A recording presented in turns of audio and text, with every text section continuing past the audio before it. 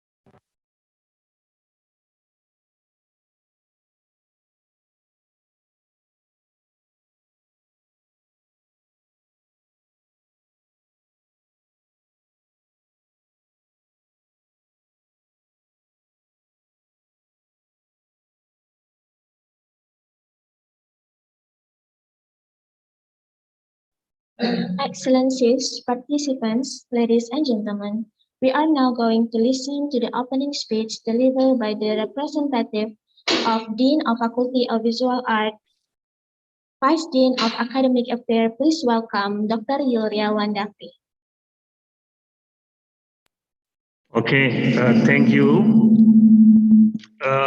Assalamualaikum warahmatullahi wabarakatuh. Good morning, everyone.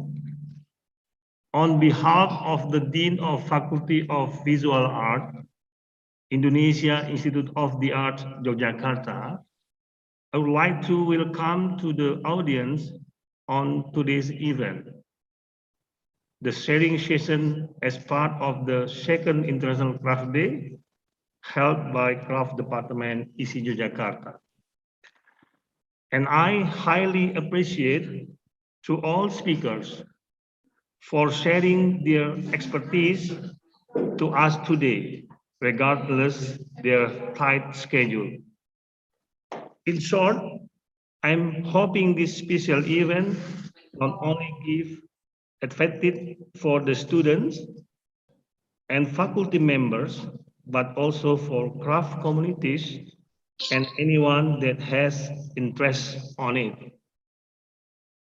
After all, I officially open this sharing session on the second International Craft Day today.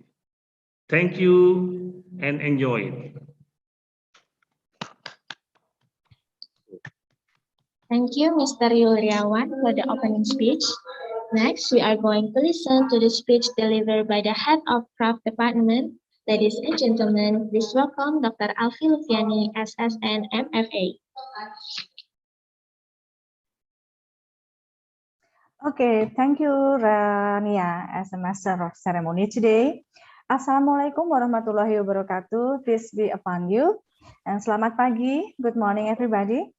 Welcome to the honorable audience, especially to the Dean of Faculty of Visual Arts and its representative, the Vice Dean of Academic Affairs, Dr. Julia Randafri, to all faculty members from Craft Department, and from the Faculty of Visual Arts, to students, and of course to all distinguished speakers.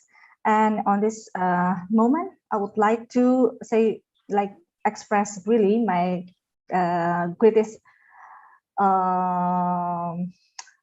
appreciation to a very good friend of mine from Mexico City. Is very long from us, very far from us, Claudia Guzman.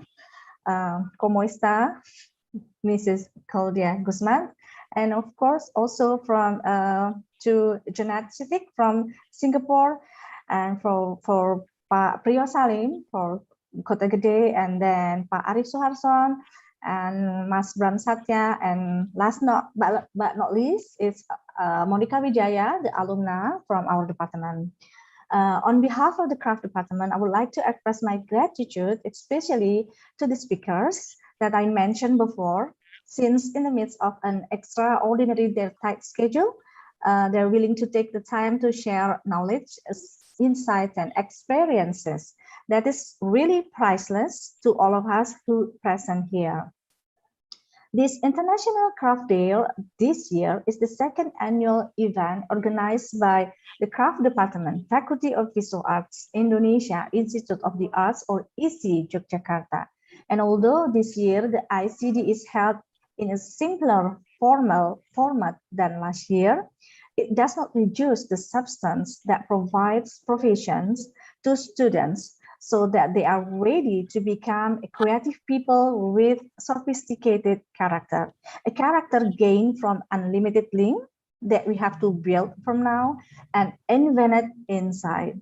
And we hope only good and beneficial things happen from today's events. And hopefully, this sharing session can spread kindness in the midst of a less unpleasant situations like this, the pandemic. And once again, from the cultural city of Yogyakarta, Indonesia, we are sending our warm greetings, and let us continue to inflame the spirit to keep doing a great thing in any form. And happy sharing and enjoy this event. So thank you. Wassalamualaikum warahmatullahi wabarakatuh. Waalaikumsalam warahmatullahi wabarakatuh. We are now continuing our meeting to the next agenda. Thank you to Ms. Alfi for the speech. Okay, the next agenda is a student workshop of Craft Department, Indonesia Institute of the Arts, Yogyakarta. Ladies and gentlemen, enjoy the video.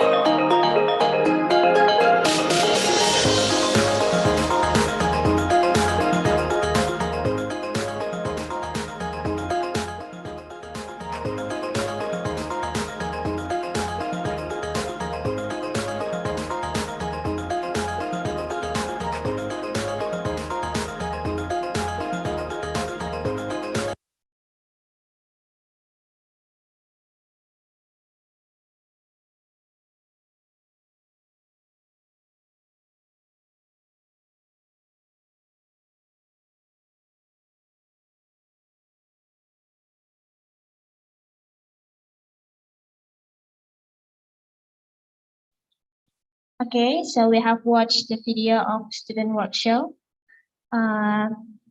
We can see how potential craft is as a social object too from that video. Okay, now we're going to the section of study session with Miss Claudia Guzman from Mexico City, Mr. Priya Salim from Salim Silver, and Mr. Arif Suharson from Craft Department of Indonesian Institute of the Arts, Yogyakarta. The presentation will be moderated by Dr. Alfi Lufiani, SSN MFA. Ladies and gentlemen, please welcome Dr. Alfi Lufiani, SSN MFA. Okay, thank you, Mbak Raina. Okay, I think I'm supposed to introduce myself again. My name is Alfi Lufiani and also head of craft department. And from today's event, I will be the moderator from the first session until the second session. So from morning to afternoon, and hopefully you guys will not get bored of me to see me. Okay, so based on the schedule on the rundown, the first presenter or the first speaker will be I don't know how to call it, like Miss or Mrs. Yeah, Mrs. Claudia Guzman Barzena. Hopefully I spell your name correct, Miss Claudia. And actually, maybe I can just call you Ibu. Remember that? Ibu Claudia? Yeah. Ibu Claudia is a very best friend of Daphne and I. Yeah, and she used to live in Yogyakarta, yeah, for a very long time ago, maybe like 15 years ago, as a Dharma Siswa student. The Dharma Siswa is a scholarship provided by Indonesian government to study art and Bahasa Indonesia or Indonesian language. But I believe that her Bahasa Indonesia is maybe completely forgotten. Yeah. So let me introduce Ibu Claudia, like a little bit of her background. So because from her resume or the curriculum vitae that she sent it to me, she has a very long, long journey, especially related to the craft or textile area. So she actually a textile and graphic designer, and her experience is related to web design and multimedia, also the production and manufacturing under licensed garments. And until now, she's still doing a freelance. And her education, she graduated from Universidad Iberoamericana as a textile designer in 1999. So her skills is a lot I can say that, from design senior management and then design teamwork, critical thinking, and etc. She speaks both English and Spanish, and hopefully after this you can also recall your Bahasa Indonesia.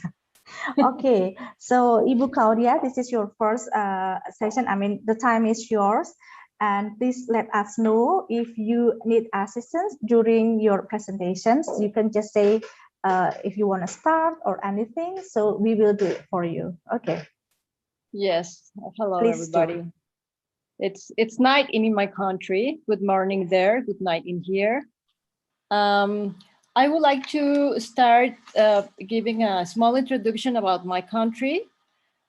Mexico is in the American continent, and it's in, if you can put, Alfie, the PowerPoint. The PowerPoint, please, operator. Yeah, and the next one. The second one, yeah, please. Yeah, it's actually Mexico is in North America, no Central America, not South America. It's in North America. We have 62 ethnic groups and more or less than 364 dialects in the ethnic groups. And Mexico has a diversity of traditions, and it's a result of a cultural mix, fusion, and cosmogony. Mexico is well known as one of the countries with a beautiful artist production in the traditional textiles. Next, please. In every corner of the country are women weavers and embroiderers which still working with an ancestral techniques. Next, please. Each ethnic group have their own symbolism and it's an art form. Nowadays, we have different ethnic groups and with it, the garments. All of them are very different. So I'm gonna start talking a bit about two states, Oaxaca and Chiapas. Next, please. Yeah, Oaxaca or Oaxaca and Chiapas are the poorest states in my country, and they have the most beautiful textiles in almost all Mexico.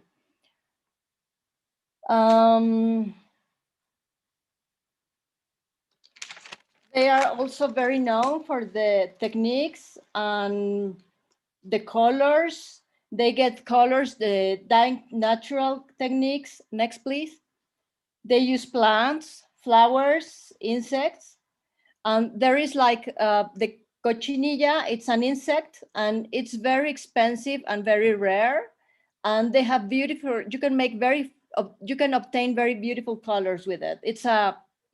This insect lives in the nopal, that it's a cactus. Next, please.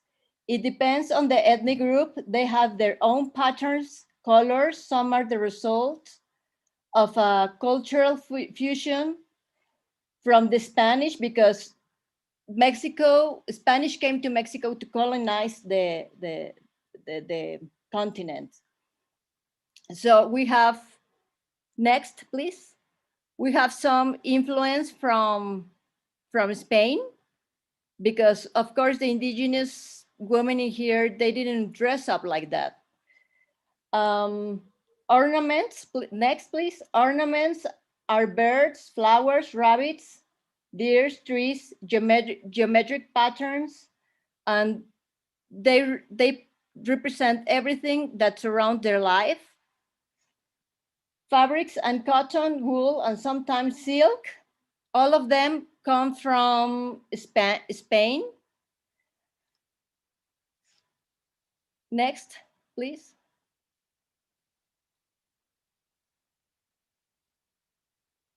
Yeah, next.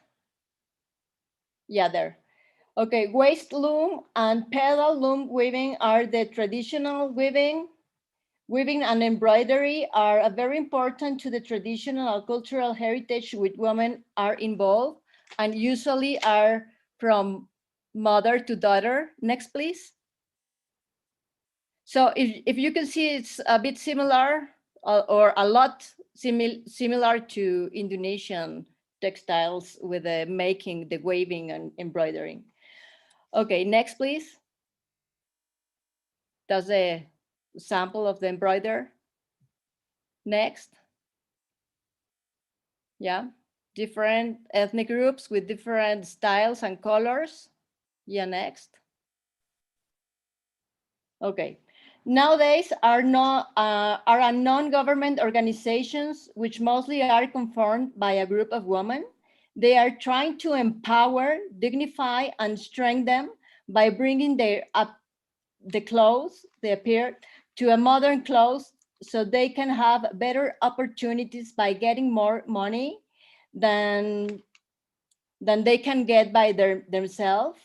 They can solve a lot of problems like segregation, racial discrimination, and the violence. I don't know what have you heard about my country, but right now we have a very problem with the violence, and usually these groups of women, the indigenous women, are suffering from that violence.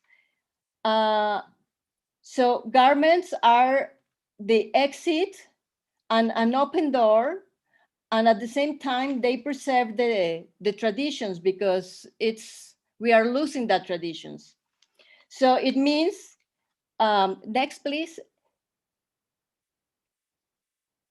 So it means that we are trying to dignify the work and life for this woman. Next please. So you can see how the colors and how they live. Next please. They usually sell all the stuff in the streets, and it's the way they can live by their textiles and traditions. Next, please. Yeah, the segregation. They usually are fighting for their rights. They try to sell all the textiles they make. Next, please. Next. Okay. From some time, some international brands are stealing the patterns from these ethnic groups. The thing is that these brands are making a lot of money with the designs from this group of women and communities, and they get almost nothing in payback.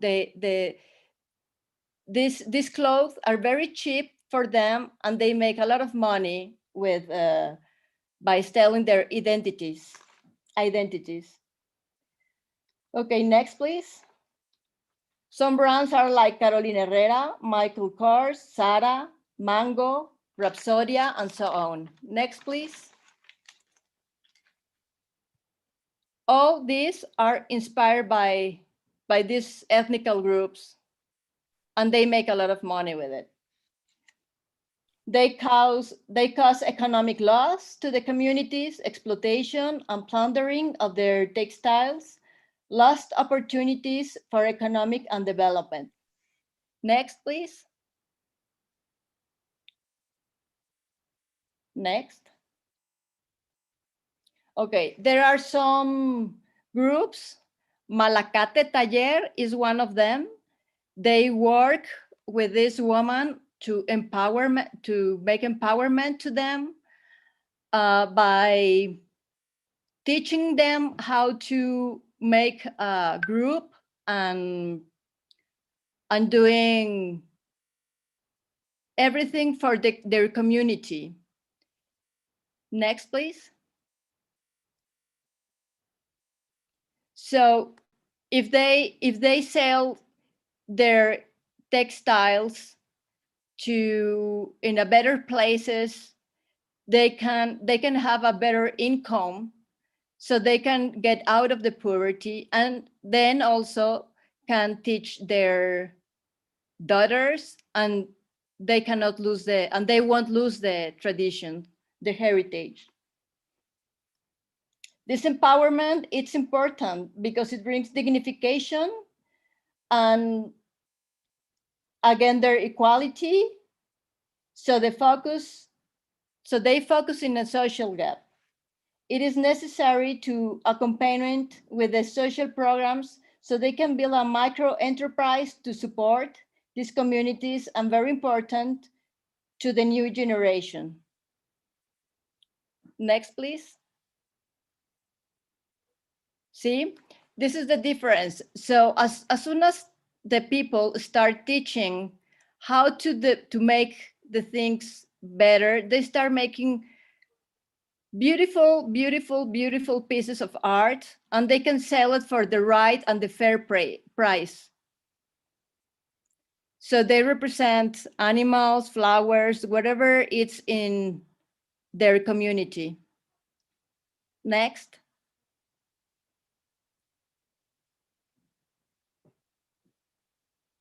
Next, please.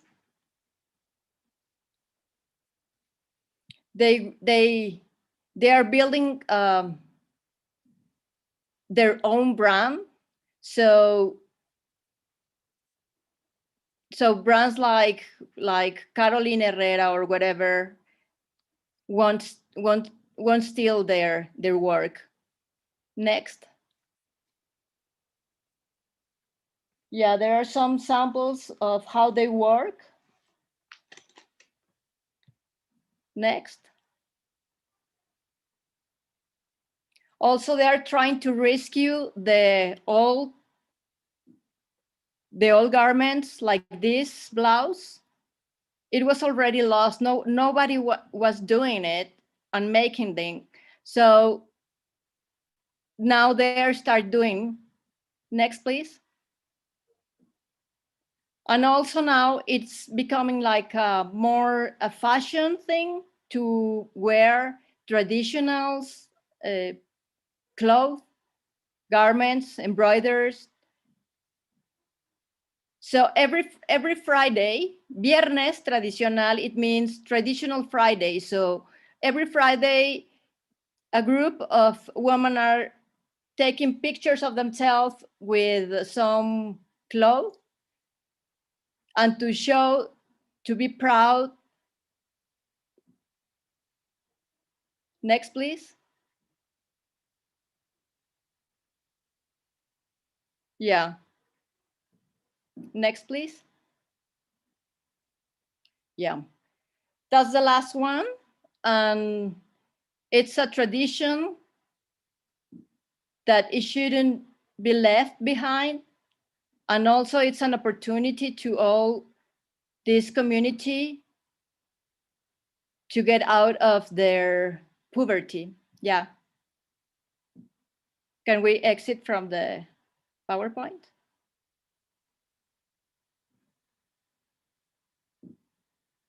Yeah, if there is anybody with questions.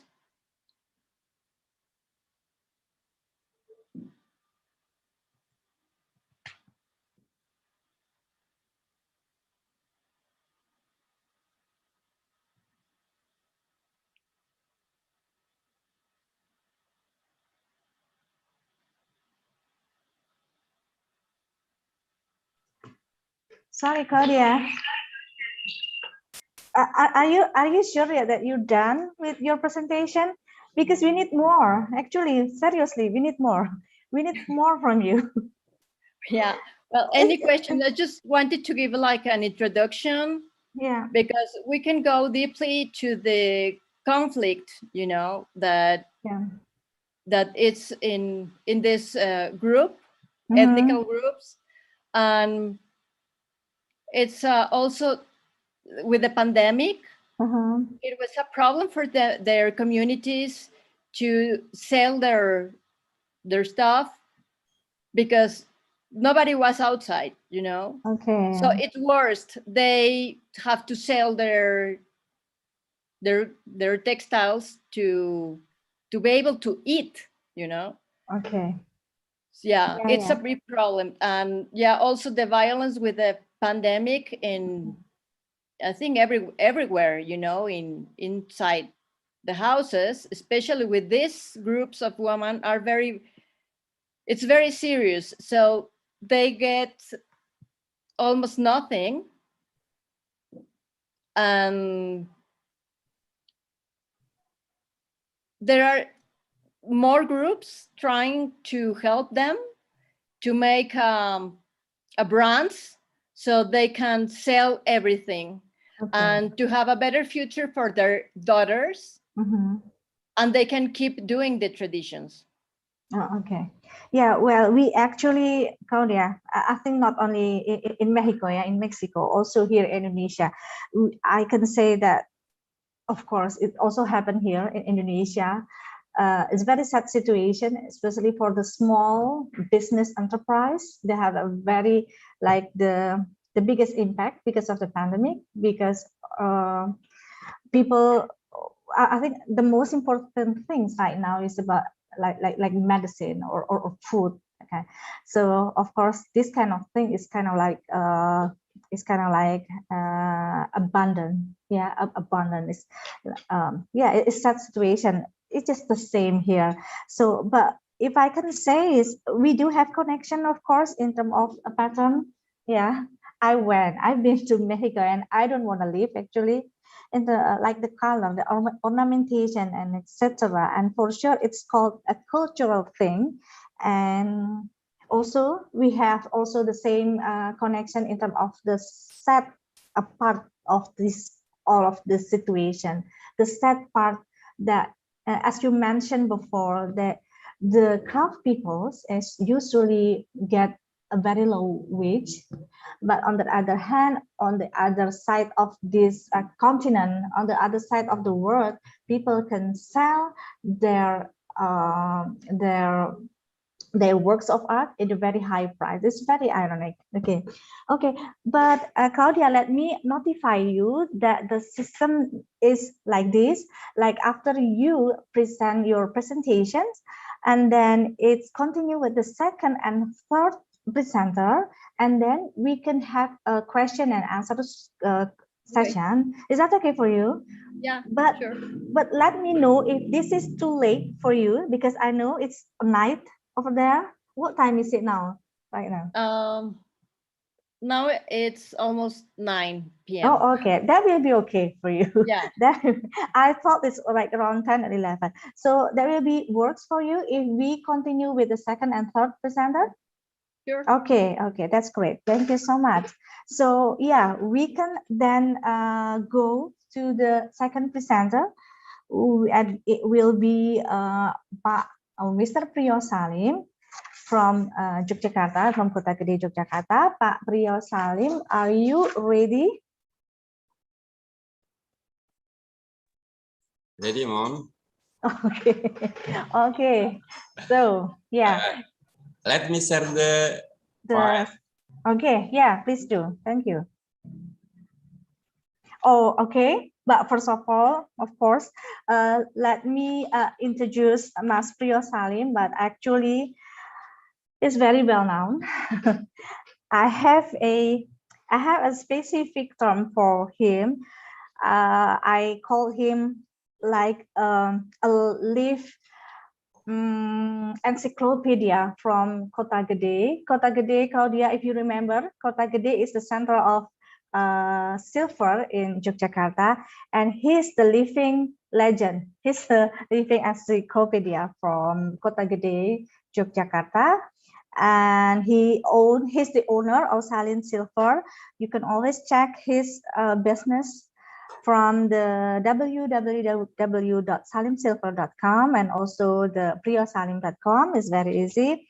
And until now, he still continue, to send his product like worldwide, around the world, to the States, to the Romania, and then Germany, and etc. And of course, the situation it's different now, a little bit different, but he will explain it. And he won numerous gold or jewelry design competitions. Yeah, as a winner, as a finalist, and etc. A lot. So it's impossible for me to explain about Mas Priyo Salim. For sure, you can always, contact him directly. Okay, Mas Priyo, time is yours. Yes. Thank you.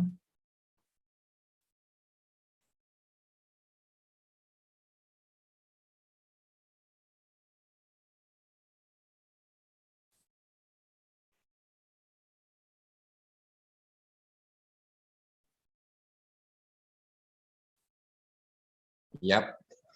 Okay. Everybody, good morning and good evening for Claudia. Today, I'm very nervous because I am in the front of many intellectual person. Before I just talk with my friends, not so intellectual, but when in the front of me, there are a lot of people who are very intellectual in their art, yeah. But because Alfie asked me to give a little speak about silver craft, okay, as long as I could do it, I will do it. And before I try to understand what is social object in my what I can get for social object. Social object could be interpreted as the reason for people to be stay in their groups or to be still in their situation and to develop their circumstance.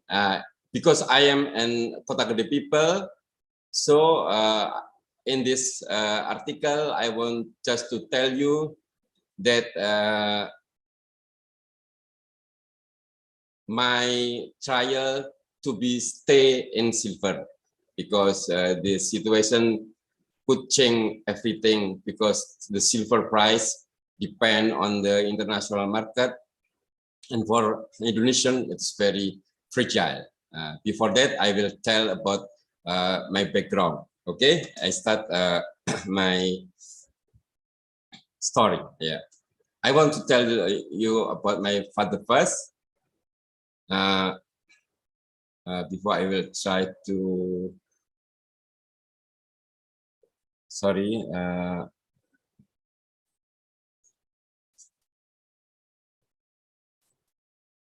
Yeah, I was born in a family with many silver craftsmanship for their daily life income. So like from child until old like that, my life is depend on the silver. There's no border between private life and business life. I mean, because my father's has only one home with homes and as a silver workshop. So whenever I am at home, it means I am in the workshops. My grandfather passed away when my father was very young. I want to tell about the background of my father. I mean, it's mean my father working since he was very young to fulfill his life. He's very hard man, and then because of that, the positive side of being independent since a young age makes a person has a very strong self-confidence, of course, yeah. But negative side of being a burden from a young age makes someone difficult to be detected or compromise the facts, yeah. And that situation forced my father to develop his creative skill. I must say that because not yes my father, but I can say the reality. Mas Rio, excuse me. Yes, Mas Rio, yes. you don't want to move your slide or what? Because it's stuck in the second in the first slide. My monitor already in the. No, it's actually stuck on the first slide. Karena yeah? berhenti di slide pertama, tidak. Ini saya tidak. sudah ada di slide yang ke 10. Enggak, belum Mas. Ini dari tadi. Oh, Anda sekarang baru berubah. Ya? Okay. Ya, sekarang baru di slide 5. Bilang jangan full screen, jadi mudah. Oke, sekarang, oke, begini saja. Yeah. Karena tadi saya pikir I make a full view, maybe better like that. Yeah. Yes, okay. Yes, okay. This is a portrait of my father. He's working until very old, and he's very energetic, and he's a man that give me inspiration. What life must be. He is working from early morning until in the evening. Yeah, I like him very much. Yeah, and I can show you. This is photographs of what my father's did. Someone could say that it's a repose work or a carved work. It is made from a sheet of silver and then push from bottom. So in the French language, it's called a repousse, because a repousse means to push from the back.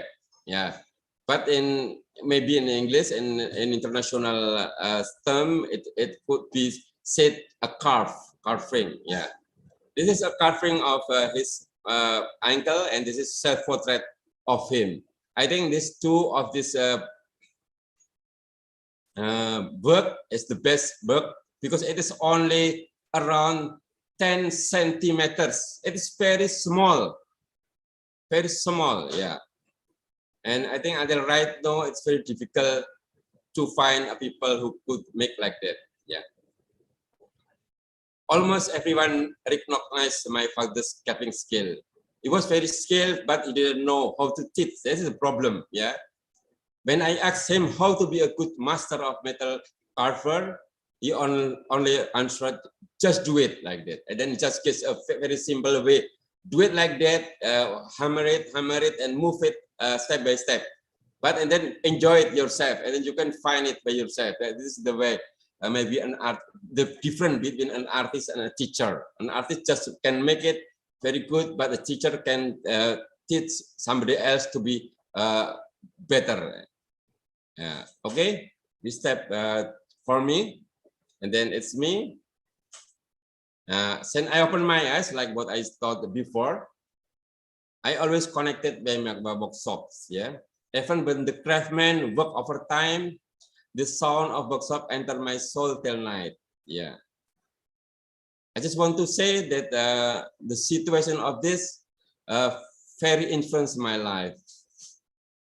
Although I was graduated from university in 1987 from Kejabana University, but before that, several years ago, before I finished my study, I helped my father's business, and maybe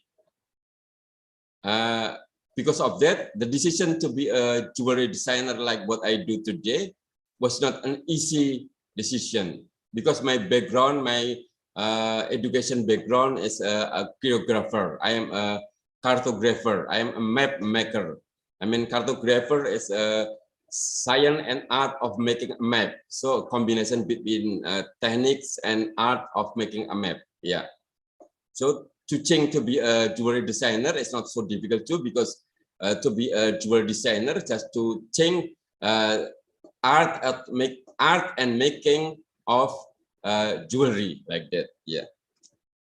Yeah. Even I had accepted a government before, like normally every student in university, I tried to apply as a government employee, and I already accepted as a government employee. But when my father said, please stay, develop the business, as a Muslim, I believe that God blessing depends on the blessing of parents.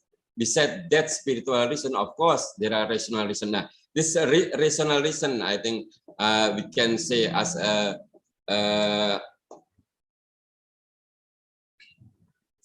social object. Yeah. Sorry. Reason one,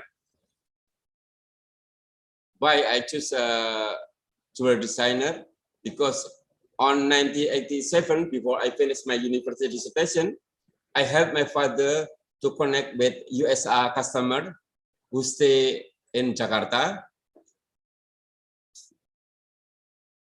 And then that American businessman has an art shop in every 5-star hotel in Jakarta. I accompanied him to visit his art shop. I enjoy watching the jewelries in every shop, and I can very happy to see what is manufactured from jewelry from all over Indonesian. Because and then there is one book that he gave me,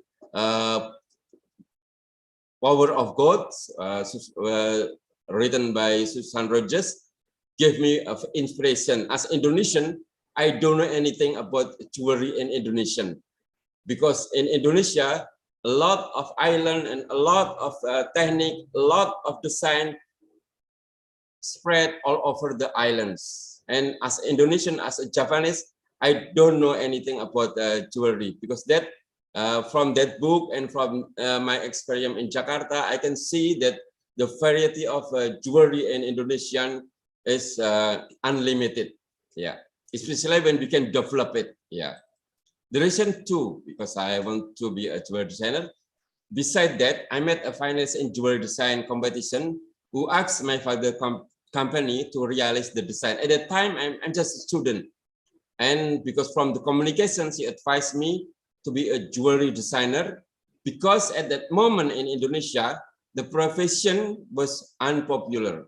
I think it's still a rare person who are interested in developing the jewelry designer.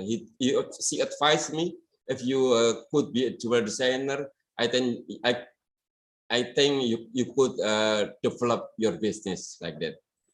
Reason three, when I graduated from college, I observed that almost all Kota Gede silver companies were managed by people with low education. At that time, I also observed that no Kota Gede silver company had a designer product development department. They just do like what people always do. They just there is no improvement. Yeah. This is the 3 reasons why I want to be involved in business. This is my photograph with my father.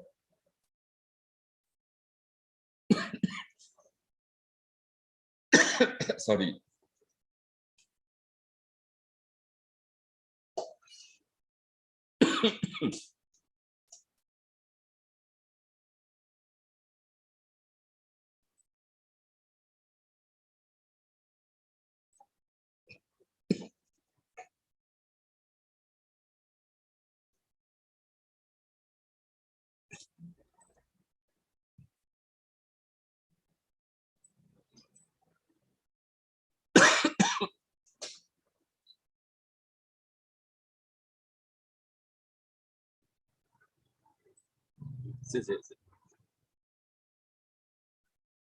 I lost my picture.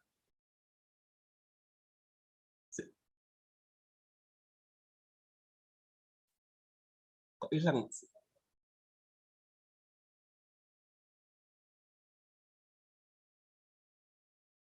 Could somebody help me?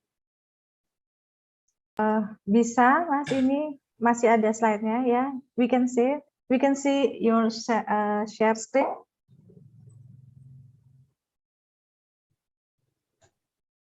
I could see it. It's on the 15th slide. I mean, slide number 15 now.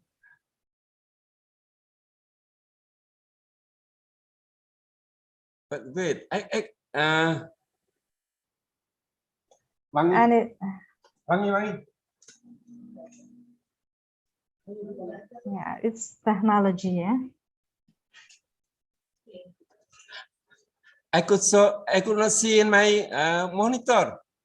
Oh, so maybe then the operator will do it for you. Yes, Or what? please. Oh, okay. So the operator, please, Mas Gandar, or anyone, the operator, maybe you can help Pak Priyo to share his PowerPoint, his his material. Operator, please. Okay.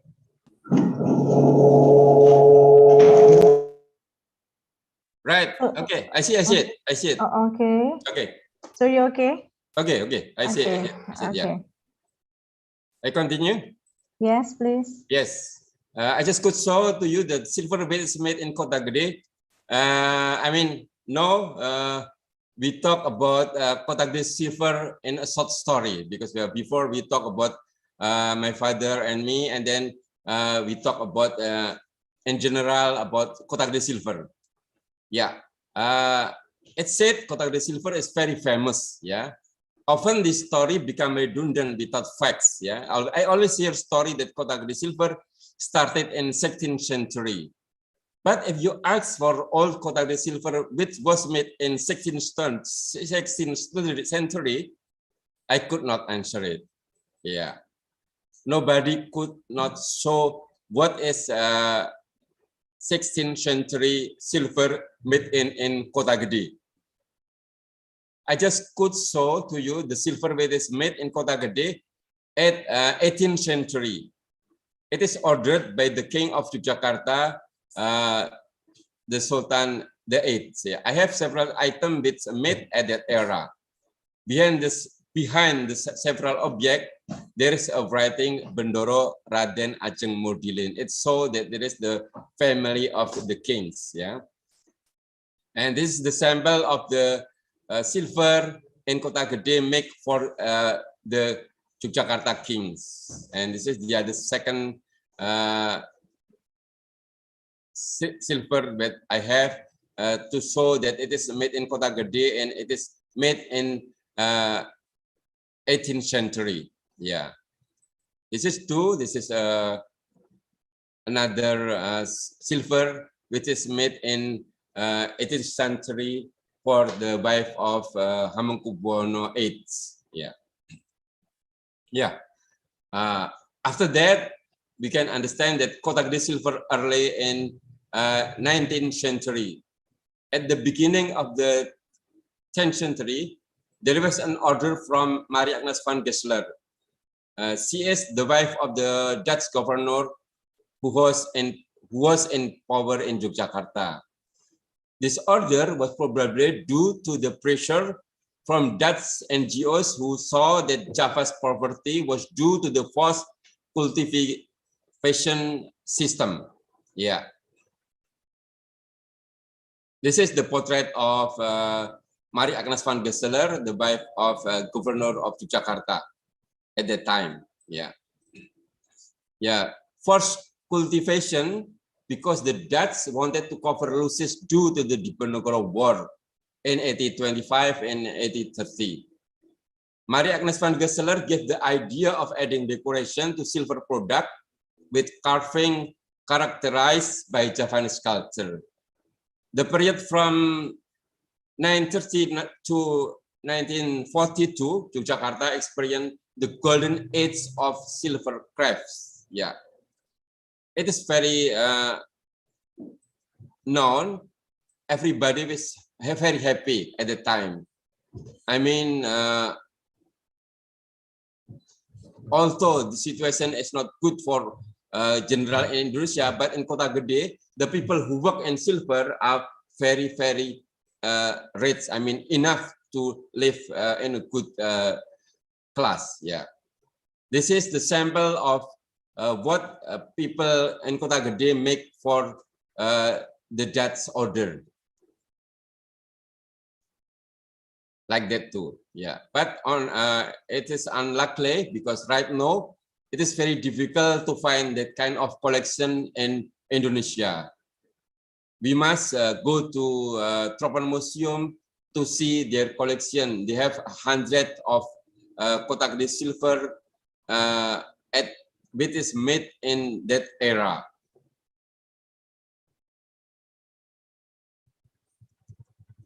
Okay. Before we talk about the story, I just stop until that era because we can talk in after that, but it is very consume time. We will talk about what is the production technique silver in Kota Gede. Yeah, first, of course, the technique of carving or repoussé or carve techniques. Yeah, the second filigree techniques, and the third is granulation techniques and simple technique, and then cut out work technique. Okay, we talk first one by one. First, repousse technique. Repousse technique is very famous in Kota Gede, and I think this is the first technique who exists in Kota Gede. The second one is filigree.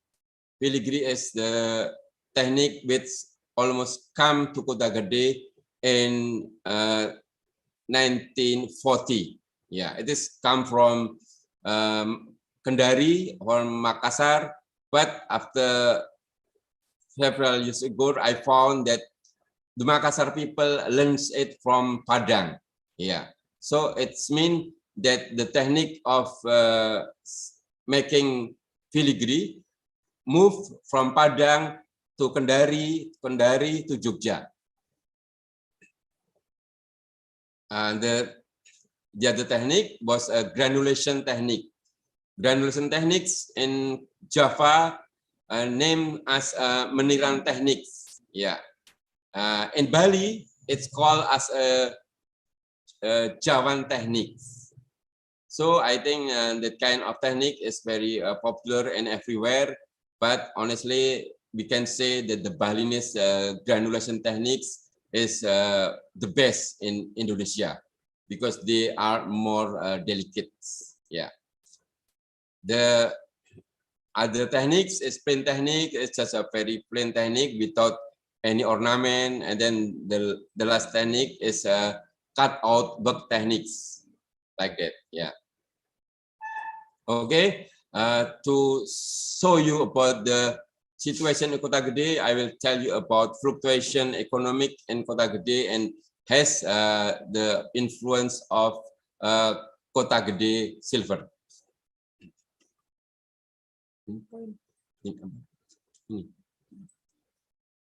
Yeah.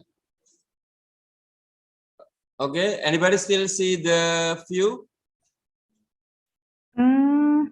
No, right now it's blank. No, blank. Yeah. Sorry. Yes. Blank.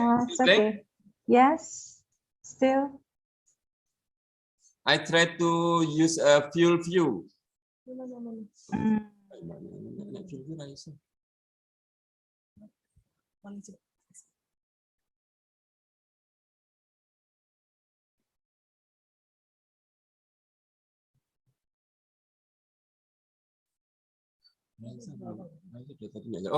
Okay. We continue like before because I tried to make a full view and then we could not see if we use a full view. Okay. The economic fluctuation of Kota Gede silver base can be described as follow. In like what I say, in around 30s, Kota Gede got a golden era, but it stopped in 1942 when Japan arrived. Yeah, when Japan arrived, then there is no business anymore, and then everything is very bad. And then in 1950, after Proclamation Day, Sukarno had to prepare silver material with cheaper than the market price. Yeah, this is where Kota Gede got their, built their silver cooperation and used as distribution the material, silver material. And after that, on 1970, Suharto had to promote Kota Gede silver as a presidential souvenir. Kota Gede still exists because the product of Kota Gede used as a presidential souvenir. Yeah, this is the problem started on 1998 because the price of silver depend on the value of US dollar. When the value of rupiah go down, the price of silver had risen too much. Yeah, like in that year in 1998, in the 6 months, the price of silver rise 8 times. It's make the price of silver rise 8 times too. And we can understand the period of production for silver for 6 months. We have like maybe only 4 time periods. So for 8 time rise of price of the silver, but we have only 4 time silver production. It means every we make, we could not sell anything. Yeah, this is it was a cultural tragedy in Kota Gede. Everybody stopped, but only the exporter who could still work for that time. Yeah, and then not just for economic side, it is very bad, but people melted their silver product because they want to get the cash, because the silver is very expensive and they have silver which is already in a very good handicraft, but they must melt it down and then they sell it as a pure silver. That is a not just economic disaster, but this is a cultural disaster. Yeah. Okay.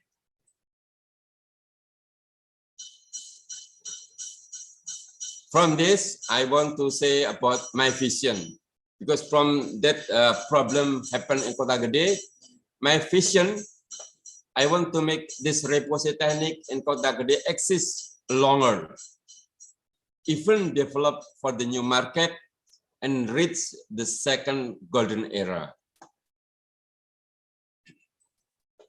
And my mission, First, of course, I want to make the design from Indonesian ethnic jewelry to be modern one and to be accepted to everyone. The second, I design jewelry with repose technique, and then I design to express my feelings. And the fourth, I combining repose technique and other technique and creating the jewelry. 5, I try to create a handicraft which could be ornamented by repose in order to revive it. This is the sample of what I changed Indonesian ethnic jewelry to the modern one. There is originally come from Sumba. It is from material of tortoise shell, and then from that kind of design, I changed to be a design for a silver bracelet like that. Yeah. And then this is from the pendant of bata. I changed to be a bracelet. This is the second. I want to make jewelry design with repose technique. I want to use repose because after that economic crisis in 1998, the application of the repose almost finished because nobody ordered the big thing. So we must try to find to apply repose on a small thing, especially on jewelry. So we still keeps the skill of repose, and then we can create something beauty with this. We still can solve. Yeah. This is my ideas, and I make a design as art expression. This is in the left. We can see this. I designed it by my pen when I was in university. It is made in 2001. I always use Rapido before I know Corel Draw. This is just my idea about what is in my brain. I just hope that this world is a peaceful place, and to be a very peaceful where everybody can stay peaceful. Although we stay in a different island, but we are actually stay in the one globe, in a one moon, and in a one sun. So with that kind of expression,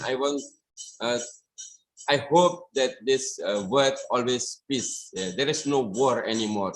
If everybody knows about we stay in the one globe, it means nobody want to ruin every part of this word, because the other part is it is our parts too. Yeah.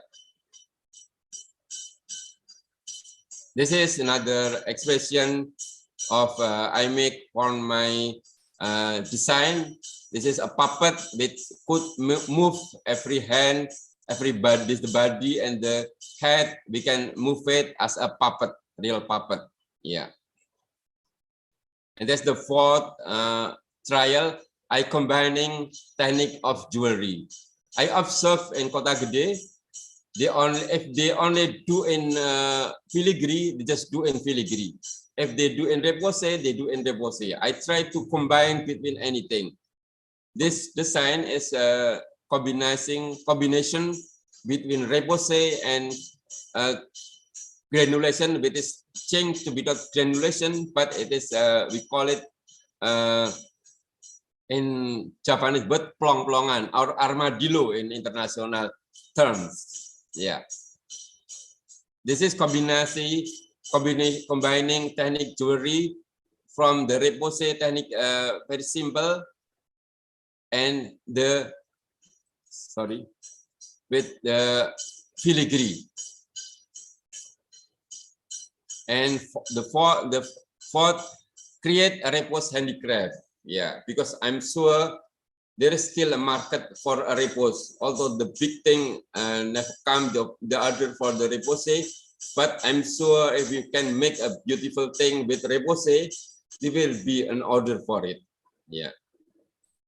And then we can make two handicraft with not just a silver, but with another material, like we can use copper like that. Yeah.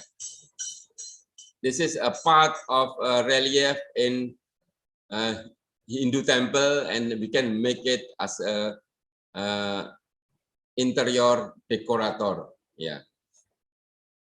I think my speech finished, and my conclusion is silver tradition in Kota Gede has a long journey, and then Kota Gede people inherit the art of silver craft, and the change of time can erase the rich tradition of creating silver artwork in Kota Gede.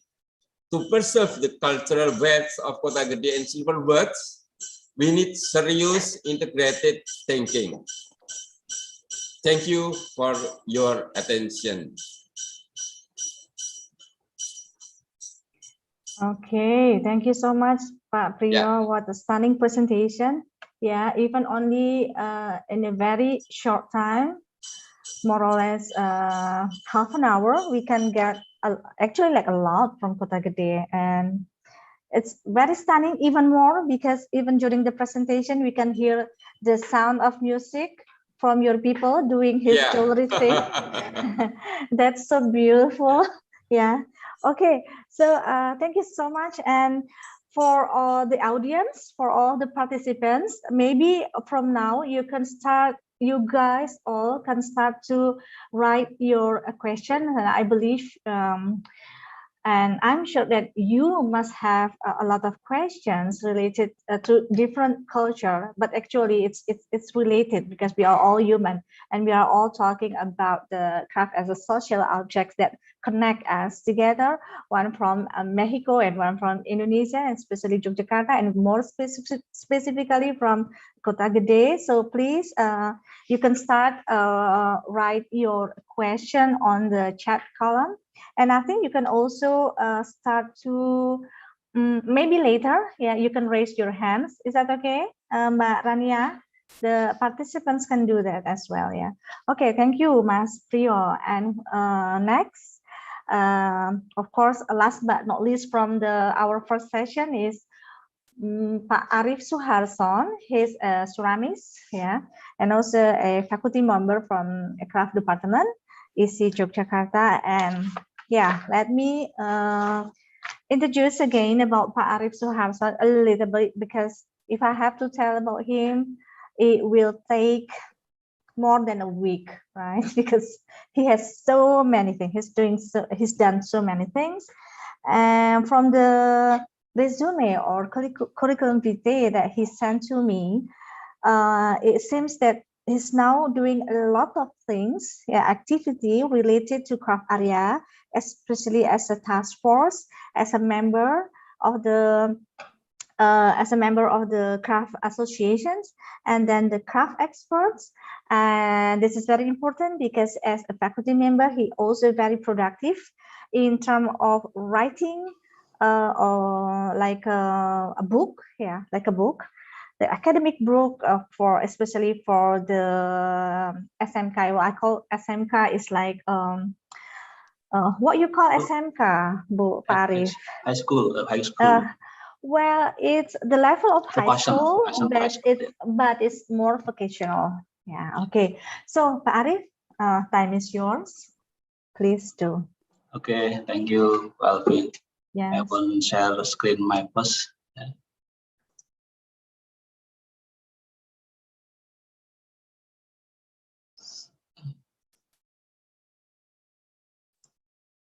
Okay, everybody, you can see my presentation.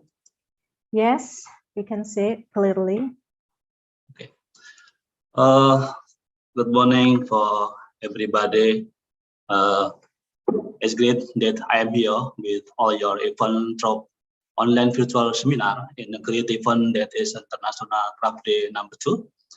I will try to convey about the UNESCO program that is UNESCO Creative City Network which is a mean of creative networking people in the world who want to carry out the development of their cities based on the local identity, absolutely, and become the economic source of the community, building a large city concept, local tradition, in this case, craft and folk art.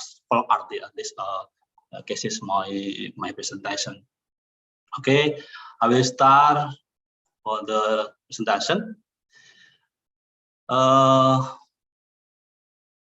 I will start with the example of a big city that used to be built from a small town, and because it became the center of community activities, will be a dense metropolis, and the loss of the concept of nurturing a local cultural identity. This in my presentation have two just sample. Yeah, this I'm sorry, maybe that's not good from the another audience. This just sample I take from Dhaka in Bangladesh and Jakarta, Indonesia. This maybe you and I in the city, what you feel, what you think, because the city like is crowded with community activities, chaotic, and underpaid by the development of this city. I think not good for the life. It's enjoyable in Jakarta. I think like that. And absolutely, this I have a sample of photos in Bantaran Sungai Ciliwung, Jakarta. Yes, the house is built on the bank of river. It does not pay attention to safety, cleanliness, healthy, and I call this not have a culture. And everybody to question, why is creative city important? I think it's very, very important because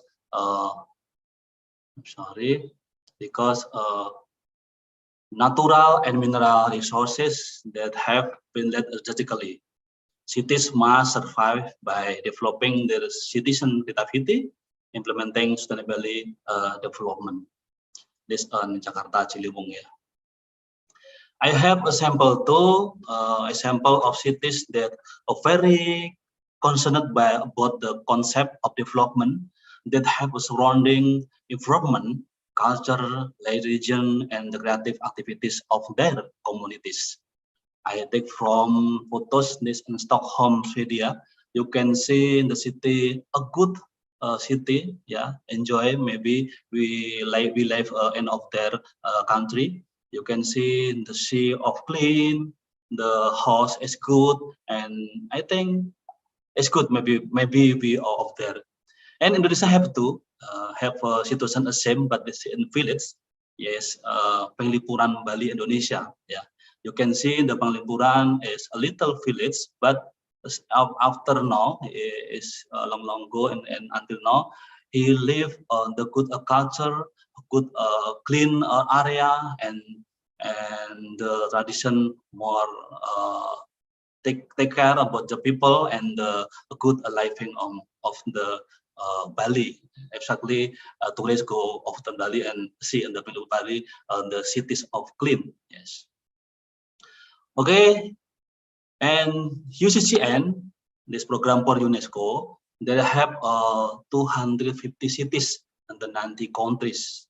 There are 7 creative fields: craft and for art, design, film, gastronomy, literature, music, and media arts. A creative city is committed to working together for a common goal. Culture-based industry is at the core of development planning at the local level and actively cooperate in the international level. The United Nations estimate that by 250, around 70% of the world population will live in cities. Cities are the most flexible government level entities, most able to adapt to the challenge and climate change, mass movement of population urban. And now you can see maybe after 10 years ago, usually people in village go to the city, but now the urban culture, people cities go to the village from make the new city. This I think a problem because maybe the city not building the good for the color, for the good planning, he have a city same it all and not have identity of city. Yes. Example of cities that are very I take example of creative cities in the field of craft and folk art site as Jinju, Korea City, in the Belia, Italy, and Sokoto, Thailand. This is the creative cities have been awarded by UNESCO for continuing to strive for urban development that doesn't leave a culture identity and the community and has characteristic that other cities do not have, what people can continue to contribute it, creatively and live with local creativity, especially in craft and folk art. Yeah, you can see in Korea, as until now, have a popular music, popular and character people, but I have here character, I think folk art and craft. Yeah, Jinju, Korea, a big city moving, but traditional still have and the people. You can see too in Belia, Italy, have a Gothic architecture. They have many craft and especially identity from Italy. And what is the dance name? I forget. Ballet, yeah, and ballet have a traditional Italy and have a good tradition. And so the Sokoto Thailand, we know as all the knows because the Sokoto Thailand attribute tradition as good and very famous in the world. Yeah. Cities built with good local characters will have an impact on the life of cultural and characterful people. This good I see as all the cities moving with on the character local, he have impact on the life of people, life of there. Indonesia have UCCN, but just of 5 for cities, yeah.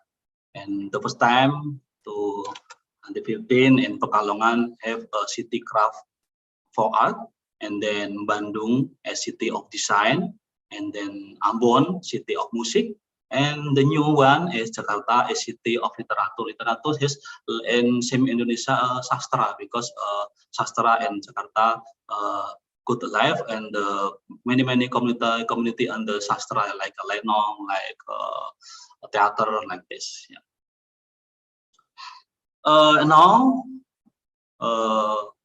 Bantul, the city, this will prepare to get the title of creative city from UNESCO 23. This is a very reasonable because the city of Bantul does have a great potential in the field of Kriya.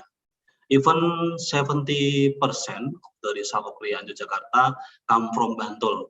In addition, it also continues to live tradition art that support the progress of Bantul city with its connected tourism and cultural activities. So between move all elements of society from craftsmen, center, communities, as a whole, and another must continue to fertilize Kriya activities.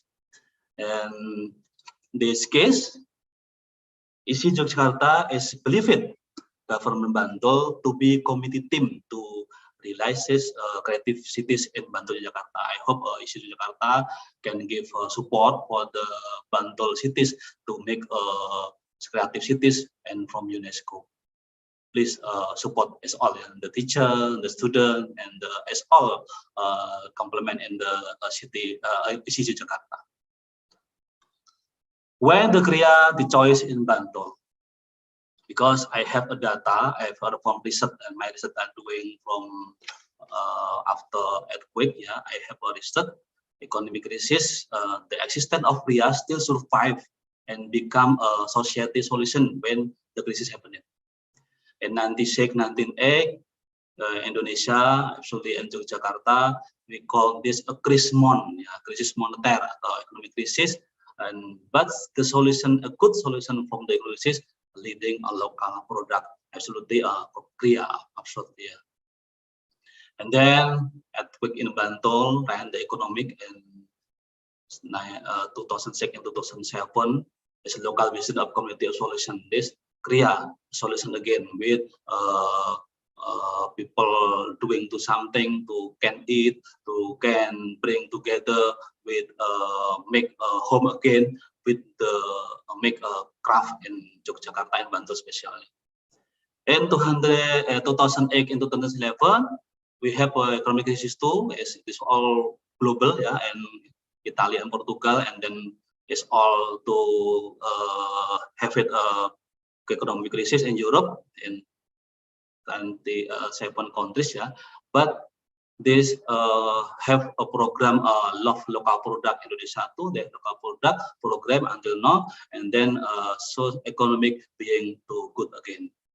And after finale is just we all the another country is same, yeah, COVID pandemic, yeah, we have a social distancing, stay at home, and then a driving local industry. From this pandemic, I think this not all too done, but is in Bantul have it many people make a product the with connecting with media social and then sell the media social and then keep economic and stay solution when the crisis happened from the COVID pandemic. This at 22 is this Kriya have a solution when the crisis happened. The power of Bantul craft, yeah, the Bantul power craft is have many tradition and modern crafts too. I have three categories, yeah. The ones the power of tradition art, and the two I call this innovative and creativity, and the three regulation and policy. The power of traditional art, we can also have kraton as a cosmos. This really to make a religion, to make people believe for the make a good craft, yeah, for the king, yeah. Bantul have a craft center too, and still the make traditional art like Kotagede, like Giroloyo, and so on, yeah. Bantul have two school, university, association, and good entrepreneur and social media, and then make innovative and creative product. This gave a solution for the Bantul Craft Center and make a product have a new design, have a new material, and then I have a new combination material and going to go global market, yeah. And then school association make it the product given different from the usually craft center.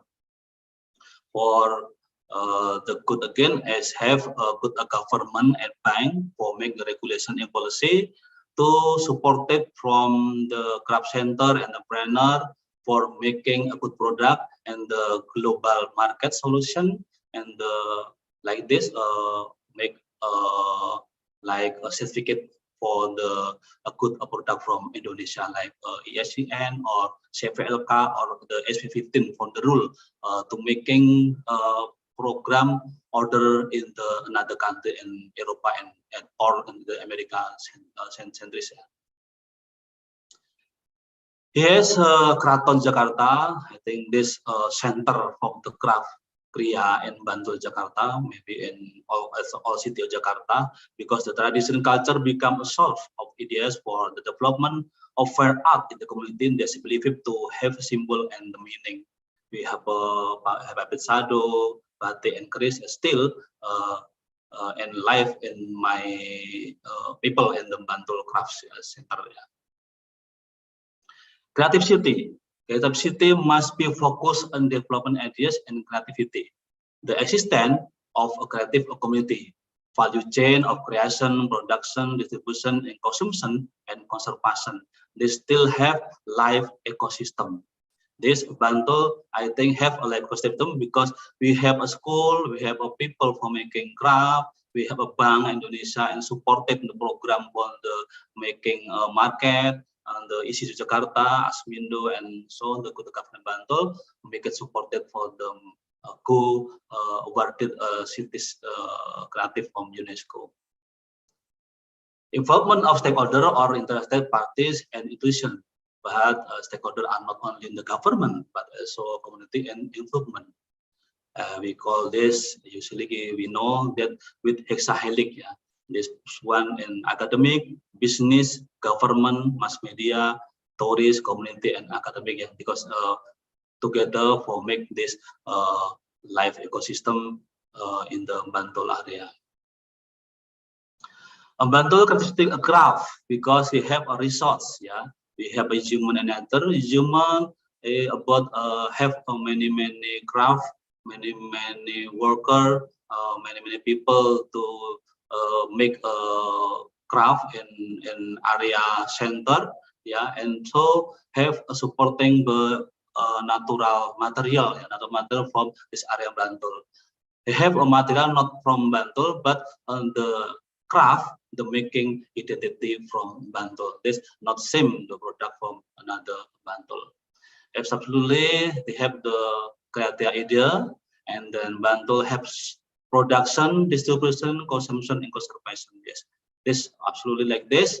We have a production, we have distribution, we have consumption, and we have a conservation, because conservation is needed for the making a good craft in Yogyakarta and still life from the Yogyakarta, because in school have study conservation for the usually in batik or wayang, yeah, usually give a study in conservation batik and wayang. History craft in Bantul, the story of the existence of Kriya has also been going on for a long time. That has been recorded in temple relief. There are evidence of the strength of past Kriya to this day still live in the joining community. Life Kriya has active and passive function even related to religious philosophical activities. This I have photos from Buddhist temple and the Hindu temple, and pottery make it from relief Borobudur temple, this Exhinturi and Buddhist temple, and then have a sukoh is Hindus, ini Buddhist in Borobudur and Hindus in the metal and sukoh making metal, yeah, with the keris, with jewelry and so on. This of 15th centuries. For example, product and craftsman in Bantul, we have a sentra gerabah, this Songan, Panjang Rejo Pundong, we have it making a good product from material pottery, yeah. And then we have a batik Wijorejo, Niloyo, Sanden, Krepet Bangsongon, the cloth batik and the wooden batik, and sentra logam metal from keris Banyu Suburop, yeah. There's a good keris in Bantul. Also have a wayang, the puppet and gendeng, and make two, not the puppet, make the jewelry, make the for accessories and so on. And so Gulit Manding, you have a product from use and like bag, yeah. This good in Manding, yeah. And this I have a center of wood from Jatimulyo and Mangunan. This a center from wooden in the Jatimulyo and Mangunan, and have still have material from woods and Mangunan, yeah. And then batok kelapa, this shell from coconuts, yeah. They make a product like the example in my picture. And sentra kipas Jipangan, this fan on hand, yeah. And have other treatment and their own business in Bantul. We have information from Dinas Koperasi UKM Perindustrian Bantul because there are 70 craft center at Bantul.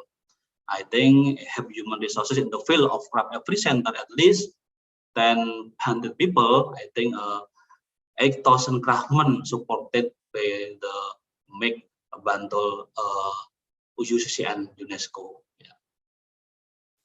This pottery craft in Bantul and terracotta and Kasongan usually make product and terracotta.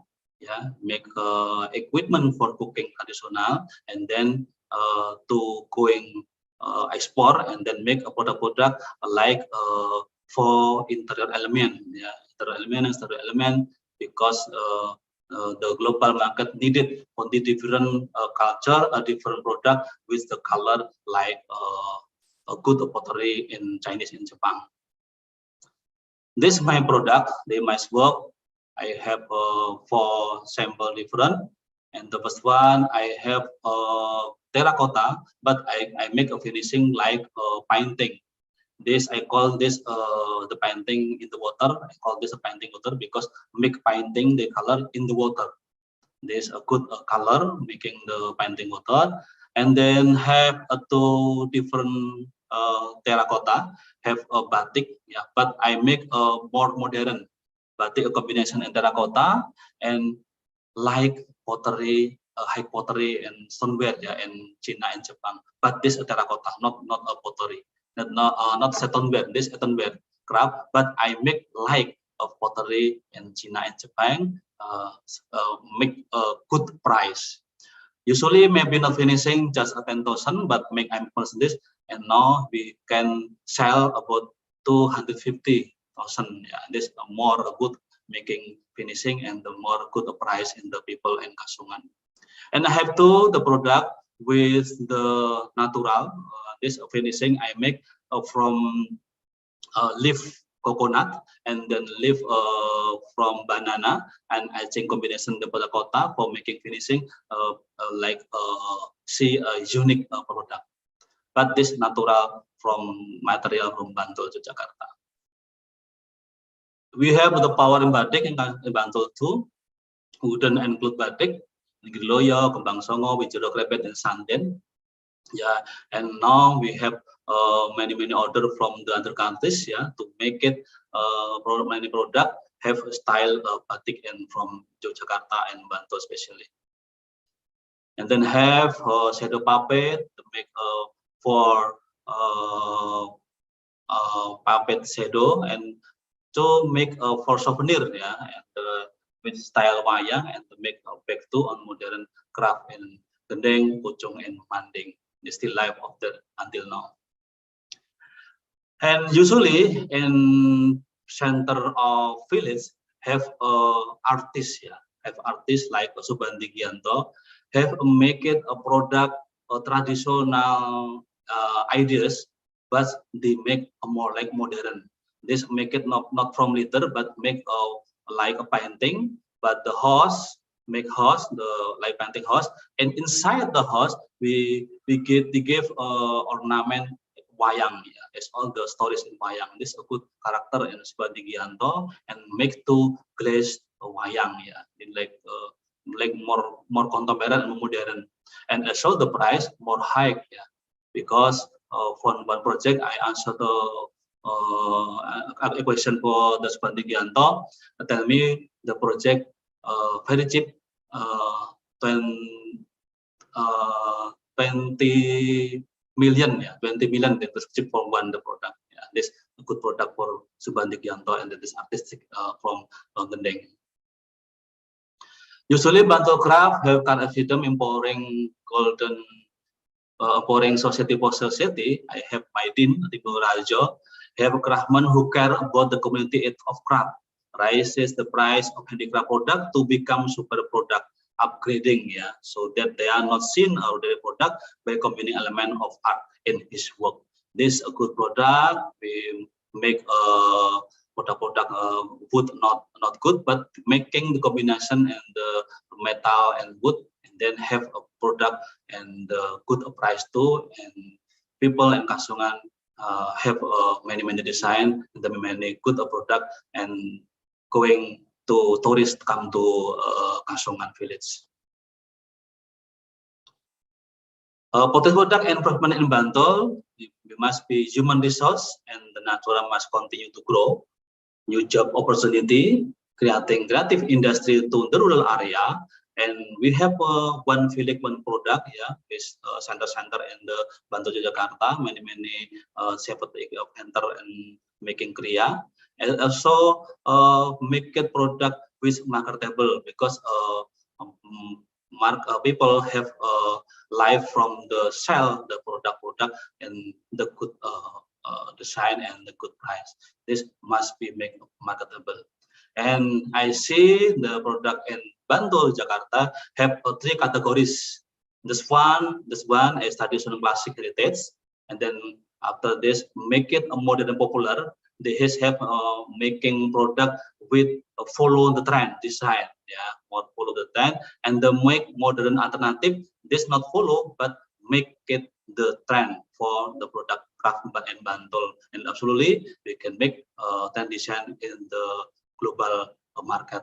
This good potential craft and Bantul. Quality standardization and competency, we have a school university, absolutely, and Institut Yogyakarta, SMK, SMSR, SMEK, and Akademi Komunitas Yogyakarta, ATK Yogyakarta. They have for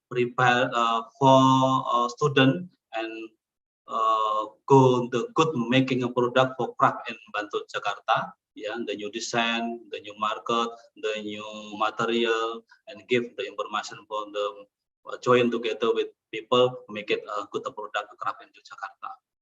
We have the association Asmindo, Askina, Aperi, and Disanasda to give information who what's the good product, who what the make like what the make product can sell to the global market and so on. And especially for certificate agency, we have a lembaga sertifikasi profesi like Unicap Indonesia, their certificate for design, craft, and furniture. Yeah, this good for the people who want to be work in the good factory. Yes, this standard population. In Bantul, every year have a Jogja International Furniture and Craft Fair. This very big exhibition, and Jivina program, and then many buyers come to the Yogyakarta. He want to looking a good product from material in Bantul, Jakarta. Yeah, new design, new good design, and then new material. Absolutely, every year become a new design, a new model in exhibition. Absolutely, for the people, we can make a good product and like customer and buyer.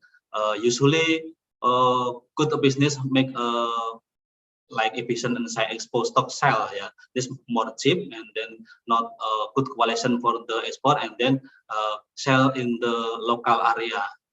And here, exhibition have a seminar, a buyer meeting, design trend. We can also give information for this pameran and the exhibition, yeah, and going make like what good design in the market global needed, like that.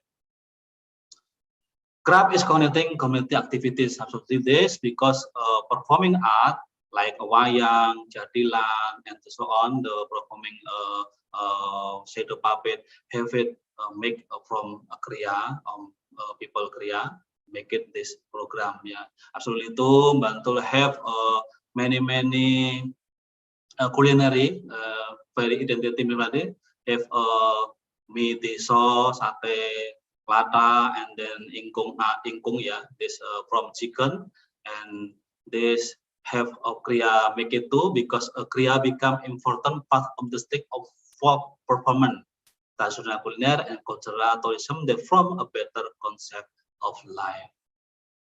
So we have contribution and starting step to raise Bantul the creative city. I have 3 key. The first one, branding city. We must Bantul have a building identity. Bantul creative city and the new branding city like have a near from the culture, near from the identity, not a modern city, but the lost identity, local identity. And then make it collaboration and commitment with Exahelic from the Creative City Program Bantul is all together to collaboration and going to awarded creative cities in UNESCO. And absolutely, we must be sustainability of crafted product, improvement, social, and economic. And this, I hope, ISI Yogyakarta, those who have a major in Kriya, are expected to play an active role in releasing Bantul Jakarta as the creative city of the world and UCCN. Thank you for audience, and thank you, Bu Alfi. This is finally my presentation. Okay, thank you so much, Pak Arif. Oh, you are such a real teacher, real lecturer.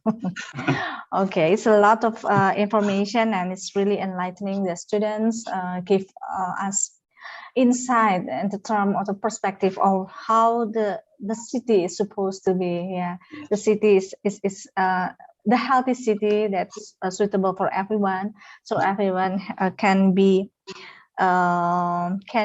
very productive as a people because they live in a very healthy city. Well, that kind of things. Yeah. Thank you. Okay, but before we start the question and answer session, Ibu Claudia, are you still there? Ibu Claudia? Yes, I'm here. I'm here. Yes. I'm just searching for some images to share. Okay, because I think Ibu Claudia will send some images to complete her her explanation about Mexican culture, yeah, in terms of textile. So maybe operator Pak Gandar, maybe you can help her to share more images, please. Thank you so much. Yeah. So it's time, Ibu. Go ahead. Yep, okay. Yeah. I could read some questions in the chat. I'm just gonna answer and try to fit these images with the questions. Okay. and the answers. Okay, that sounds great. Yeah. Well, let me see because I have write it down. Yeah, with the first question, well, it means that tradition and heritage nowadays people are more concerned and consent about the meaning for these groups and their garments. They are starting to appreciate. It's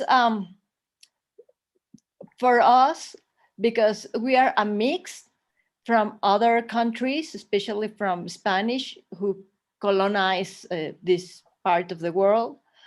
And also we got people from other countries, from Germany or France or Portugal or Lebanon or different countries. So now we are all a mix, and we mostly not consider ourselves as indigenous.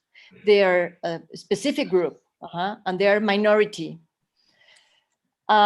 They suffer from all this racism. Okay. They are poor, so now people are trying to people with knowledge that are seeing that they are suffering, and they suffer from discrimination as well. They're trying to bring all these textiles or craft to in a better shape and way of living for them. So yeah, it's important. The textiles for them is their way of living. It's how they can develop some money to their groups. And because of the situation in my country, people, especially guys, are going to the United States to make a better way of living and send money to their families. But these women are left behind alone. So that's how they are trying to get groups and to get out of the poverty in their community. Yeah, from people from outside, like me, I'm not an indigenous and I'm not from their community. I appreciate a lot. I have right now wearing a traditional textile. Yeah, I have some more. I have a lot, but it will be hard to show them all. And I think it's a new beginning. People are more concerned about the fair price and not to bargain for them because they are already poor. Yeah. And if if you see how they sell things on the street, they get less money, and if you can get the things in the store, they get a lot of more money. I mean, and this indigenous women are getting almost nothing. Okay. So yeah, it's hard.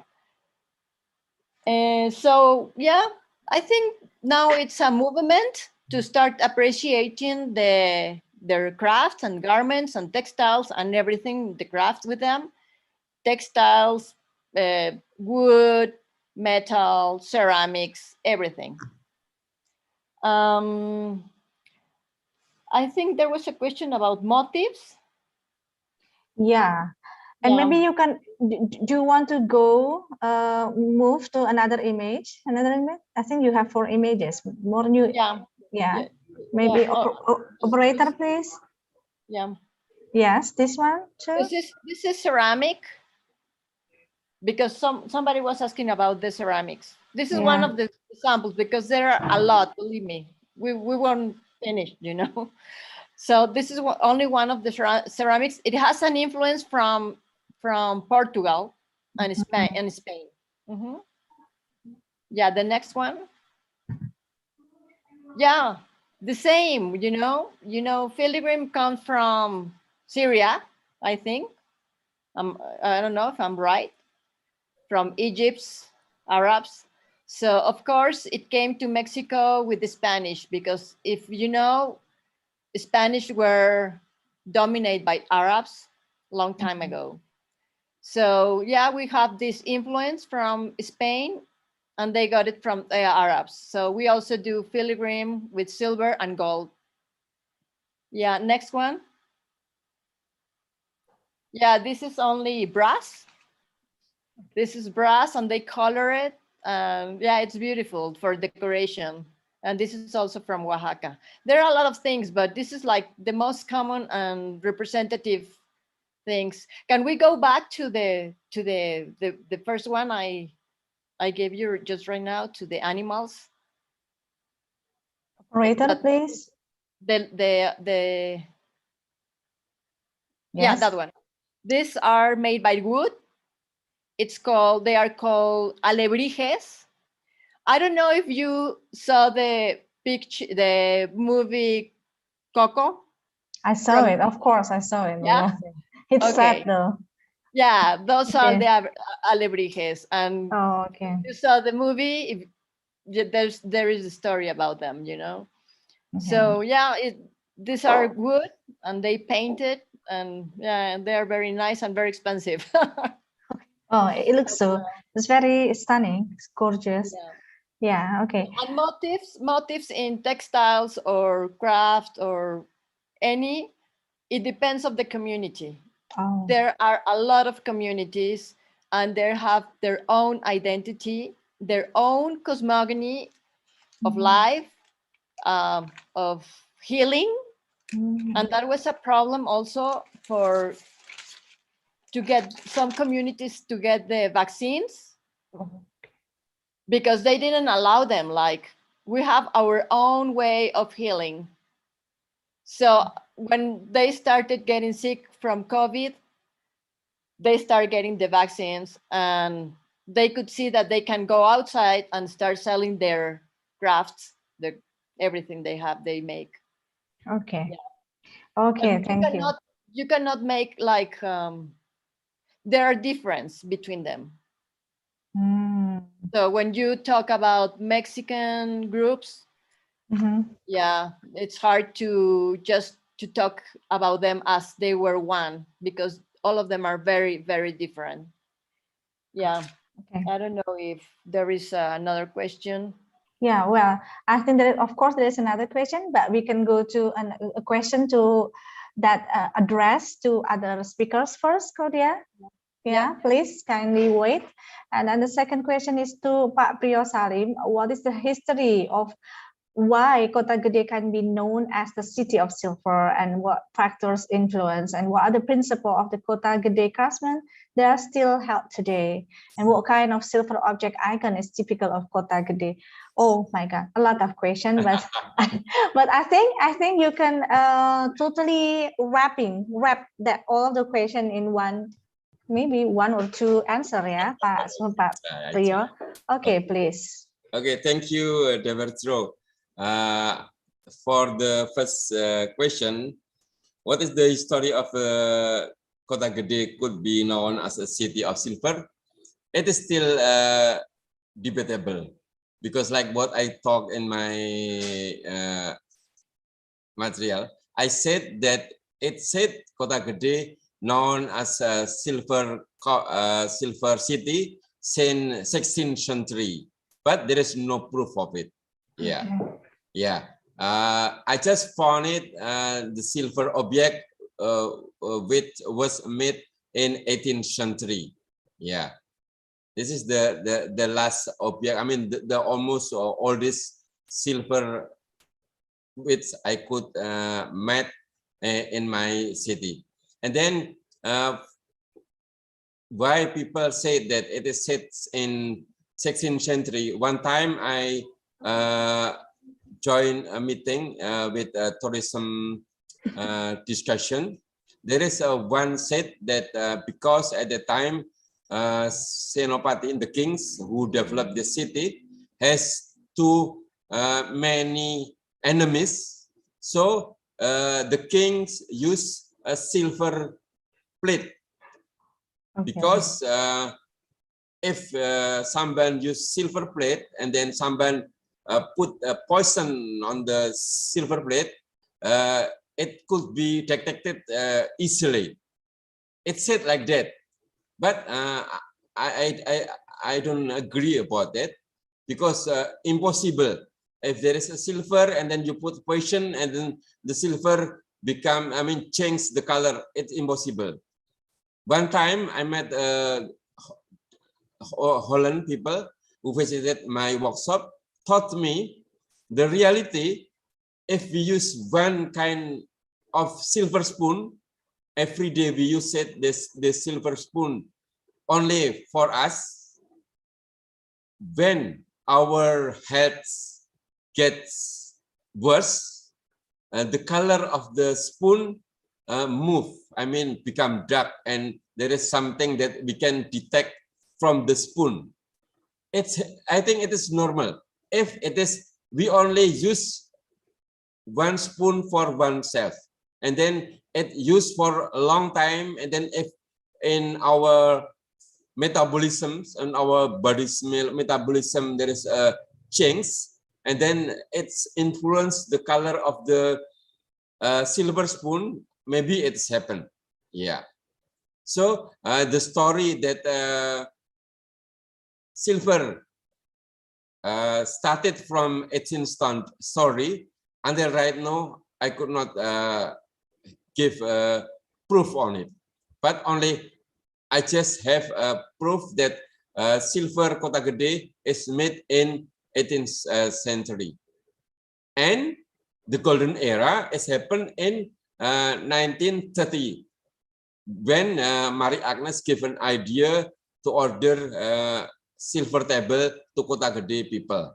Yeah, this is the story of Kota Gede, why it is called as a silver city. This is the first question. And then, what are the principles of the Kota Gede craftsmen that still held today? I think it's happened to every craftsman. Their concept is just they can live better. But right now, I must say that it is the most difficult time I ever faced for the silver business. Because when the crisis in '89 in Indonesia, because my market in abroad, I have no problem on it. And when crisis in 2008, when it is happened in international market, I still have 1 or 2 customers. It's okay. But in this time, it is the most very worst time for Kota Gede people. Every people has no job anymore. And then I'm lucky because I still have 1 customer who still give me an order. But many people said there is a very difficult time for them.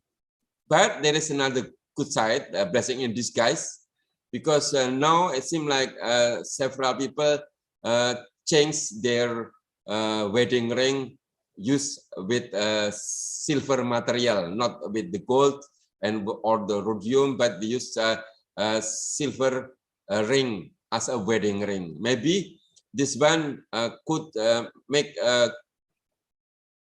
not to recovery, but it just could give I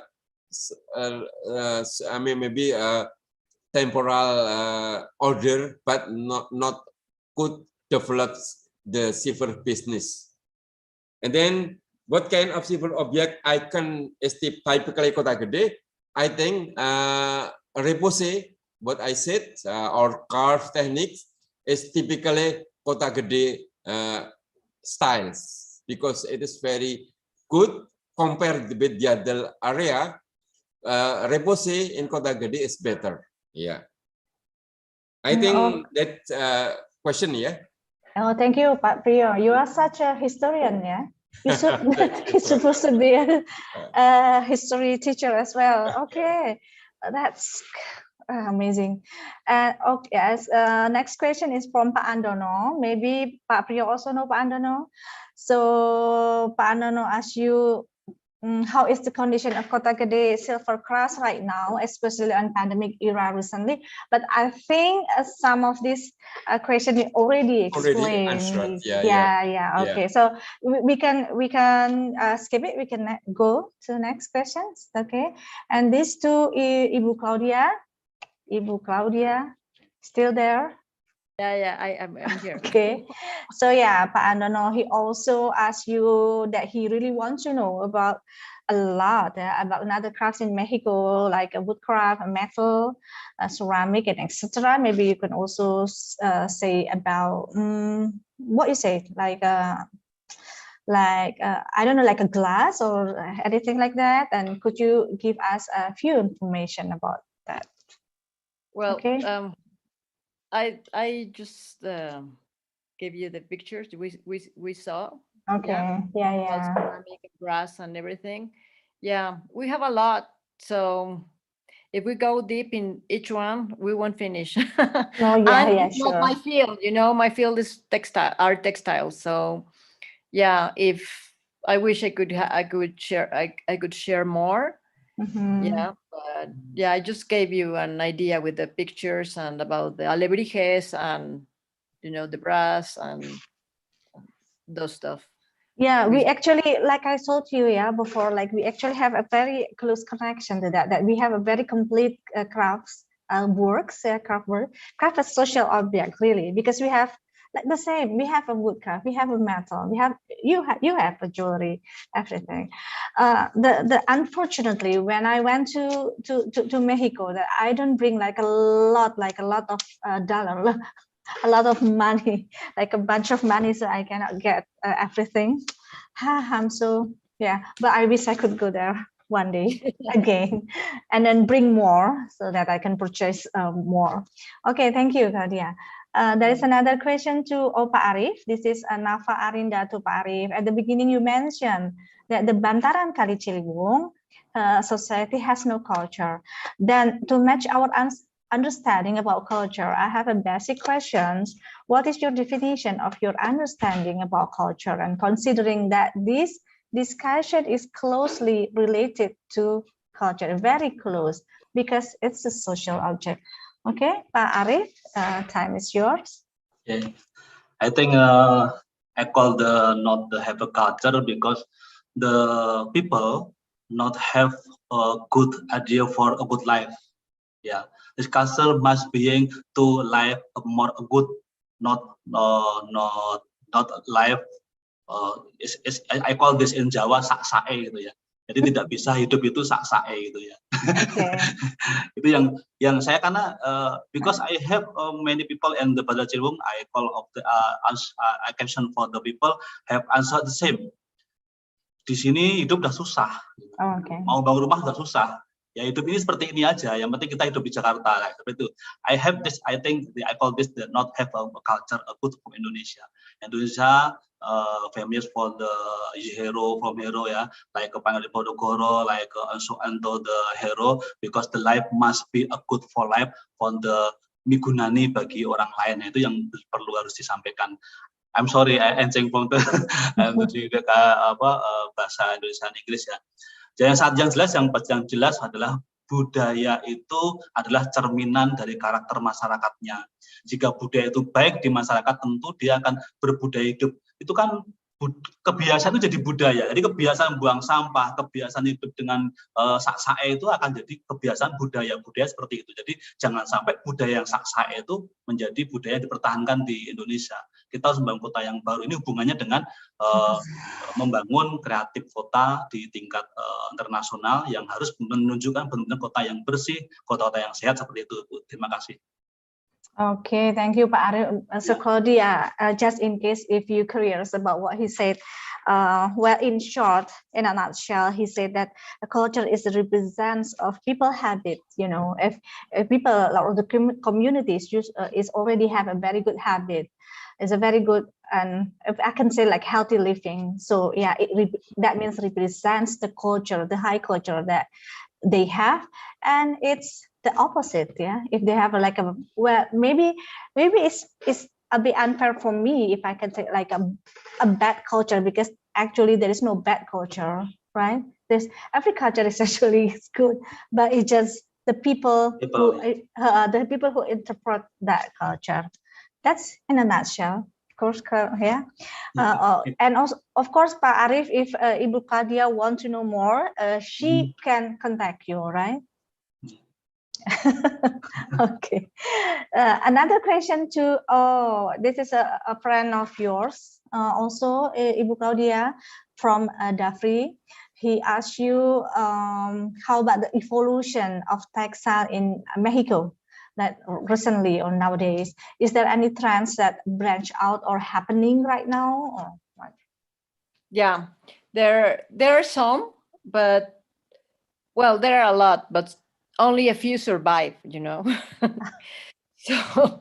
So I think that those that I can just think about right now, it's one called Pineda Cobalin.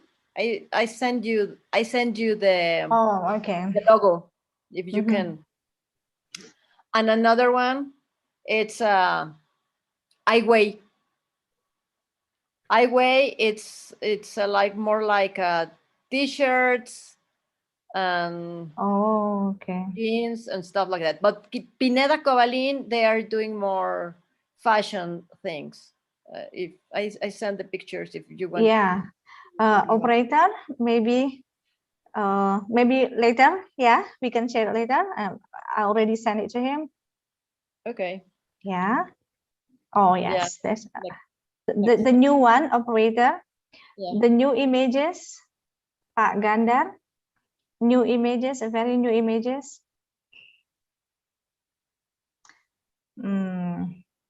Okay, maybe later. Yeah. Okay, maybe while we're waiting your images, we can go to another question. Oh, let me. First is the next question is for Pak Arif. As again, Pak Arif, currently gastronomic tourism is very much liked by the community. How about the program in the attitude of the region in Bantul? Yeah, I think this good, yeah, for the Bantul make cities century and UNESCO, but we must choose the one position, yeah, because have seven bidang ya tadi ada. Have for craft, for arts, design, gastronomy, literature. Maybe you want make a word from the UNESCO. We must choose the one, and Bantul choose the craft and for art, not gastronomy, because the Bantul they have a good gastronomy, and they have, but not strong to bring to the award grading for the UNESCO program like that. Yeah, okay, thank you. And then this is from our master ceremony today, Ibu Claudia. She's a very nice student. Yeah, her name is Rania. So, dear Miss Claudia, on your presentation, you mentioned about the violence issue that happened on your country. Is there any craftivism movement that crafter, or I think craft people, yeah, do to speak up about that issue? Wow, it's a good question. Yeah. Yes. Well, unfortunately, our government doesn't really care. So we have, yeah, we have those craft movements, as she mentioned it, but from non-government organizations. So yeah, they are doing. The only thing that government you did it before, it's something called Fonart, and it's just stores that they can collect a lot of art and try to sell them in a fair price, sorry, but it doesn't work. It doesn't work in that way, because you really don't know how much, if they are, if these groups are getting the right money. So yeah, it's better to go to these non-government organizations. Yeah. Okay, so I think that the question is also like, is there any movement from the craft people? Yeah, Oh. it's like maybe a radical movement that they speak about their opinion or critical thinking through their craft. You know, for No. example, yeah. Oh no, yeah. Okay. Yeah, because for example, there is for instance, there is like a craft people from the craftivism, the craft activities in, I forget whether in Portugal, but I believe in Europe, in the European country, that there are a lot of holes. There are a lot of holes on the street. It's not that main street, but it's street, and it's really annoying. It's bad, and they usually, what they did is, first they report to the local government about this. It's a lot of holes, yeah, on the street, but it's nothing happened. Yeah, the local government did nothing. But what they did, the craft people, is they put that holes with a crochet, with a very beautiful yarn, yeah, and it became very crafty, very artistic. And then what happened is, people come as a tourist destination right now. See, but that does not happen yet in Mexico, right? No. No, okay. It's not happening. Sorry. Maybe not yet. Okay, Not yet. thank you. Another Yeah. question for you, for Mother Claudia. Do colors have any special meaning for them? And I see the colors they use are very lively and very lovely, very vivid, maybe. Yeah. I think they just try to represent what are around them, like flowers. We have Okay. also very colorful flowers, and they try to put the same, in their craft. Yeah, that's the meaning, only to represent what is day life. Oh, okay. Another question from you, for you, so Ibu Claudia, how the government support the indigenous people to help and spread the craft and keep living the heritage, to preserve the heritage? Yeah, for many years there are programs, but I don't want to talk about politics, but it has to be only with because the government wants to get more votes for them. They get close to these people, but at the very end, nothing happened. Okay. Yeah. unfortunately. It's kind of some sort of lip service and that kind of thing. Yeah. Okay. Okay. Thank you so much. And a question to Pak Arif. Yeah. Until now, we know that there are many craft industries in Bantul. I want to know Pak Arif's opinion about the future development of the city of Bantul as a center for crafts and culture in Yogyakarta. Okay, I answer in Indonesia ya, Bu Alfi. Okay. Jadi begini, okay, I want English. You want make a global characteristic, you must be going from the local identity.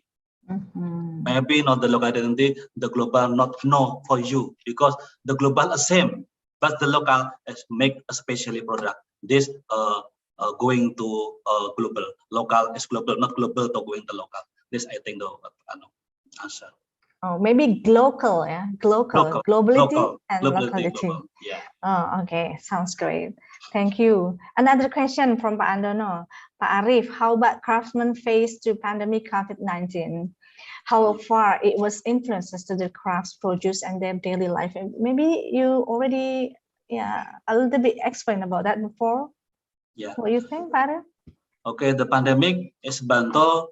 They have 3 months for the all to stop it to production. I have research, and I write in the journal in research daerah Bantul. I have many people in Bantul like product in natural dye, yeah, like rotan, like furniture. They're still going to still product. Yeah, this going to product, but the different cell they have cell not with the exhibition live, but the cell with the for virtual exhibition. Oh, okay. Yeah, like make a connecting people with the chain and the marketing for the market social media, and then and go the growing the goods. As actually Risanti, Pak Timbul, Obstu, they have still production within pandemic COVID, yeah. But 3 months, the first 3 months, the session per month, have many people have not order. But I have order from pandemic. Oh, wow. I have ordered a pandemic, and the still product just simple, not the product the highly design, highly deposit. That's simple and cheap price. The cheap price, and then the problem just a container, container very expensive from Indonesia, because the container go up until 10%, yeah, 100%, yeah. This very not good for business in Yogyakarta. It's very hard situation. Very hard situation. But one of the solution is go digital. Yeah, go digital. Go digital, yeah. Like digital. online marketing, system, yeah, online marketing. And then and the sell not many product, but the retail product. Oh, can see it like this. Yeah. I got it. Another question. Thank you, Pak Arif. Another question for Pak Priyo and Pak Arif again. What was the hardest challenge in your life being an artist so far? And what do you do for empowerment the craft for our society as impact of society art? Oh, what a question. Yeah, Pak Priyo first. I think right now it's the hardest. This pandemic is the hardest time for me as economic and as an artist who think about my craftman. Because it is as people who has heard, it's very bad for us to see that our friends has no jobs. If we want to give jobs, we don't have jobs. I mean, there is no order. If we try to make a stock, impossible, because right this time money is very tight, yeah, and there is no money enough to make a stock on it. We just make an order if we just working if there is an order. Then for me as a person, this is the most difficult thing. From economic business side, this is the most difficult thing too. Last year, American stopped order to my company. Only one shop who still give me an order in Europe, and I'm lucky because he opened shops and then he still order to us. But with only one order from one shops, it's very difficult too for us because we must wait until there is money to get payment for the craftsman. So I like what I said, as in my experience, I think I start business on 90, 90, it means already 3 years ago, 30 years ago. This is the hardest time for me to handle this business. Yeah. Okay. So what did you do? I mean, did you like increase the marketing online, the online marketing, or? Impossible because there is no money to make it stock on it, because silver is very expensive. The problem like that. Okay. Well, okay. Thank you, Pak Sprio. Pak Arif, do you want to add anything, or maybe I think different situation. Yeah, different situation with Pak Pio Salim. Yeah, because I have a product cheap material and easy for make it, and then I think combination, not just one product I sell. Jadi I have a combination material and then I have a new product, and still the product not for global market but the Indonesia market. I have to sell this for the medium and small people, yeah, not the higher people like a symbol generally on Perak and Kota Gede. I make just a product simple and combination with they needed for the pandemic. Like I sell herbal in combination with my product terracotta, and then inside the herbal and inside the pot, and sell the together pot and the herbal like I call this minuman tradisional, ya, minuman tradisional, herbal food pudding, ya. I think the pot with what sebagai pembungkusnya, Bu, potnya, tapi di dalamnya ada herbal itu. Saya jual begitu kombinasi. Jadi tidak satu produk yang saya jual. Itu solusi saya, tapi untuk customer lokal. This customer lokal, not the global customer. That's this I doing. Oh, okay. That's smart though. Okay, thank you. Thank you, Pak Arif and Pak Prio. It's another question for you, Claudia, but I think you already explained or answered the question. Like, this is again from Dafri. I think maybe he missed you a lot. What has the Mexican government done to help small business enterprise in the craft sector in the midst of a pandemic? Yeah, I think you already a little bit explained about that. And what is the role of the textile trend in the eyes of the Mexican people? Yeah, or maybe also while you answer this question, maybe operator can help Ibu Claudia with sharing images from her. Operator, please, Pak Gandar. Yes. Yeah. Maybe you can say something. Yeah, this is from Pineda Covalin, and it's like a brand. You can see the name behind Pineda Covalin. There is the logo in somewhere. And yeah, they were doing the same as Carolina Herrera at the beginning, you know, like stealing their motifs and designs.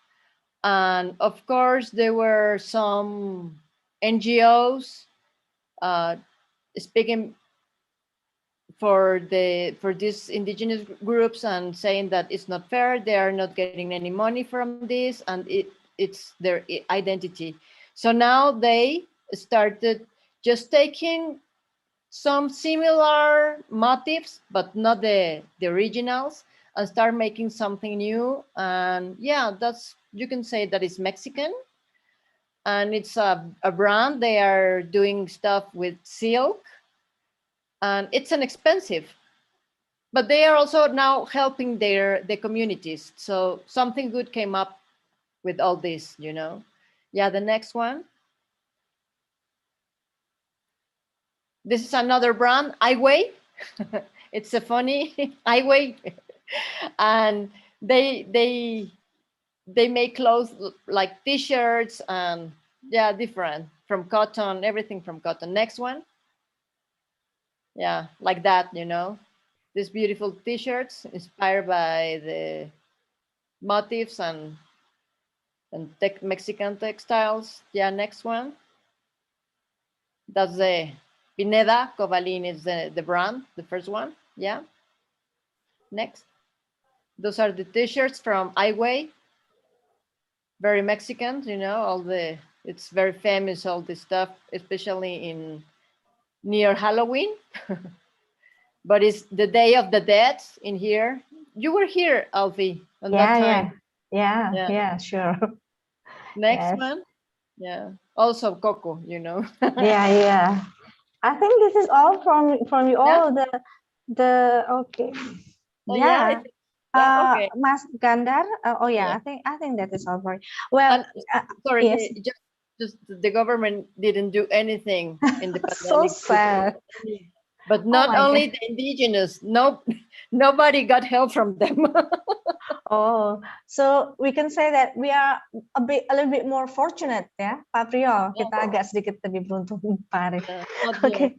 Yeah. Oh, Claudia, I'm gonna explain about the Aigwe in bahasa Indonesia ya. So ya, teman-teman, jadi Aigwe ini kalau di tempat kita di Jogja kayak dagadu gitu loh. Ya, jadi memang dan sangat pada saat itu sangat happening gitu dan sangat banyak disukai. Oke, so ini from operator dari Pak Arif, mungkin apa harus dibacakan? Saya setuju dengan ini dari Pak Arif atau dari bagaimana? Dari Pak Arif ya? Ya, dari saya Bu. Oh, oke. Cat saja, enggak usah. Oh, okay. That's good. Yeah, well, from the last chat, Claudi from Pak Arif, he said that again bahwa okay, he said that the community that has no attention or ignore or doesn't care about their environment surrounding, he said according to his opinion, they don't have a good culture because they don't care. They are so selfish. Yeah. And that's the represent of maybe a bad culture. Not the culture is bad, but the people. Who doesn't have any attention with others. Okay, well, I actually I'm gonna say that I'm so proud of us because we can do all of these things, all of the presentation from 3 speakers and also the question and answer question based on the schedule. If you can see the schedule that it's supposed to be done around this time, and we did it. Yeah, so we're supposed to be very proud of us. Isn't that great? Isn't that good? Even though, yeah, we started a bit late. And of course, Claudia, half an hour is nothing. We really want to hear more from you. Yeah, hopefully we can have like special session from you, because our students is really have to know about other cultures, not only from the internet, not only from the television, for instance, but they need to hear directly from, I don't know if you, because I think you are not really native Mexican, right? You kind of like have a lot of bloods going on. I'm a mix from from Lebanon, from Spain, from my father's side, from indigenous. So I can say I'm very Mexican. Okay, yeah. So we are so lucky. We are so lucky to have you here as a very distinguished speaker today. Even though I know that you're really exhausted right now. Sleepy, and you have a flu. Thank you so much. We really appreciate it, Claudia. Yeah. No, hopefully we can meet again. Yeah, thank you for the invitation. I was very nervous, you know. But yeah. Well, thank you all of you, because I learned a lot today. It's a gift. You know, always is a gift to share about culture, about work, and yeah, it has been very difficult for everybody, for everyone in this pandemic. And yeah, hopefully we can get out of this soon. And the way of helping is teaching. Oh, okay. Teaching about culture, teaching about traditions, about language, about craft, about food, culinary stuff are Yeah. also very important. Yes, yes. Yeah, it's Absolutely agree. Yeah.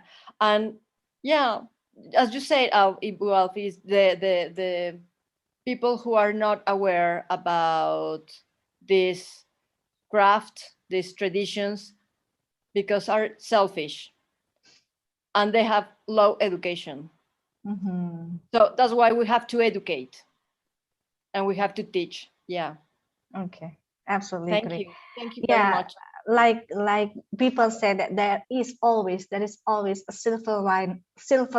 There is always a light at the end of the tunnel, and hopefully the pandemic is going to be over. I don't know it's about the Omicron or other kind of type of the virus, but yeah, we can rely on it. We can do the best thing that we can do so that the pandemic is going to be over soon. So Claudia, Ibu Claudia, did you still remember how to say thank you in Bahasa Indonesia, in Indonesian? Terima kasih banyak. See? And also matur nuwun in Japanese. And of course, I have to give, give like a lot of appreciation. Yeah, I really appreciate it to Mas Priyo Salim, and of course to Pak Arif for sharing their expertise, their knowledge. I know it's priceless. Seriously, it's priceless during a very short time, but we get so many things. And don't go anywhere, please, because after this we still have a virtual fashion show. Claudia, the fashion show, I think it's created from our student and also from the works from University Muhammadiyah Bandung. If you remember, Bandung is the capital city of West Java. So don't go anywhere.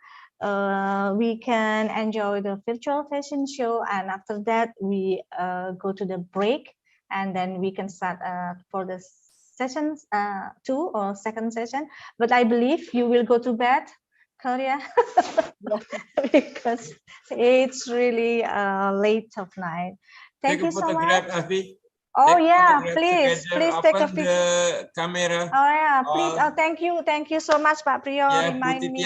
Open ya. Yeah, operator, please. Yeah, please take a picture, operator.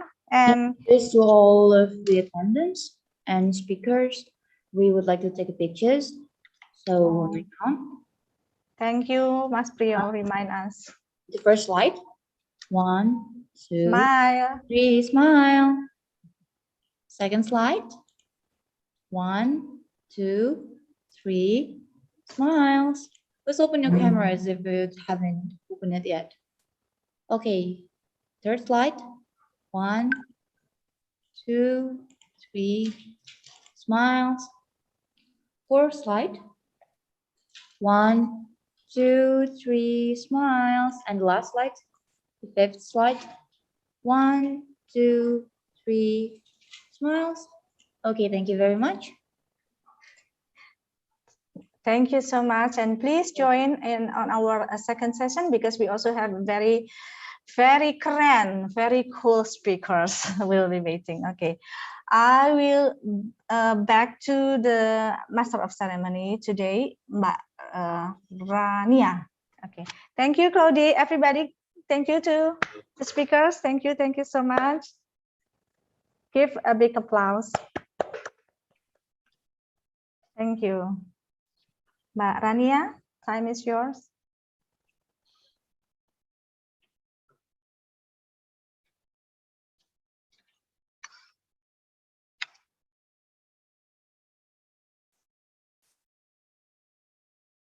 Okay, sorry because the lateness, because I can unmute my microphone. Okay, thank you so much for Miss Claudia Guzman, Mr. Priyo Salim, Mr. Arif Suharson for the excellent presentation, and thank you to Ibu Alfi for moderated us. Okay, by the sharing section, we can collect a lot of information about craft in Mexico, Kota Gede, and Bantul, and also we can know how craft can impact our society in many aspects. Okay, now we're going to watch the virtual fashion show of Craft Department Indonesian Institute of the Arts Yogyakarta and Universitas Muhammadiyah Bandung students. Okay, I would like to welcome all the participants to take a break for a while, and we're back at 1 o'clock to continue the section 2 of our studying session with Ms. Jeanette Shudik from LaSalle College of the Arts, Singapore, Mr. Bram Satya from Yogyakarta, and also Ms. Monica Wijaya from SKK Jewelry Jakarta. Okay, ladies and gentlemen, this is the show. Please enjoy the show.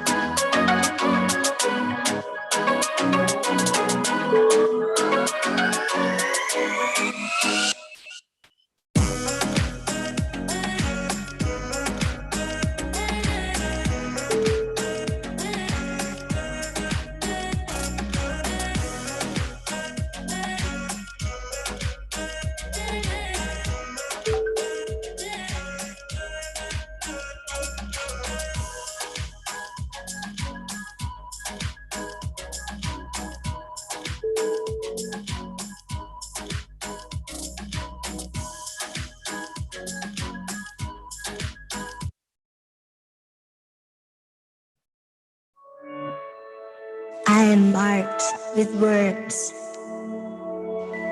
Today, I'll tell you stories you've never heard. Find the bridge to my world.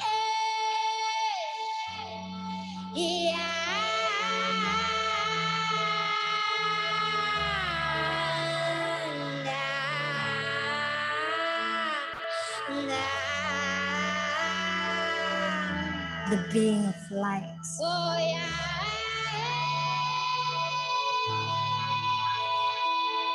To open eyes.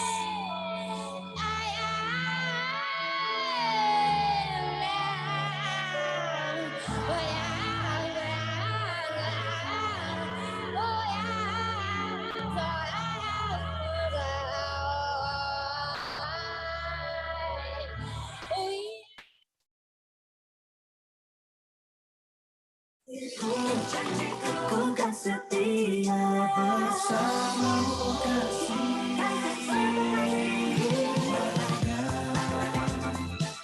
Menjadi manusia cinta, ingin dia selalu ada dekatmu. Ini terasa cepat berlalu, tiada lagi ada senja kecewa. Tinggallah berdua bernama kasih. Langkah sejuta warna pelangi cinta bersama. Silakan kawan, jangan berubah. Apapun kata mereka, kau dan ku selamanya setia.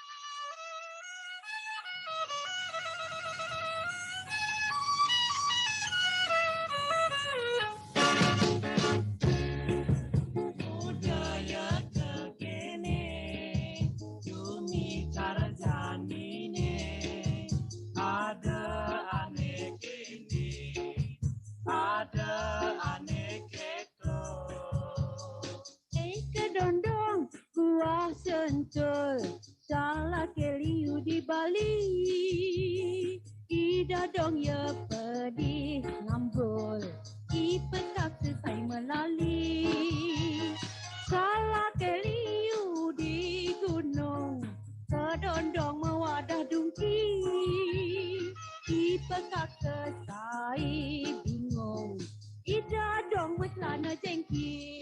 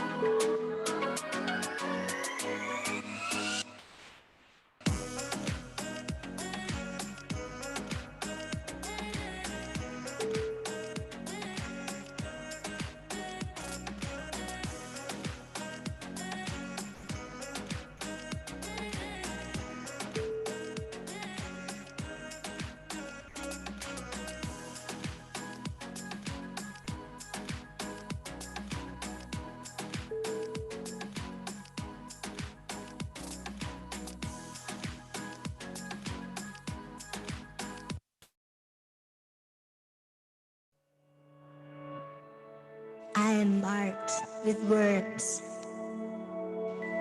Today, I'll tell you stories you've never heard. Find the bridge to my world.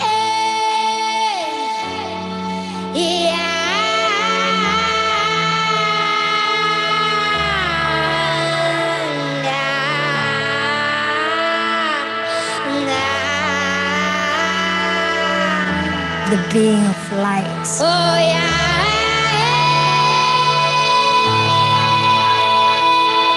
To open your eyes.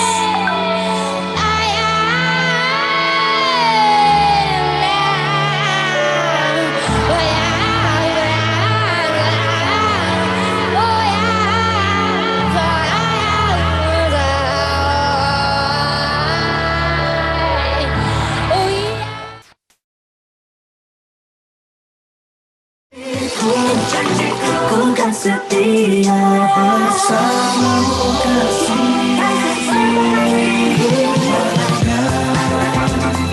insan muda di mana cinta ingin dia selalu ada dekatmu. Tak ingin waktu terasa cepat berlalu. Biarkan bagi ada senja kecewa. Hingga langit bergubernama kasih. Langkah sejuta warna pelangi cinta bersama. Bila terkawal kita jangan pedulikan apapun kata mereka. Satukan bentang duran semua kau dan ku selamanya.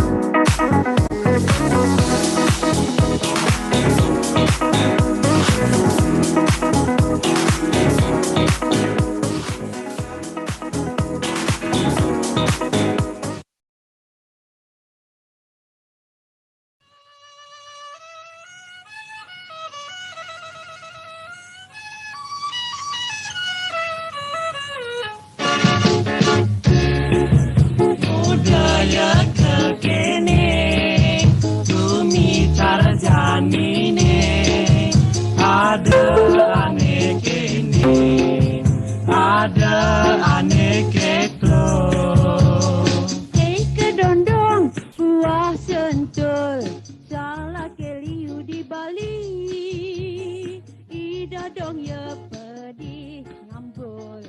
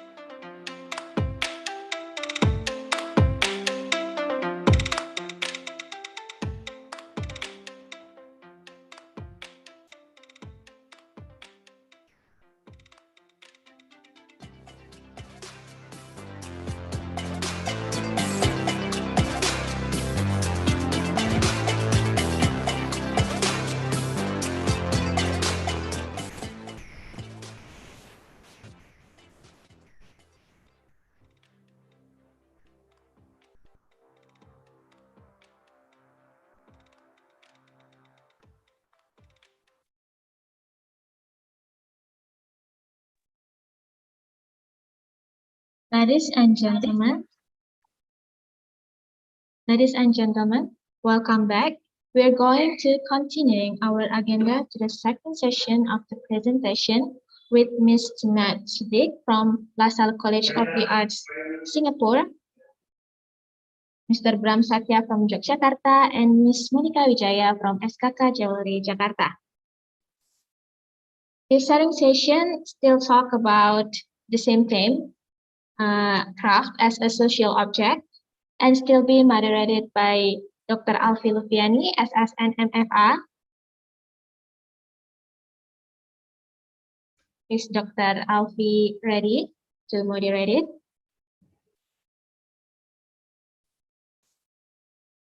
Okay, sorry. Okay, ladies and gentlemen, please welcome Dr. Alfie Lufiani. Okay, thank you, Raina, or the Master of Ceremony today. After the break, right now we have the second session or the sharing session of the International Craft Day #2 or the second International Craft Day held by Craft Department Indonesia Institute of the Arts, ISI Yogyakarta. And as stated on the schedule, that on this second session we have three incredible speakers, of course. The first is sorry, I think I have to make it. So now, can you hear me clearly, audience? It's okay? Okay. So, how can I call you? Just Jeanette or how? Yes, Jeanette is great. Thank you. Jeanette, yeah. So no need to say Miss Marilyn. No. Just Jeanette, yeah. Jeanette. Okay. Yeah. Thank you so much. We have the first speaker will be Jeanette Siddiq. Is that correct? It's correct, Chitik. Yes, from LaSalle College of the Arts. Sorry, yes, LaSalle College. Yeah. And then second will be Bram Satya, or for Jeanette, I will call Bram Satya like Mas. Mas is like Oppa in Korean, Oppa, or a big bro. Yeah, a big bro that can wear. I don't think he looks like Korean, but it's okay. I just told them that. That's why I call him Mas Bram. It's Japanese for Oppa. And then the third, we have Monica Wijaya. She's the alumna of this craft department, and now and her basic occupation is a jewelry designer, and she's holding a position as assistant design product manager from the SKK Jewelry. Is one of the prominent jewelry manufactured in Jakarta, Indonesia. So, Jeanette, are you ready? Yes, I am. Okay. Yes. Okay. Well, first of all, I would like to introduce or tell a little bit of Jeanette, but of course it's a little bit because otherwise it's going to take like a week. So her background is very interesting because her background in punk and rock indie music. Wow. So Jeanette Siddiq is a member of one of Singapore's pioneer art rock or shoegaze bands, and there are a lot, and a DJ, yeah, and was a prolific punk musician and zenithor of the early 90s punk scene. So in visual arts area, she starting her graphic design exploration with grimy protesting machines, dot matrix printers, and etc. It's very technical. And things lebih hard. But of course, he also explored into the realm of music, fashion, art, textile, fiber, and photography. It has led her to work on themes of love, memory, gender, lived experience, and so many things. That sounds incredible. And her recent exhibition is Planes and Envelopes and This and That in 2009, and showing Discord, and then Jeanette investigates the role of feminist craft practices that her research partner and her term as aesthetic of care and its place in contemporary art and design. Her background, of educational background, She holds a Master of Art, especially in design, and leads the diplomas in fashion and creative direction for fashion at the School of Fashion, Faculty of Design, Lhasa College of Art. Okay, that's a Great. little bit. Thank Of you. course, you can tell everything about you. And start now. The time is yours. Okay, so I'm sharing my screen. You can see this, yeah? Yes. Okay, great. Hi, thanks everyone for having me. I'm very, very excited. Thanks, LV and Indonesia Institute of the Arts, Yogyakarta. I'm the program leader of the Diplomas in Fashion and Creative Direction for Fashion, a visual artist, and my medium is in fiber. I'm a musician, DJ, fashion designer, and educator. I'm very excited to be here because I hold Indonesia very close to my heart. I have family there. So later I will show you a picture. It's a tiny photo, but I'm wearing something I bought when I was in Indonesia. Okay, so the topic here is social objects, right? So, you know, we're all social creatures, and this conference topic has set me thinking about my life and the social objects around me and the ones that I've created. It's interesting because I never thought about the work that I've done as being social objects. So thank you for setting me thinking about this. So I start with a short and simple definition of social objects, which will be my point of departure for this talk. And then I'll delve into my background in my involvement with the underground music scene, and then my current research and practice. I'll connect the dots of my various practices and the stages of my life with the specificity of the notion of social objects. So what is a social object? It is when people start to socialize around an object, when a community forms around a web of objects, when people sit around at a dinner table eating food, but at the same time having conversations. And it's not so much about the food, but about the conversations that happen around it. It can be tangible or intangible, like a TikTok video. My approaches to making art has led me to create works that deal with themes of love, experience, gender, and sexual identity, punk rock ideology, and feminism.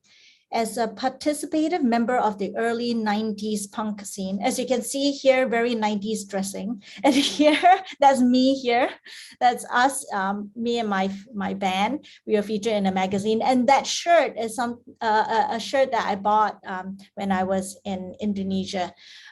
So I wore it to death. It had holes and all, but like still kept wearing it because I loved it so much. So, you know, a lot of what I did at that time stemmed from a deep practice of the DIY ideology. And I was fully immersed in the underground music scene and the community. The underground scene in the 90s was very active, with scenesters producing very large volumes of social objects that would create nodes within the network.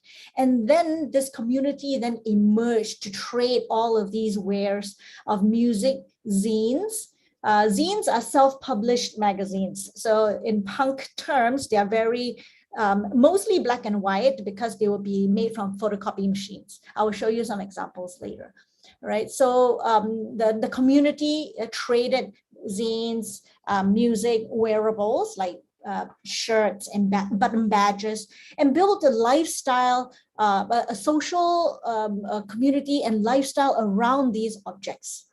Right, so as a result of being sidelined and trivialized in this all boys club of indie and punk scene, I, along with some other women, founded Singapore's first all-girl band, and the music that we played was punk rock. We faced just crazy, incredible sexism on the scene and on stage. And for me, it was an impetus to seek out something else that would put a name to what I was feeling. It was then that I discovered the Riot Girl movement of Olympia, Washington, USA. These girls started a movement because they also felt sidelined and trivialized and devalued in an underground scene that had purported to champion the different and was generally egalitarian. So that's the kind of aesthetic that you would see.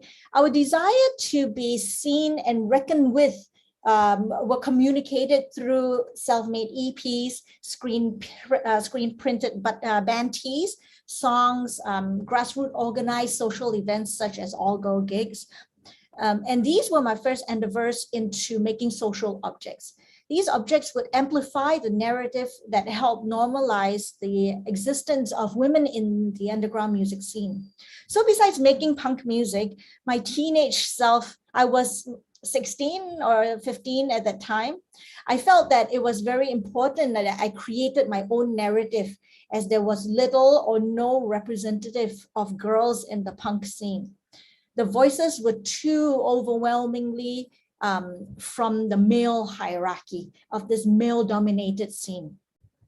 The DIY ethos of the punk community was totally anti-consumerist, and that's why we made our own objects and products to sell. I was very enthralled by that, and I couldn't find any publications that spoke to me and my experiences. So I wrote and published my own material to sell, and I started on a series of social objects, a zine that was titled Cherry Bomb Press. I still screened my own Riot Girl tees. I started a local Riot Girl chapter, also that we could have materials out there that could resonate with my views or views of the women in the scene and the lived experiences, and also to encourage discourse. But of course, I knew nothing about doing any of these things, but as a punk, it was always that if somebody else can do it, I can do it too. That's the spirit of DIY. And with this, I became a prolific producer of social objects that was part of holding up a network of riot girls and punks. This is the cut up and paste aesthetic of the riot girl scene, and it clearly looks like it's the bastard child of the 70s and 80s punk zines and a teenage girl with a third wave feminist point of view. These were my visual references, say very cut up and paste, very appropriated visuals, black and white collage, and these were my references when I first explored image making whilst creating my zine. And it was in this period that I felt for the first time that I had a voice that I could exert in a very impactful way. And it was also there's something very visceral about this style of communication that really aligns itself with the riot girl and punk rock energy. And this textuality even now still figures a lot into my work in different ways. So my current work, I work a lot with domestic craft techniques, such as lead shirking, tufting, weaving, yarn spinning. In my current work, I continue to exert my feminist roots in challenging hegemonic structures. But this time I turn my focus on the different aspect of culture, and that is contemporary art. The modes of communication may be different from my punk days, but the postulations are the same. There is a tension in the intertextuality of the materials and the domestic craft approaches, and that questions the marginalized status that is accorded to the outcomes of feminine-coded domestic crafts. The connection I draw between my music and current craft practices, aside from the production of social objects, are with music, there is a repetitive and very ritualistic mapping of space and time, right? With music, it is beats, right? With craft, it is the connecting and the interweaving of fiber and materials through the watts and the wefts. And I also, another similarity is that I am still exerting my voice. I'm bringing the unseen into view, making visible the things that are invisible through community building and activism, and also currently in my research and practice, which I will speak about later. Producing and using self-spun yarn with a material I found on the grounds around my studio slows down my process and gives me space to carefully plan how much material or fiber should be used. So this really points back to my anti-consumerist punk roots. Here is a short video of how I blend kapok cotton, which I think is found in abundance in Indonesia, and merino wool to create a spinnable fiber. I have to preface that I'm by no means a very good yarn spinner, but I use this as my medium. Okay, so I'm not saying that I'm an expert, and I'm sure many of you are, so please don't judge the quality of my yarns. So I would blend them, and then later I peel it out, and from that fluff, that cloud, I spin it into yarn. So with this addition of my material, I self-harvest it because I can find it around the grounds. The kapok cotton, I can find it around the grounds of my studio, and it's not industrialized. In Singapore, we don't industrialize kapok cotton. What I am able to do with picking my own cotton from the ground as it falls and making my own yarn is that I'm able to situate my work and practice. So it's almost like dropping a pin on a Google map. Here is the yarn that I made. And I use a spinning wheel and a drop spindle as well.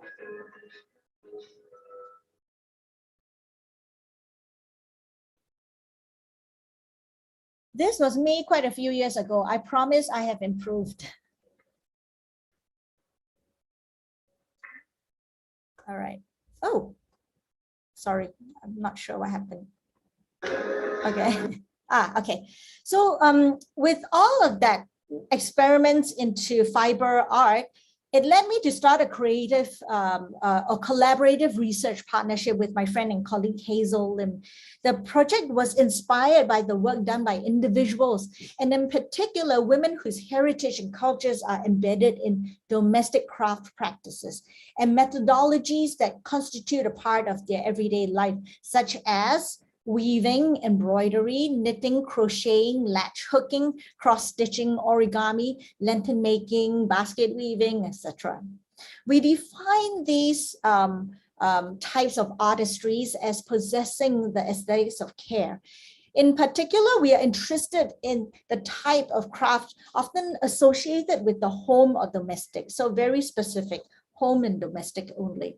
These artistries are usually made and performed by women that involve intricate patterning or fashioning of materials to create objects and things around the house and within the house for everyday use. This includes social objects such as the doily, the crochet doily, a coaster, an embroidered table runner, or a woven decorative wall tapestry. Such objects endure the mundane everyday and are not accorded a place in contemporary art because it is defined, craft is defined as being functional and art as being conceptual, right? So our work and our research here is to challenge that notion. All of these objects are steeped in intentions of care and protection for the people who use them or adorn them in the house. My research then brought me on an 8-month-long journey of crafting this piece here. This took 8 months, this piece alone. So this too took about 9 months.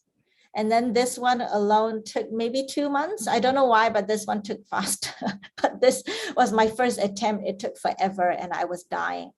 So this piece is called This Must Be the Place.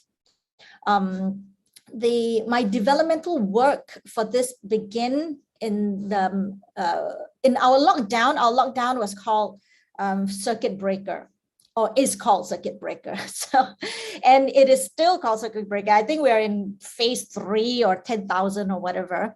And in the first phase, we it was totally locked down. We couldn't go out, only to buy food, and I'm sure you are very familiar with that as well, right? So all children had to be kept home from school, and we had to stay at home and only leave for essentials. That meant a lot of cooking, a lot of logistics for buying groceries, which is a pain, and then organizing household chores and etc. But also I still had to work at home, right? And my husband had to work at home too. And my daughter was 4 years old at the time. So she still had she had home-based schooling. So she had to go online. She even had Zoom meetings for her friends, for her classmates. It's like, it's quite weird because they all don't know what to do and they're just like staring. So then, it got me to thinking, as I was building this piece and I didn't know where it went, that the boundaries of the domestic and professional and creative started to blur because I had to do all of it at home. And for me, my place is really small. In Singapore, the homes are like pigeonholes. So I had to work on my dining table, and we eat on the dining table, and I had to do my work on my laptop on the dining table as well. So all of this became a crazy blur. And every time I started working on something and I had to cook, I had to pack it up, and then, so it was quite crazy. So the ability for me to carve out space and time for myself became really, really hard. And so in the next couple of slides, you'll see that I'm working. There will be work in progress pictures. You'll see that I'm working in various parts of my home. I was pushed to the balcony, into the dining table, to my bed. So because I could not go to my studio because we were all in lockdown, right? So here I was making yarn, and I had to process it, wash and dry it. And I started on my latch hooking. So I called these my circuit breaker yarn. Yeah, that was my balcony. And that's my cat there looking at me in the balcony. And then, this one is my living room. So these were then later framed as soji screens, as you saw earlier. It's a room divider traditionally. In Asian countries, we have a lot of these, right? And they appear in different various forms and different designs. But it is to separate the homes into living space, which is the unseen, and the common areas, which is the seen. And I desired then to be able to compartmentalize my different areas or aspects of my life, or the roles of me as a woman in a lockdown. The notion of the screen and the symbolic demarcation of the domestic and the public also serves as a metaphor for the often unseen physical and emotional labor of women in the home. So by employing domestic craft techniques that are commonly used to create decorative home objects to produce my works, my social objects, I hope to challenge the perception of what domestic craft is associated with. Thank you very much. I hope that was illuminating of my process and where I've come from and how far I've come. These are my websites. Okay, the second one, I'm going to buy the URL today, so it should be ready by tomorrow. Oh, okay. So please notify us once it's ready, Junan. By tomorrow, I'm sure. Okay. I promise. Yeah. Thank you so much. But I actually are really looking forward to have your video, like performance as a punk rocker. Do you have some? Yes, sure. That was sure, when I was totally. 15 years old, so I don't know if videos, any videos survive, but I will send you some. Okay, but before we go to the second speakers, before we are in a question and answer question, does it activity your past activities like as a rocker, it's kind of like influence what you have done right now or recently, or not really? Yes, always. Oh, okay. I mean, to be honest, I was not trained as a fashion designer. I was Okay. not trained as an artist. Mhm. I was not trained as a musician, but you know, that's just the spirit of DIY, right? If somebody Yes. else can do it, if you put in the time, you can get there, maybe with not as much finesse, but with as much attitude. So Oh, okay. The attitude, yeah. Okay, that's key. Thank you so much, Lisa. But actually, to be honest, like me personally, I still want to have more from you. Seriously, this is not enough. Okay. hopefully you can invite me again. Thank you so Oh, much. sure, sure, totally. Okay, thank you, Jeanette. Maybe you can close the thank you. And then for next speaker will be like I told you before, Mas or Opa Bram. Actually, his full name is Bram Satya Brahmantya. Yeah, Satya Brahmantya. He can I say something that he almost graduated from this department, like maybe just like a minute or even like a second step, but I don't know. Of course, he has like a very reasonable reasons, but he done a lot of fabulous things, like he owned like a company like Indonesian Mind, and he also the founder and owner of the Benda Design Lab, and of course he will talk about that by himself. And also during this year he has a position as a creative director for a festival Joglo Semar. Joglo Semar is Yogyakarta what, Mas Bram? Yogyakarta, Semarang, right? Yogyakarta, Joglo Semar. Jogja, Solo, and Semarang. Yeah, Jogja, Solo, and Semarang, like the neighborhood city, the neighborhood city around Yogyakarta. The Golden Triangle. Yes, Golden Triangle. the Golden Triangle. And then it has the tagline Bangga Buatan Indonesia, that means proud of Indonesian products, well, proud of Indonesian products. In Borobudur, I bet that you know Borobudur from the Minister of Industry Indonesia, and he also be like a judges from several competitions, a lot. He has a good link, you know, I can tell. So okay, I think I'm not gonna talk too much about him, because he will deliver his presentation and maybe talk about himself by his own self. Okay, Mas Bram Satya, the time is yours. Yeah, thank you, Ibu Alfi. Sure. Nice to meet you all here. I hope you are in a good health, because now we're still on the pandemic era. And yes, I really excited because I met Janet here. I call Janet, yeah. Yes, Okay. Janet, thank you. Janet, yeah. When you talking about punk rock, because I remember also from the band punk rock before, maybe 25 years before. But I remember when I have a gallery. Before I have a gallery in my home, in my house near Malioboro, in the central of Jogja. My gallery is called Benda Gallery, and in 2003, I have a program with many artists from Singapore. Maybe you know Juliana Yasin. No, okay. Tandau. Yeah. I think if you are punk rock, Tandau is one of the. Yeah, he came to our gallery before in 2003. That's been around almost 20 years ago, yeah. Almost 20 years ago, we have a program with Juliana Yasin, Tandau, called Fusion Strength, if I not forget.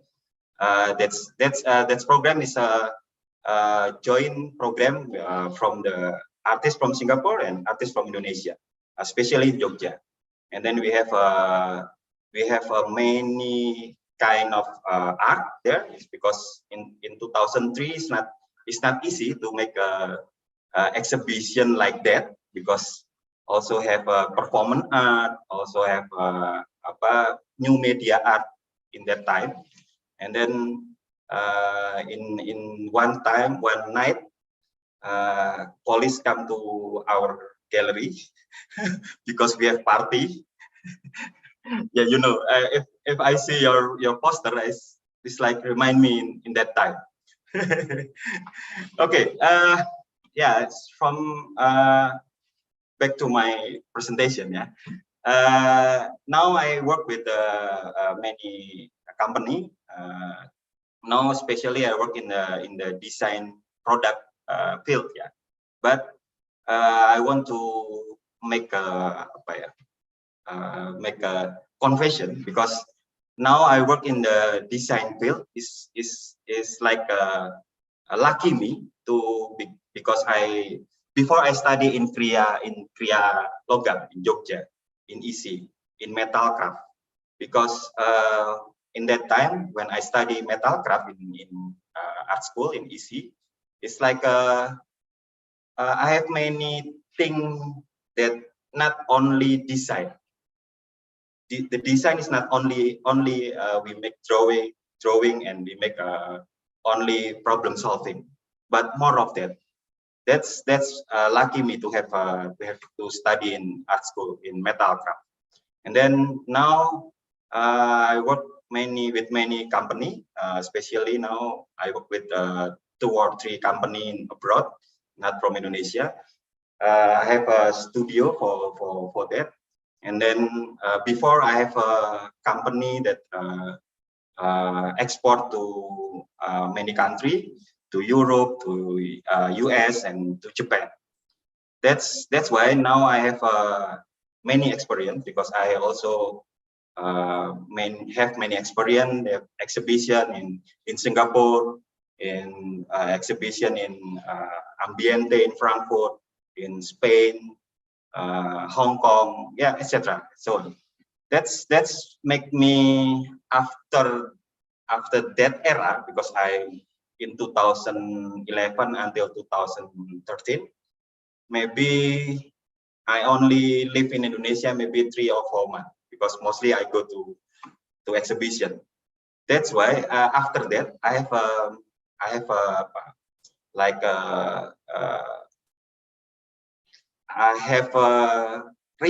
I realized that we have many things that really powerful in Indonesia, especially in Jogja, because we have a culture, rich culture, many culture in Jogja, because Jogja is like, if Jeanette come to Jogja, Jogja is like a small Indonesia, because many people from all over Indonesia came to Jogja to study in Jogja. That's why I'm lucky also. I live in Jogja. Before I live in Bali, but after I have a study in ISI, I live in Jogja. And then lucky me that I have studied in Jogja and meet many friends from all over Indonesia, all over abroad also. Many people from Europe come to Jogja to make art residency, or maybe they have a research in Indonesia, in Borobudur, in Kraton. That makes me more rich than everybody else in another city in Jogja, in Indonesia. That's make me have a lot of experience, a lot of view from another view from another people from Indonesia. That's make me maybe more creative, And then okay, maybe we can start in my presentation. Okay, this is I talk about design actually, but like I said before, my liking me that I study in metal craft in Jogja in ISI, because when I work in the design field, it's not only a design, it's not only make a problem solving, but more of that. I want to talk about the local value chain in sustainable design. Sustainable design, I think it's like before I must make confession also. In 2006, I start my company. We have a company to produce furniture. And then in 2006 we have when we prepare all the preparation. In 2006 we have a big earthquake in Jogja, really big earthquake, and then my preparation is messing and everything. And then in 2007 I start again. I will make start again, and then I'm really realized that if I only make just furniture company, it's not easy to make a branding. Actually, I make the confession. This is only a branding in the first time. Sustainable design is only branding because the slide doesn't move. Sorry, the slide doesn't move. Oh, okay, but yeah, not yet, but. Oh, yeah, okay. Not yet. Okay, and then sustainable design is like only a branding. But after that, I really realized that this is one of the solution, because in that time, in the same time, Vice President Al Gore from United States make a film, Inconvenient Truth, talking about the climate change in the same time. And then in 2000, that's why in the 2008 they invite us to make a forum in Las Vegas about the sustainable design. And then I go there with some people from Indonesia that talking about sustainable design. After that, I really realized that sustainable design is, we must do it, not only branding. That's why now I try to do more, not only a branding. Okay, next.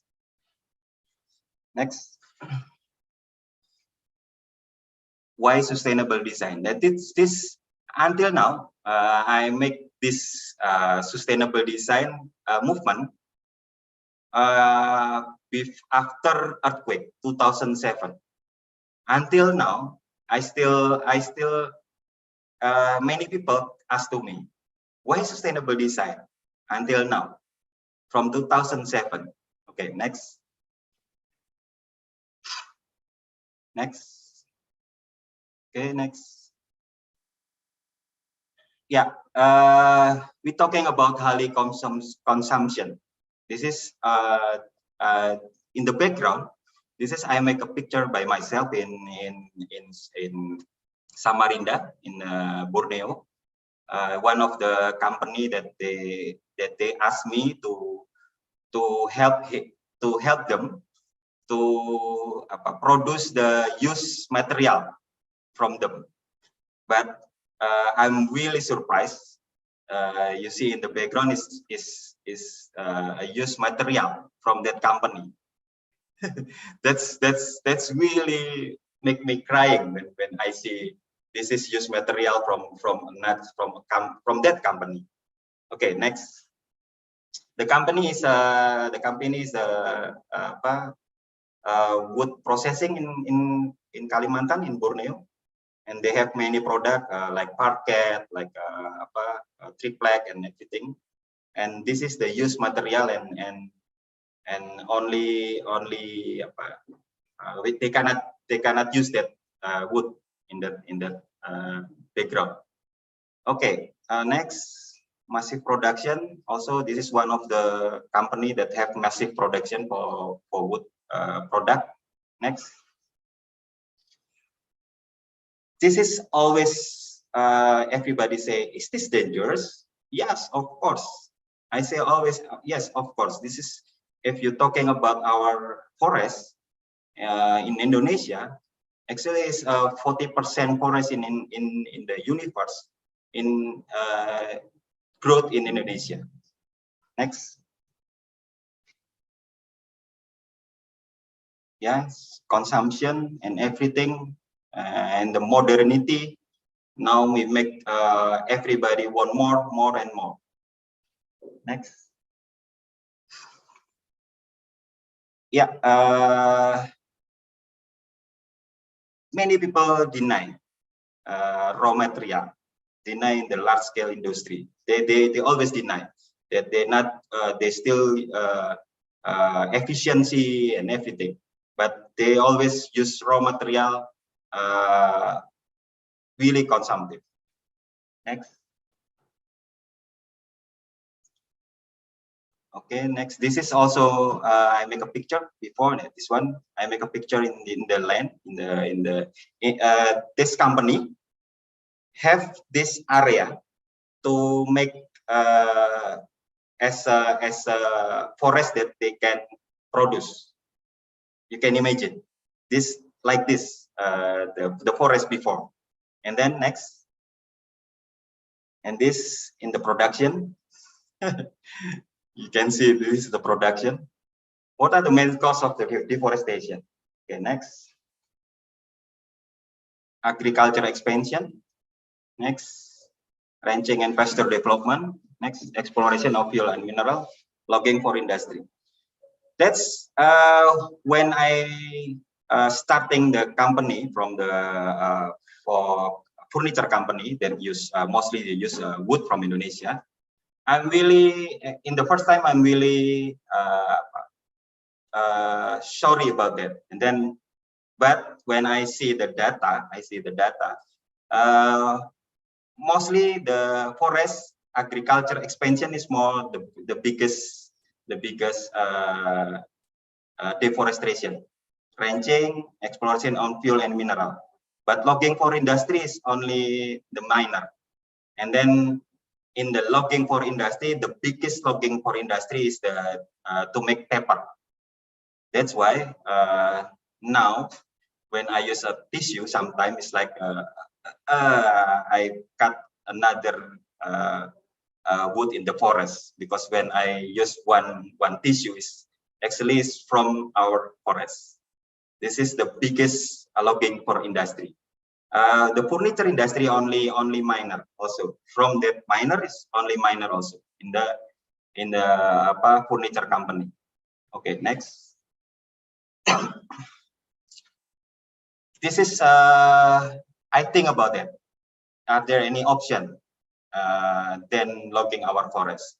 Okay, next. This is our solution. Next.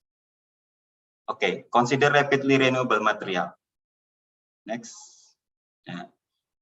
This background is my design in 2008 or 2009. I work with a designer from Japan to make this design. This is originally our design. This is from bamboo. This is from bamboo, and the technique is like the technique is traditional technique. Traditional technique when I live in Bali. This traditional technique is to make ogoh-ogoh. Ogoh-ogoh is like a puppet, a big puppet in the ceremony in Bali. This technique I use this technique like for this design. Okay, next. Next, recycle and reuse material. In 2007, because my big brother is work in the railway station, and then in that time the railway company, they want to make change the balok in the railway. They change wood to concrete, and then they just throw the wood, because this wood is actually really good, really hard, and it's really nice structure for me as a designer. And then I make many things from this product, this element. But now in that time I just bring it from the rail company because they want to throw it. And then now, if I want to buy this product, this material, now it's almost maybe 1 million rupiah. 1 million rupiah is like maybe about $100, yeah, $80. Okay, next. Using local and natural material around us.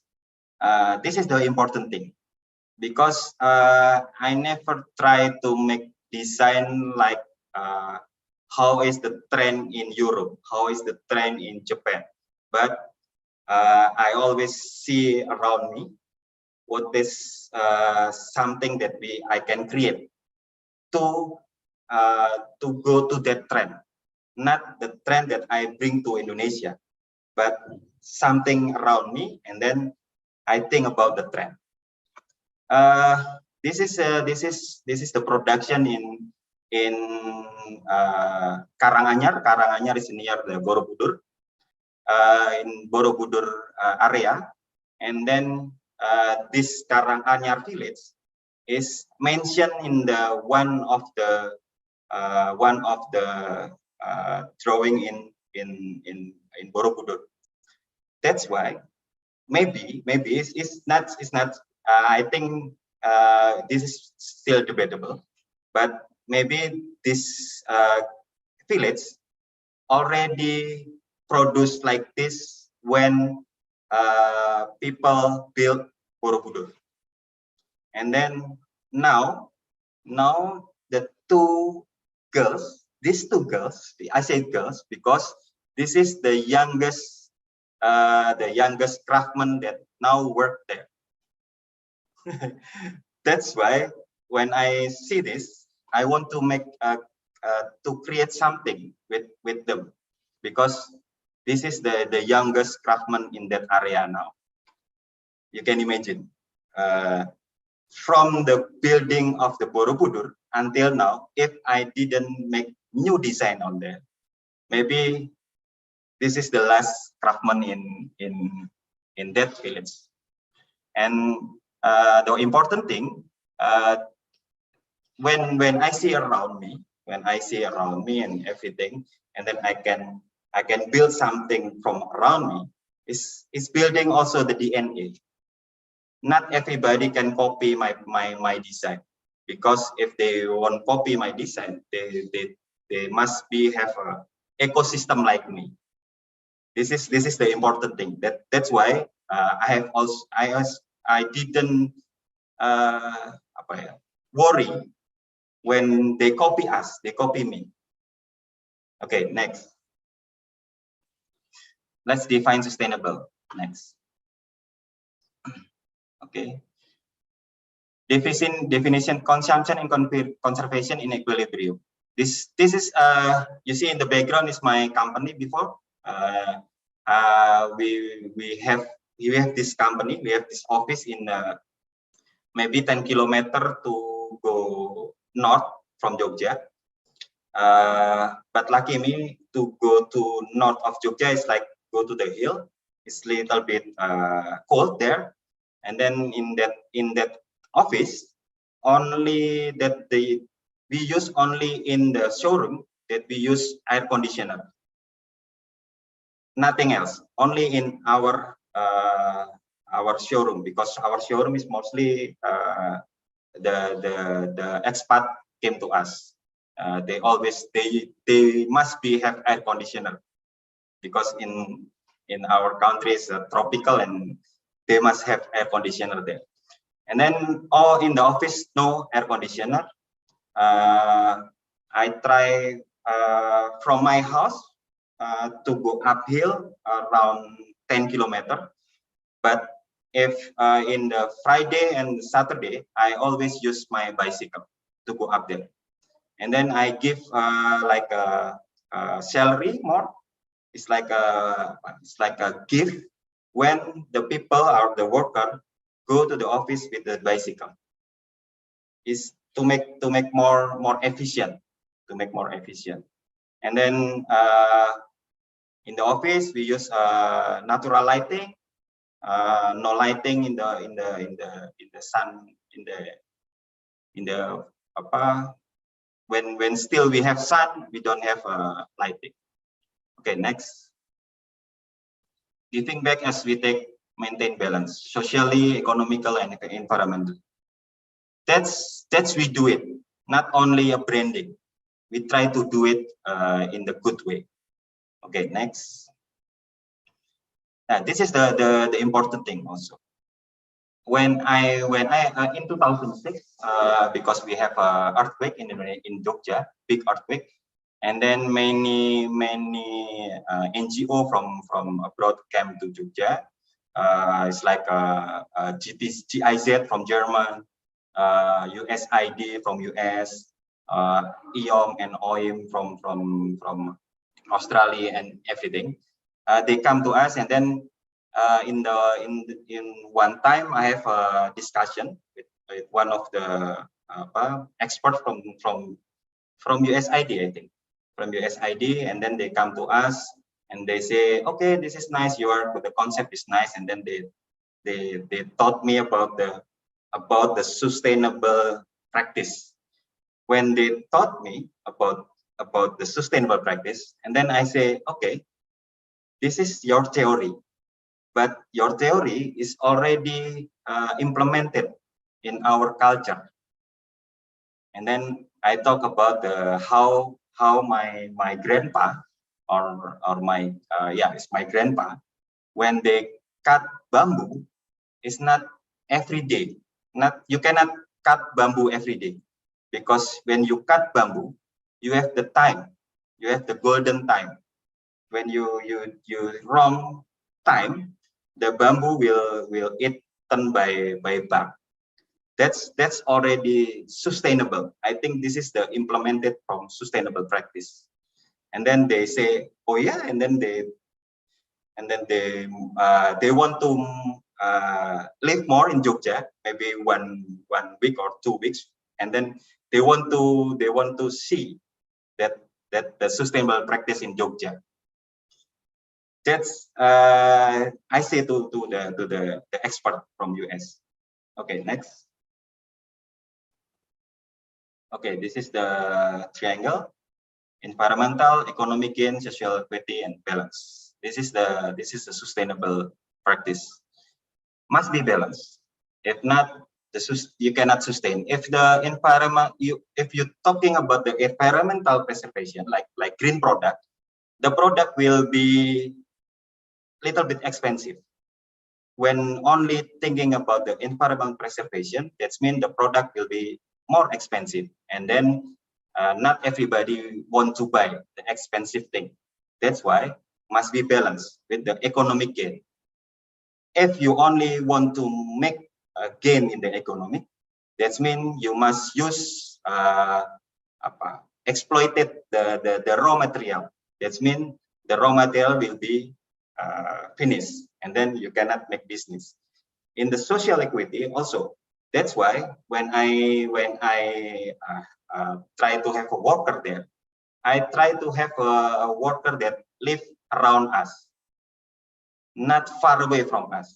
Because if far away, they came to our office with the motorcycle or with the car. That means more burning, more carbon dioxide.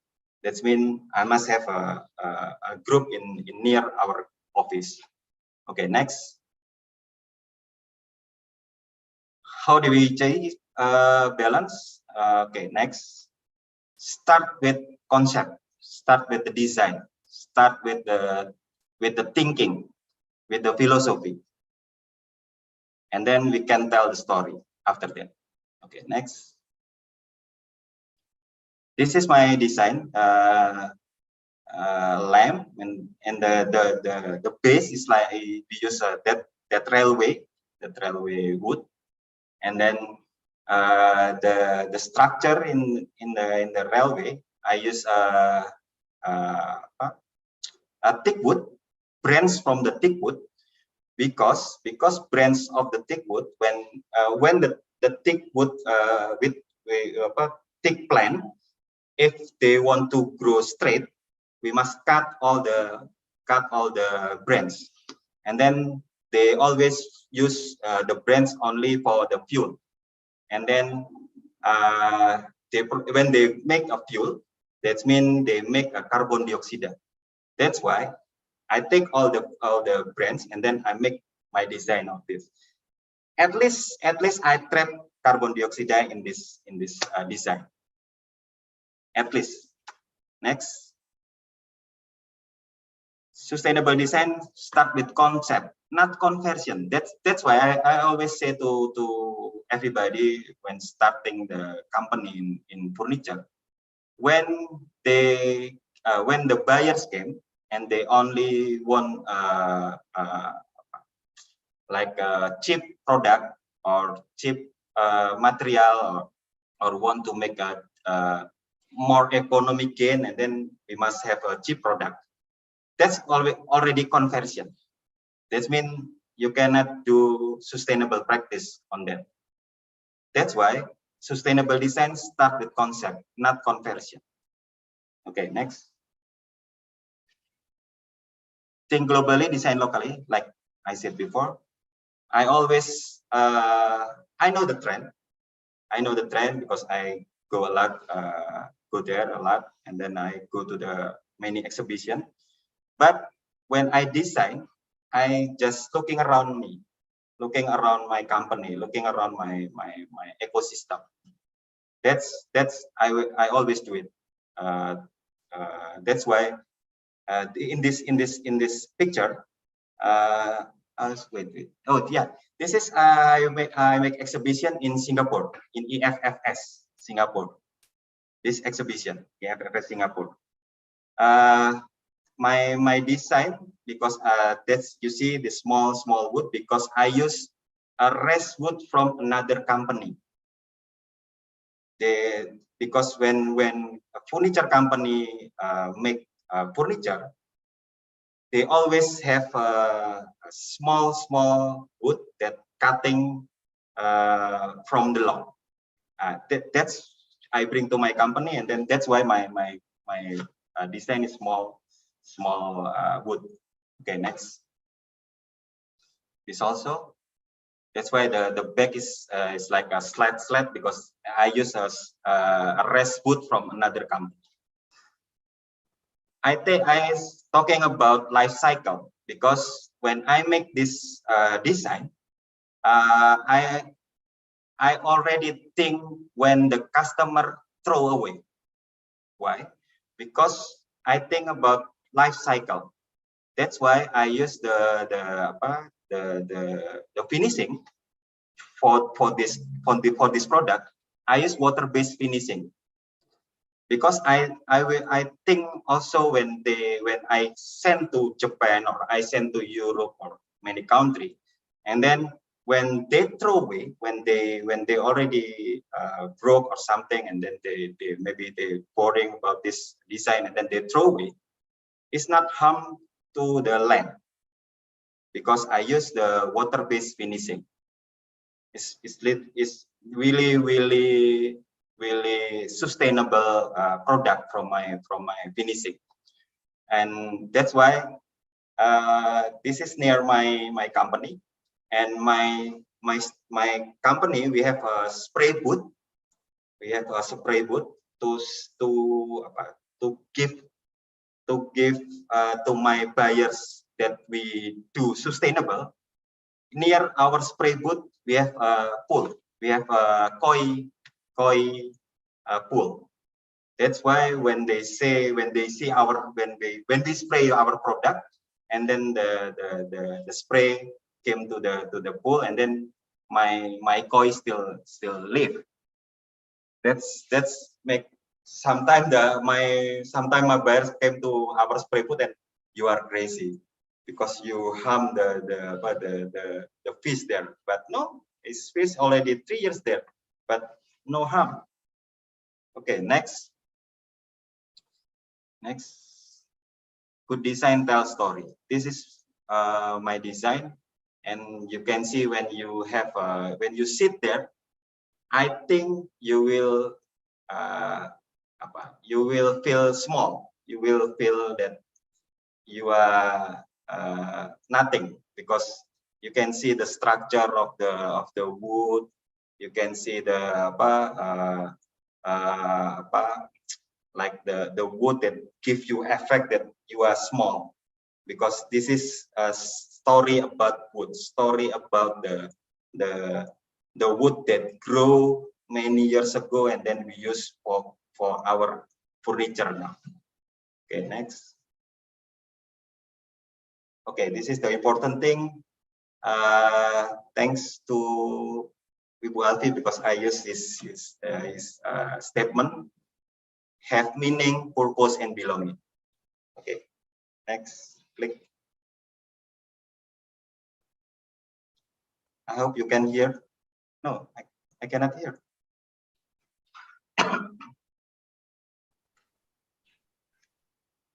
The operator, Yeah. Can you give a sound? I cannot hear the sound. Okay, this is talking about love, because this is actually my project with Ekanu Sapertiwi. Ekanu Sapertiwi is the artist.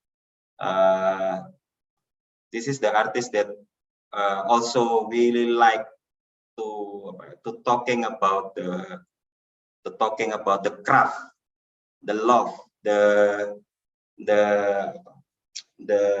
philosophy, and the aura in the craft work. That's why we make this video. Okay, you cannot hear. Okay, cannot. Is it can be the sound? Can you play again with sound? Operator, please, if you can play the video with sound, please.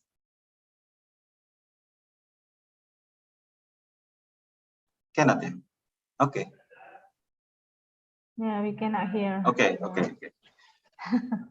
Sorry. Okay. Okay, next. Oh, there you go. No?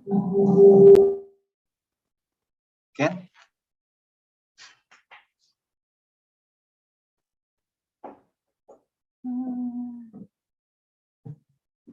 Cannot. Okay, next.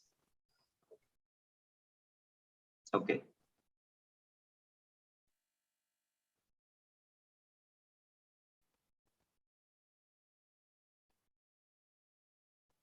Also in this production, the youngest craftsman is 47 years old.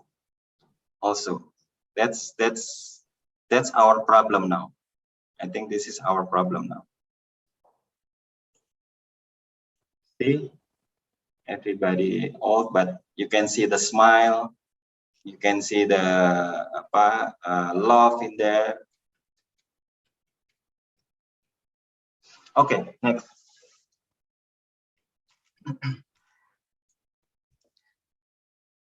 Cannot? No. Okay. Next. Okay, next.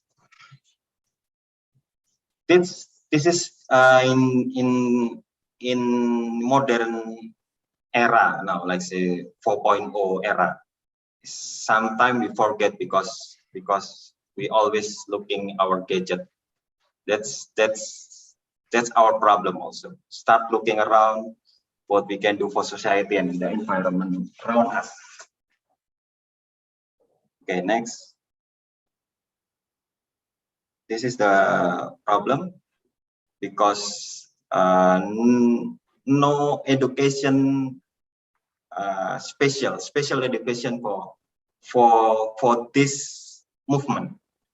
That's why I think I start with my product to make education. That's mean my product. I hope when they buy my furniture or they buy my lamp, and then they start to think about the sustainable practice. Okay, next. educate other through your sustainable practice. That's why in our company, when they come to our company with bicycle, and then I pay more than worker than go to motorcycle, go to our office with motorcycle. Okay, next. The goal is ours the same. This is our goals, I think, the same of us. Okay, next. Next, matur nuwun. And this is picture that I always try to put in my, before I never put this picture, because when I make this presentation, they always say, okay, your partner is expat, or your partner is from Europe, or your partner is like, oh yeah, you just work with the company is from Europe. They always ask me like that. And then that's why I put this picture, because no expat here, no bule here, no. This is only the villager, and then we work together. But we go to the sustainable practice that we already implemented in the daily life. Okay, thank you very much. I hope we can talking more about the sustainable practice. Thank you. All right. Well, all right. Thank you, Opa Bram. I called you Opa since you talk about globality, and locality. It will go to get along. Yeah, it will go together. And Jeanette, please remember, if you need anything, see, you can always ask us. You can always contact him. Contact her. He has everything. Yeah, he has everything. We'll keep that in mind. Thanks. Sure, okay. Sure. I don't know. I mean, after the pandemic, hopefully there will be another direct flight from Singapore to Yogyakarta.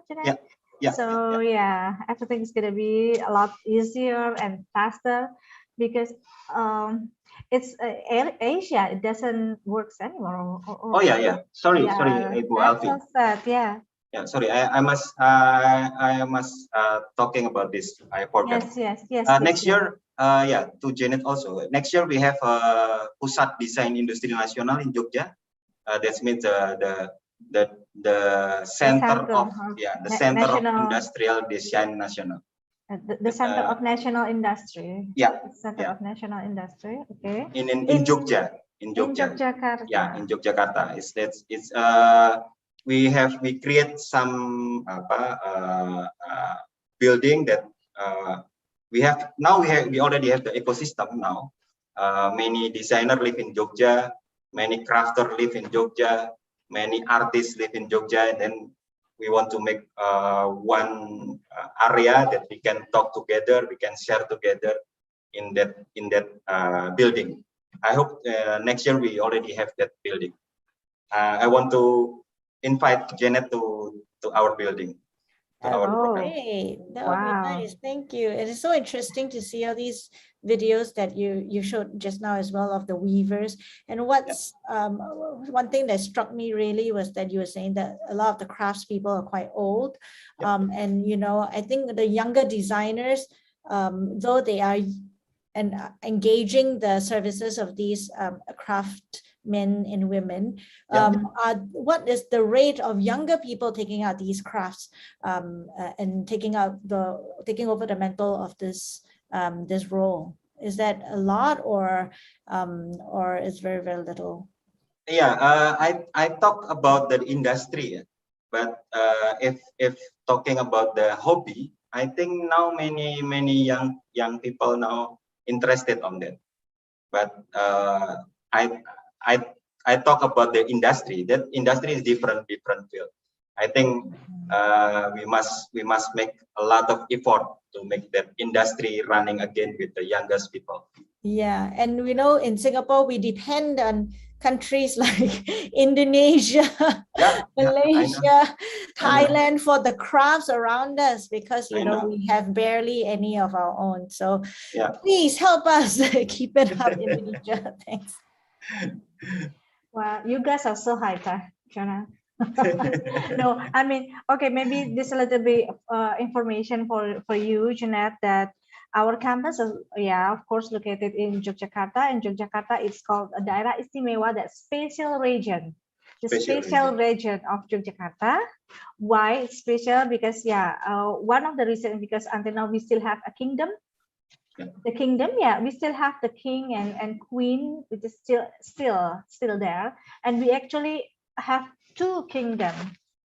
One like a kind of I didn't say like a big like England, like a British, no, but kind of yeah, it's I mean every Indonesian knows about the kingdom in Jogja, of course, and then the second we have kind of like medium small kingdom. So that's why, that's only one reason what we call Daerah Istimewa or special region. And then second is Indonesia is kind of like a mini Yogyakarta is like a mini Indonesia. Because why? Because we also call the city of culture and students, because there are a lot of universities or higher educations, yeah, located in Yogyakarta. So that's why so many students from every, or I can say all of every island in Indonesia come to Jogja to study that, and that's why because of that facts, the city of center, because of the, you know, if we have a kingdom, then usually the people, especially the craft people, used to create a luxury, a sophisticated works of art to serve the kingdom, the royal family, right? So that's why, and also open-minded. Yes, also open-minded, because in 1996 I have a concert. This is the first concert with the punk rock and hardcore and everything in Jogja. And then and then this is the only we can do in Jogja before in that time, because in another city you will catch by the police, because the space because we our king is our government also. That's like a that's like so the our king is also our governor, governor. It does sound like such a very cultural cultural hot pot mixing pot of so many different you know, crafts and arts. So wonderful. Yes, absolutely. That means invitation, right? Yes, invitation for you. Hopefully the pandemic will be really over soon, so we can back to normal. I mean, at least maybe it's a little bit hard to be really normal, but hopefully, you know, less strict regulations. Okay, thank you so much. Of course, we can have more question. We can give more question to the speakers on the question and answer sessions. And now for the third presenter, it will be delivery by this one. I called her because it's really pretty young. Her name is Monica Wijaya. She's a jewelry designer, but the main thing is she's the alumna of craft department, Faculty of Visual Art ISI Yogyakarta. So we are so proud of you, Ma Monica, and we are so delighted that today, we are so pleased that today you can join us to share your expertise, of course, your beautiful experience and your craft things or art things. So yeah, I just want to say that a little bit about her, that this year, this 2020, is a good year for you because she's become the best 20 Indonesia Good Design selections, and one of the jury is actually Opa Bram Satya, Ma Monica. So yeah, one of the jury of the Indonesia Good Design selection is Opa Bram Satya. But of course, this is fair, yeah. This is fair competitions, and also I can say that her work experience is mostly on the jewelry design area. So, Ma Monica, I think it's time for you. The time is yours. Okay. Thank you, Guelfi, for inviting me to present in this event. It's a pleasure for me. And good afternoon, everyone. And I hope I can share some experience and knowledge, even though I'm still very young compared to the other speaker.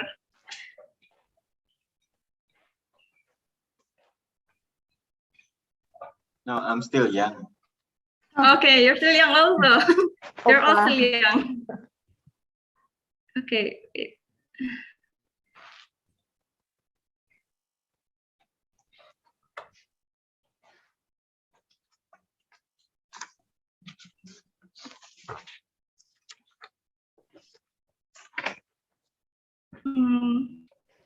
Can you see my screen, or is it still dark?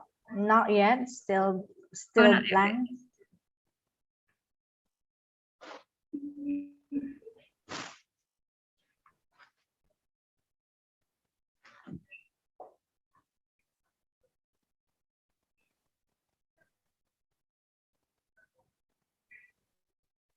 Okay. How about this? Yes, yes. It shows. Okay. Before I start, I want to thank to Mrs. Ovi for introducing me. So as you can see in the introduction earlier, I'm an alumni from Kriya ISI Yogyakarta, class 2014, and majoring in metal craft. And even after I graduated, mostly my experience still working in the jewelry field.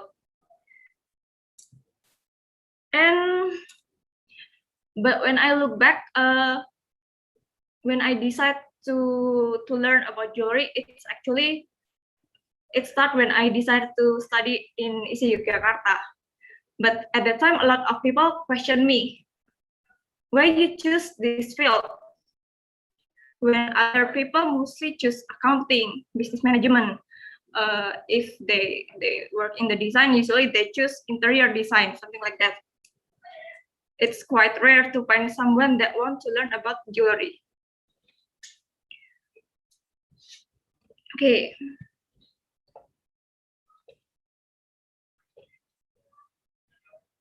This is actually the introduction slide.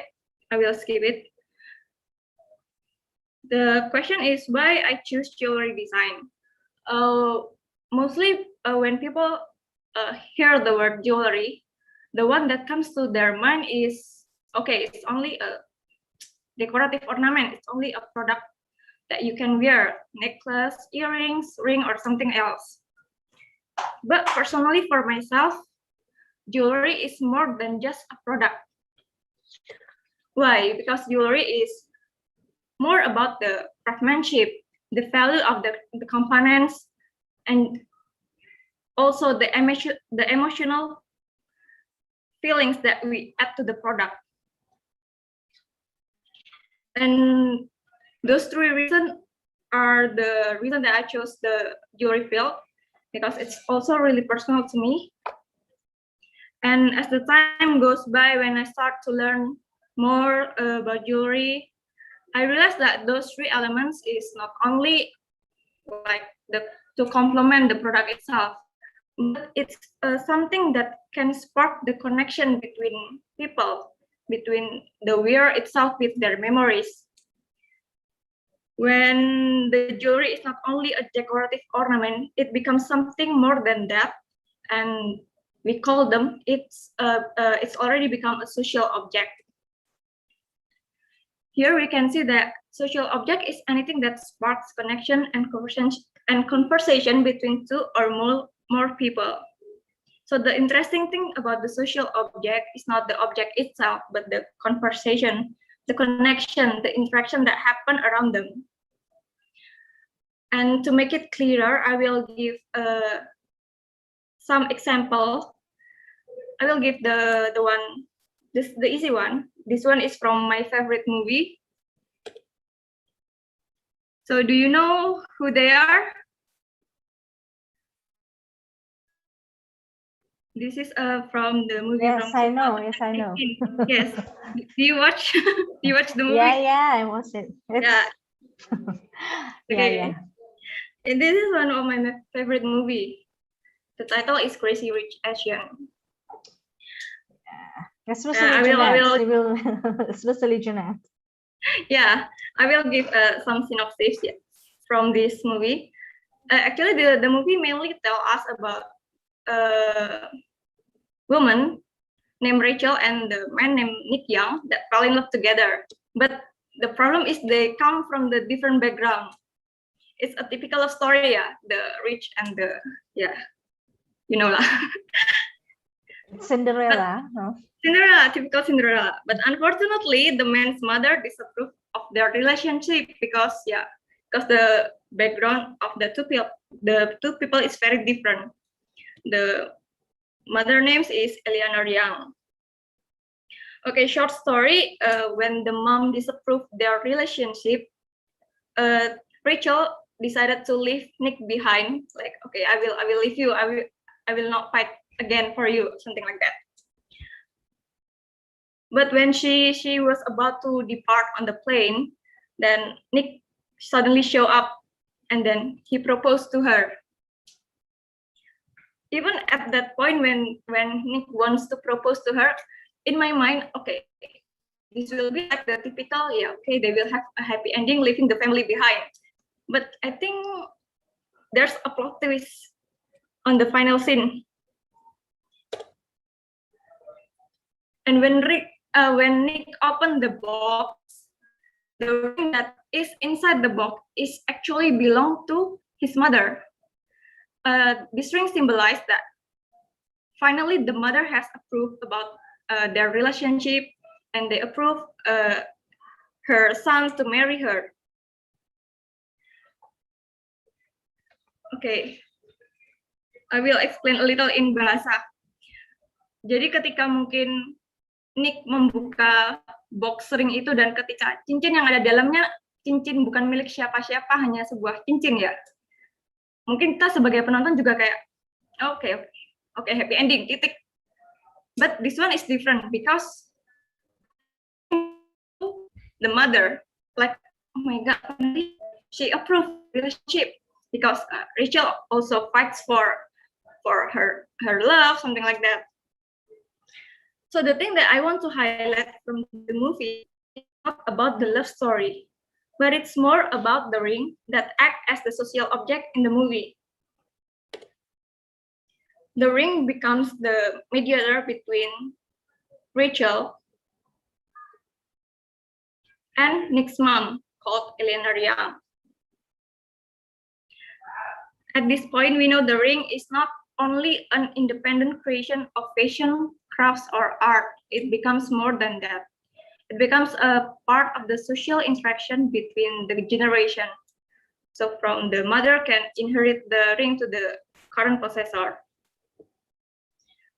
And when I saw this graph, actually, there's a question that came to my mind. How about our role as the creator here? The artist, the designer. We are the one who create the jewelry or the social object. How can we turn our products not only a product, but it can become more a social object for people?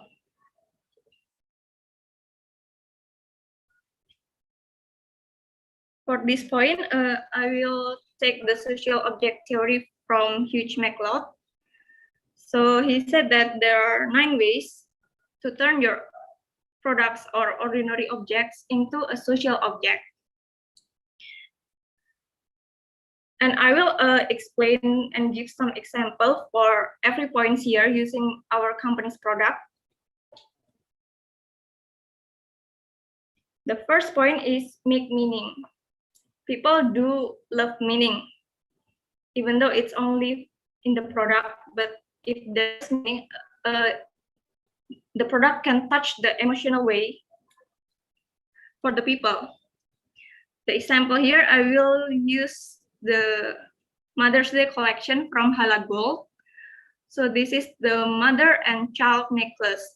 If you can see here, the design conveys a message that a mother's love is never ending, and it's really a very meaningful designs because the designs also describe that the mother will protect her child no matter what happened. By looking at the designs, Jadi ketika si dua necklace itu necklace-nya seorang ibu dengan seorang anak dia dikumpulkan bersama, dua necklace itu akan fit together. The second way to create purpose for your products. So the purpose here means to give reason why we get up in the morning and why we do this, why we connect with the other people. For this point, I will show an example from the Recto Verso collection by Sandra Dewi Gold. So we created this designs last year when the COVID-19 pandemic hit Indonesia, and it's a very difficult situation, mostly for all people. So we want to encourage them that we can get through this pandemic, can get through this difficult situation together as long as we have faith and hope, and we believe that something good will happen soon. The third point is we creating a place so people can interact with our product. And I want to add that a social object can be seen not only from one point of view. So one design can convey more than one ways to make it as social object. So for this point, I will also give an example using the same design.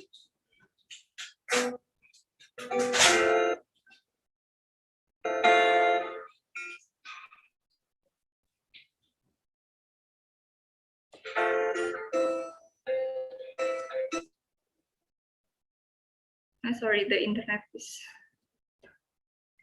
Okay, basically this one is also the Recto Verso collection from the previous slide.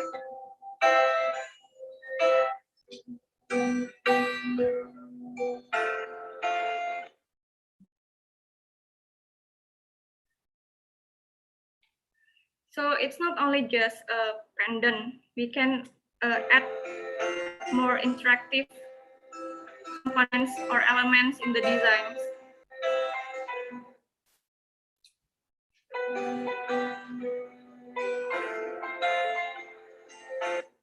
Okay. And I will next to the fourth point. The fourth point is by creating new language.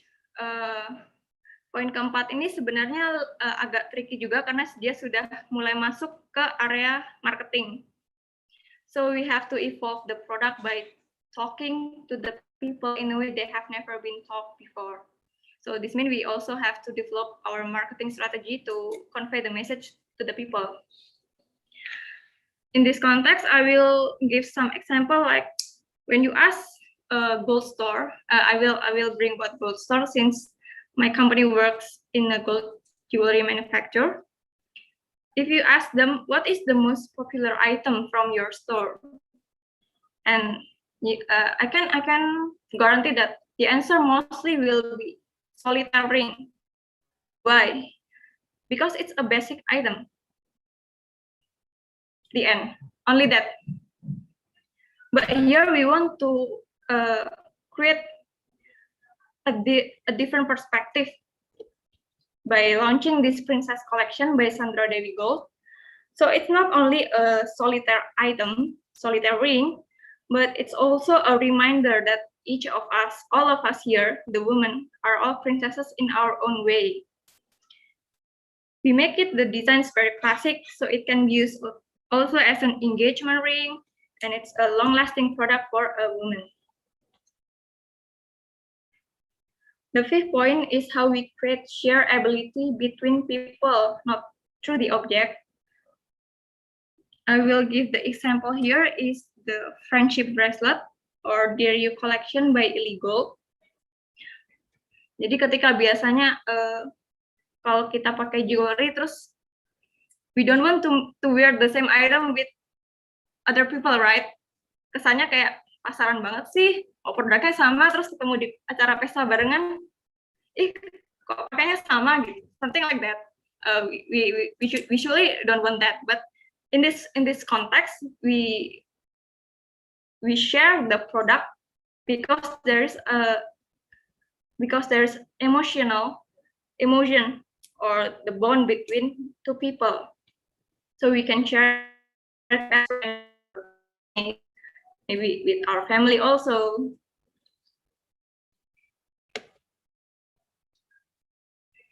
The sixth point is push boundaries of the designs. So designs has a really great ability to differentiate our product in the market.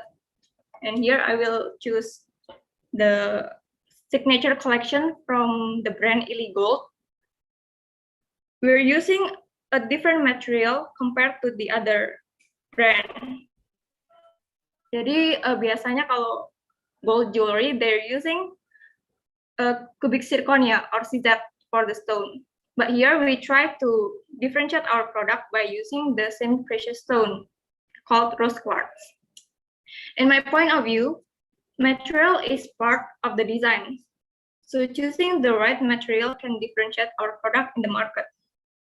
Jadi ketika kita menggunakan rose quartz sebagai pelengkap, sebagai komponen, sebagai part of the design, we also can bring the meaning of the rose quartz. Jadi di sini brand ISI Gold ini, ISI sendiri pun kepanjangannya adalah I love you. It's the way how we tell people that we have feelings. And the rose quartz stone ini juga, it has meaning about romance, about love. I think it's very, very cute, yeah. The next point is how we create new context in our products. Jadi di sini saya mungkin lebih meng-highlight bagaimana kita bisa membuat inisiatif baru dalam produk-produk yang kita hasilkan. So in the slide you can see these are the collection from Sandra Dewi Gold from the last 2 years, and the designs and the style mostly are glamorous and classic. Dan ketika kita menjual barang-barang ini pun, kalau kita mengeluarkan hal yang sama berulang-ulang kali, customer juga akan merasa ini lagi, kayaknya ini kemarin udah, kok sama, something like that. So we will always need a new initiative to create differentiation also.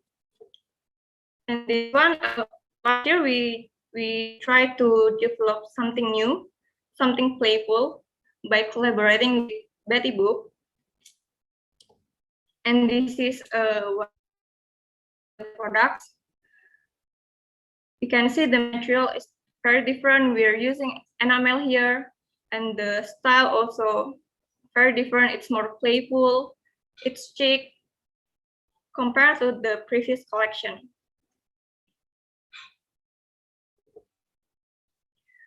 The 8th point is how we enable mid-space.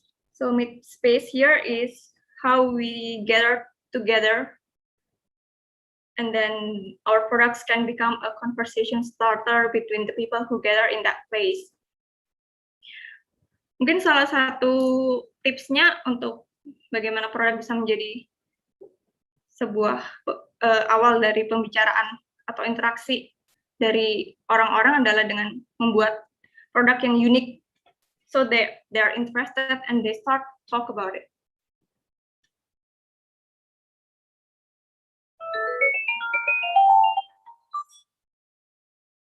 Okay, this one is the Magic Stone collection from Sandra Dewi Gold. So here we're using a color changing stone, and we call it magic because it can change its color, and we release it in this month, December, on the Christmas. Maybe you can see that it also has meaning that Christmas is very identical with something magical. So we want to create something magical for the people also.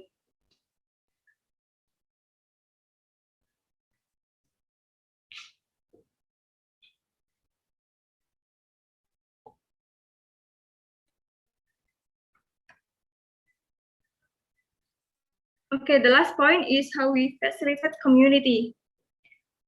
From my point of view, the community will be a bonus if we can execute the mid-space point and we can differentiate our product using the unique designs. So if we can execute those two points perfectly, the community will be a bonus because it will form by itself. There will be a lot of unique jewelry collector that start to want to collect the unique jewelry or unique collection by the brand itself. And I think that's all the ways to turn your products into social objects.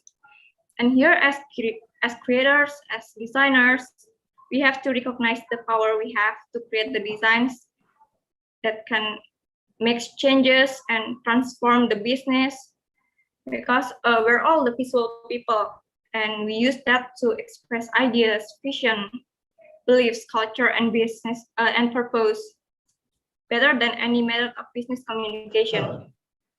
And we have to remember that the objects here are not what's important, but it's more about the conversation, the interaction that happen around the products. And this is the end of my presentation. I hope it also sparks a connection between us, all the creators and artists. And you can reach me here if you have any question or you want to know more about jewelry. I will do my best to help you. Thank you. Thank you, Monica. Sorry. Thank you, Monica. Do you have any video or anything to share? No? Oh, no, sorry. I okay. didn't prepare it. Okay. Thank you so much. Well, I think we can say all of the teachers here, I mean the Ibu and Bapak dosen here are really proud for having you as our smart students. Yeah. Yeah. Thank you, Welby. Yeah, but that's really excellent.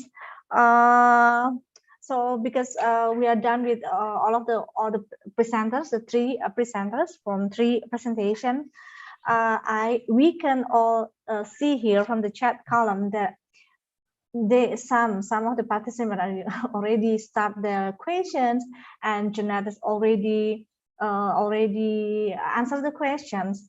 But actually, Jeanette, I have the same question with you, Riawan, that I'm kind of curious. I mean, is that okay if I ask you a question first as a moderator? Yeah. Sorry, it's actually because the question is supposed to go to the participants first and then moderator. But because I'm really you have curious. The power, don't worry, use it. Yeah, I'm really curious about it. So yeah, it's gonna be different. It's gonna be different things if you already wrote here, but actually could you please explain it to us again about the aesthetic care, please? Okay. Yeah. So the aesthetics of care is a term that my research partner and I coined. Really, it's about, we've noticed that, and through our research, that a lot of the domestic crafts, which we defined as crafts that a lot of women do at home to beautify the home. So weaving for, tapestry on the wall, doily, or a coaster, or, in Asia, I grew up with always stepping on this floor mat that was made of triangular fabrics, scrap fabrics. These were made all with care by women for the home. And a lot of these objects over time become invisible. We step on them, we put a cup on the doily, but the original intention was to beautify a home. And it's made by women whose a lot of the work is invisible. Right, the emotional labor, the cooking or toiling in the kitchen. So we parallel these objects, emotional objects and social objects, with the invisible labor done by women. So that's what aesthetics of care means. And through our research, we want to identify a tribe of designers, a tribe of art practitioners who use these domestic crafts, specifically domestic crafts, in their contemporary work. So, you know, yes, and also there's the eternal debate about craft versus art, right? And how it is devalued. A craft is not, it is functional, and therefore, you know, it is not placed as high on the pedestal as art can be. Even if the art is a banana that is scotch taped to the wall. I hate that. I hate that. Yeah, that's silly. I know. And so, you know, I think the value of craft is what we want to amplify through our work and through a contemporary lens as well. And I think, you know, Oppa Bram was saying that, you know, that the designers have been working with these, and he himself has been working with the Borobudur craftspeople, you know, even the youngest is already about 80 something years old. So, you know, to continue that cycle or to uphold the traditions of craft through a contemporary lens is very, very important. Yeah. Okay, so you means the care of things here is related to the concept of the work itself. It's something like behind the scene, behind the work. Is that correct? No, it's the idea that a lot of the work that women do are invisible. Yeah, and that is a parallel to the objects that the women make. Homemakers make to beautify the home. So we draw the parallels like that. Yeah. Oh, okay. So that's a thing that you found it, or what, the aesthetic care? You and your partner? Aesthetics of care. We coined the term ourselves. Oh, okay. Yeah. Oh, you claim the term. Yeah, we claim it as ours now. TM. Yeah.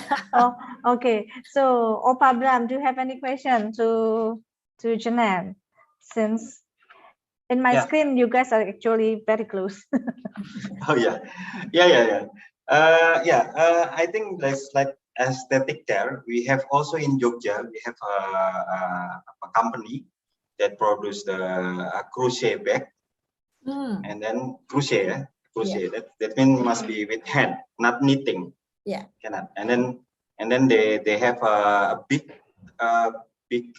buyers from United States, I think, from US. Yes. And then they have a really big volume of purchasing.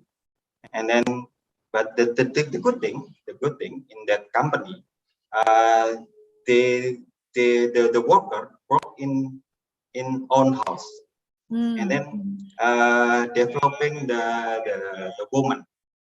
They can work in the in-house, and then still carrying the baby, still preparing for the husband and everything, but they produce in-house, and then they really have a good money, I think, because from that they can buy a motorcycle, they can buy the school of his daughter or his son.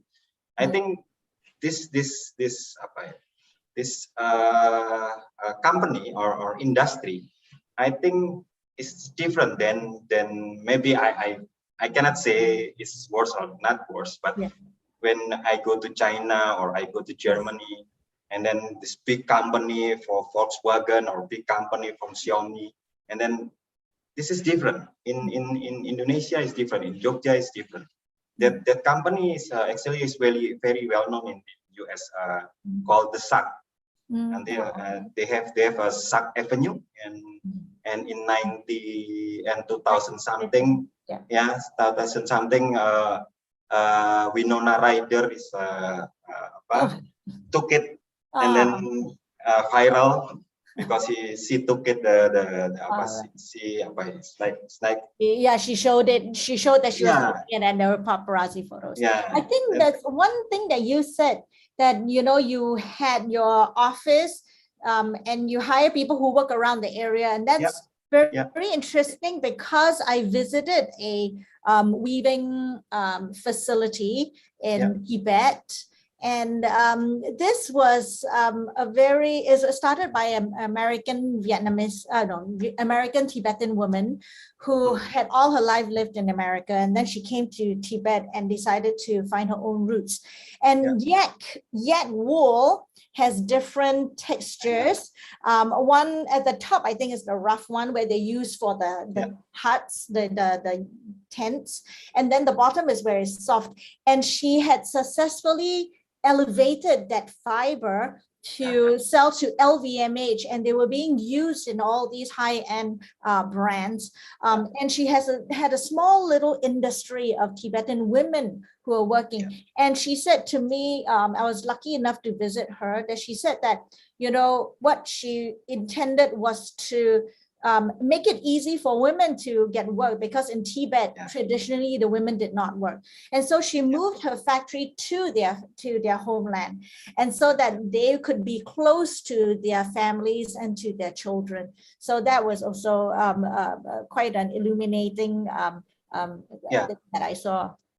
Yeah, but I must tell a story. It's with a funny story, because when in 2009 we tried to have business in local buyers. That's why we open our shop in Jakarta, in Kemang area, and then we open our showroom there. And then a lot of people come there because when I make that shop in Kemang in Jakarta, and then many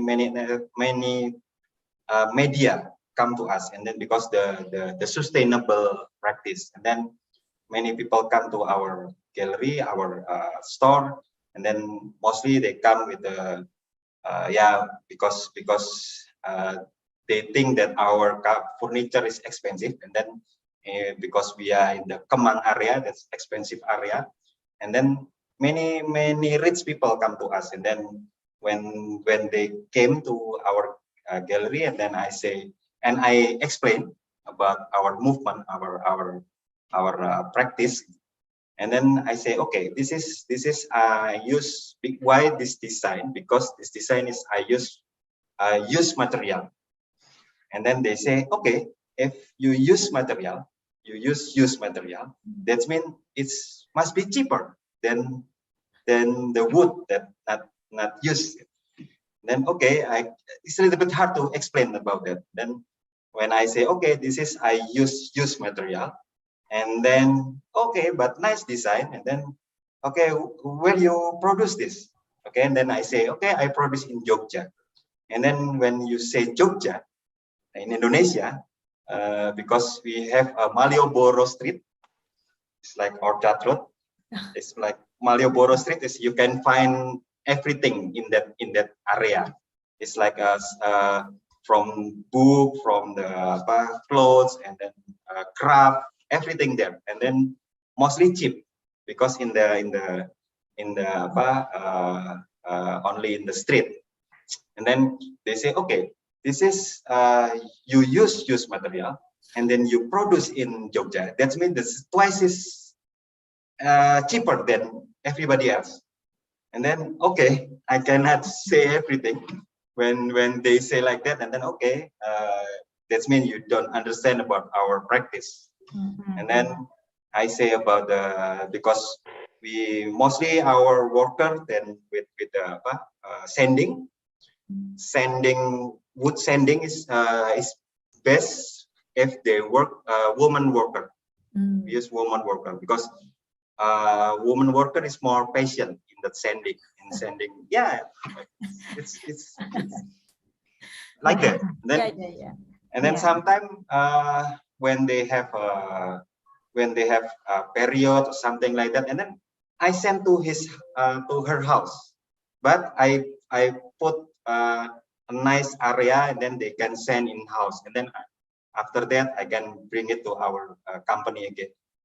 I do like that because I like work with everybody around us, and then they can work in house because in Jogja is like working habit is not like in maybe in different city, like in Semarang or in Jepara or in Jakarta. They really working to work. We really working to get money. But in Jogja, it's a little bit different. It's not only for money, but they like to do something. They like creative thing. Because in the first time I make that company, it's like before I have a company, I have a joint venture with my friend from Holland in Semarang. It's different city. When I work there, everybody like to do something that same again. But in Jogja, no, cannot. The workers like to do many things. They can do many things. That's why if we know about our culture, if we have our know about our habit in this ecosystem, I think we can have more value. Not only the economic gain, but value is more. I think now it's more demanding. Not everybody demand on the value, not only the product, not only the. It's like a product now. It's like a artifact. They buy a product, not only the product, but artifact, like signing something. Like you buy maybe Rolex or something. It's not used for Rolex. It's not used for watching the watch, watching the time. But this is statement. Rolex is statement. Like now, I always say to our buyers, they need statement. They need that. Okay, I buy this product because of something. Because of our really care about our environmental, care about the woman worker. It's like kind of like that. Everybody demand on that now. Okay, Mas Bram, Opa Bram. Kamsahamnida. Okay, but before we go to the next question, Jeanette, I actually have a very I don't know if I can say nice or good experience related to talking about the difference between art and craft. You know, to me at some point it's kind of like sucks to talk about that. It's really seriously, but yeah, but on my I have to tell you my own experience that really when I was in my doctoral degree program, my professors keep like pushing me, like forcing me to talk about that. And then of course as a student, I did a lot of research and I find very interesting thing about the difference between art and craft. And to me it's a bit silly because nowadays, right now, you know, all of us know that the boundaries between craft, art and design is kind of like blur, like it's more to each other. But on the other hand, at the same time, as Indonesian, as the people who really work in the craft area, I think it really is still really important for us to know about the basic things of craft. Yeah, the ontology of craft. So I found a very great reference stated by Paul Matthew. So Paul Matthew, he's a Canadian. Maybe I can give the name to you. And he also is a ceramist, an art professor. I will forget his university. So he said that like a lot of, you know, we can make like a table of it. And one of the things that to me is interesting is he said that art is false and craft is authentic. Okay.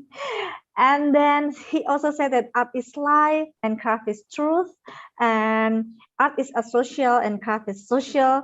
And then it's very, to me, it's interesting. And then the other thing is art is the idea, and then craft is a matter. That is a lot, you know, a lot.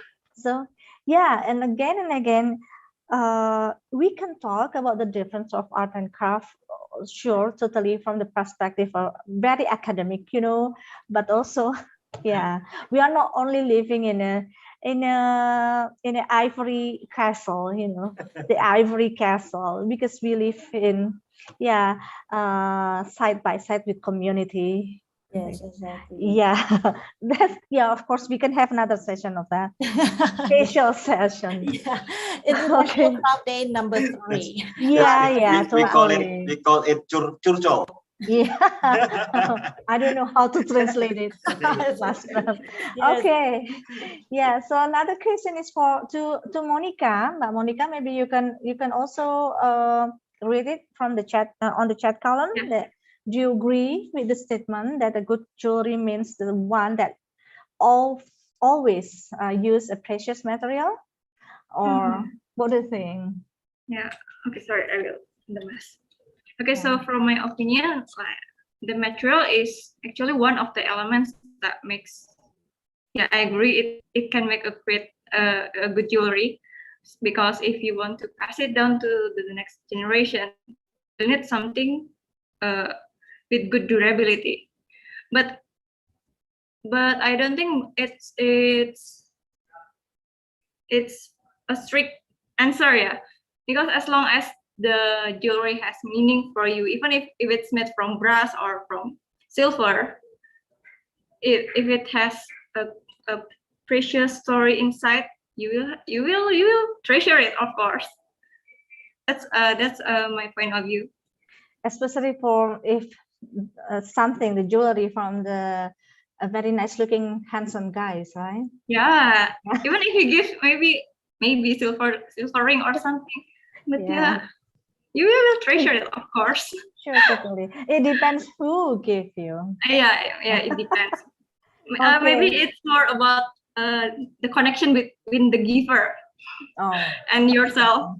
Yeah, I find that really interesting because it's about the precious materials or the precious metals and the stones that give it a kind of not an everyday material that you come by, and therefore people tend to attach more value to it, right? Yes. Value is really it's an abstract concept, right? I mean, who's to say what really means more than something else? But you know, as I was saying, the aesthetics of care objects like a doily, a person who loves you made that for you. But yet, when it's used every day and placed in your dining table, it becomes invisible. As opposed to a bracelet your first love gave to you. I guess you have it then. That kind of jewelry. I guess all of us have it. Yeah. But according to Priyo Salim, Pak Priyo Salim, Janet, for your information, he's our speaker as well on the first session, the previous session. Yes. I watched part of it.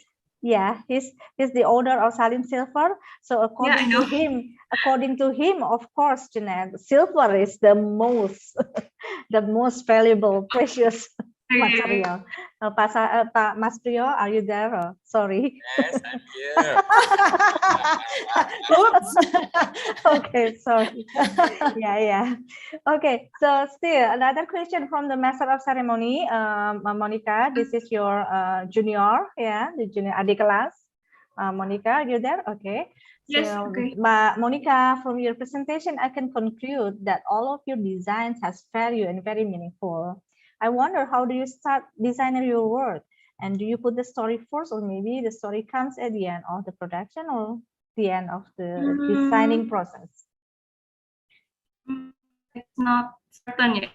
It can be in the first point when I want to design, like, what do I want to, what message do I want to tell the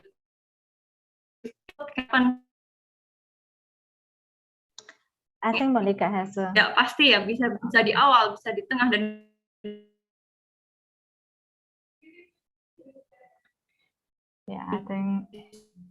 I think she has an internet connection problem. Yeah, it's freeze, like it's freezing. Okay. Oh, too bad. And because actually the next question, it will be for Monica as well, from Pak Andono. How are you? He used to be her lecture. How to visualize your emotional aesthetic. But how can Monica answer the question? She's freezing. She's freezing up. I don't know. Let's see. Oh, just even disappear right now. I like that question of, you know, asking whether you start designing your work first or whether it comes later, because I think the making depends and the experimenting and the exploration, you know, helps. For at least for me, you have a vague idea of a kind of like a feeling that you want to emote through your work, and then with the juxtaposition of the materials around you and the experimentation, then, you know, my work comes into fruition that way. I'm not the kind who sits down to draw, because I cannot draw for nuts. So it then it comes later. Oh, Monica's back. Oh yeah, sorry, the internet goes down. Yeah. Okay, go on. So, about the meaning of the designs, ya seperti tadi saya bilang, bisa di awal, bisa di tengah, dan juga bisa di akhir. The example when we made the necklace, the mother and child, actually the initial is only we make an oval designs, but without the center in it, and then it feels empty. What should we add to make it like complete? Oh, we can create this one, another necklace that fits inside the frame, something like that. And then somehow the timing is very good also, because we want to launch for the Mother's Day, and if we want to add the story in the end of the production, it can be also such as the princess collection. Yeah, it's only solitaire ring. When we design it, it's only basic solitaire ring, so a basic item. But when we finish the production, and not the production, actually the sample, we can see it's from the design, we can see there's a crown or something. We can give marketing content to this design, like the princess collection. Jadi mungkin seperti itu. So you means that the idea is kind of growing, keep growing, It's keep growing, It depends on the situation that we have, Yes, you can find. But of course, it's also depend on the deadline that you get when you're working. I can feel you. Okay, so Monica, I bet you remember Pak Andono very well. Pak Andono, you remember him very well. Pak Andono asked you, how are you? Apa kabar? And his question is, fine. Thank you. How to visualize your emotional aesthetic? Wow, it's a deep question. How you to visualize your emotional aesthetics? Maybe in terms of from the perspective of aesthetic feeling, or aesthetic is kind of complicated. Aesthetic, the emotional one.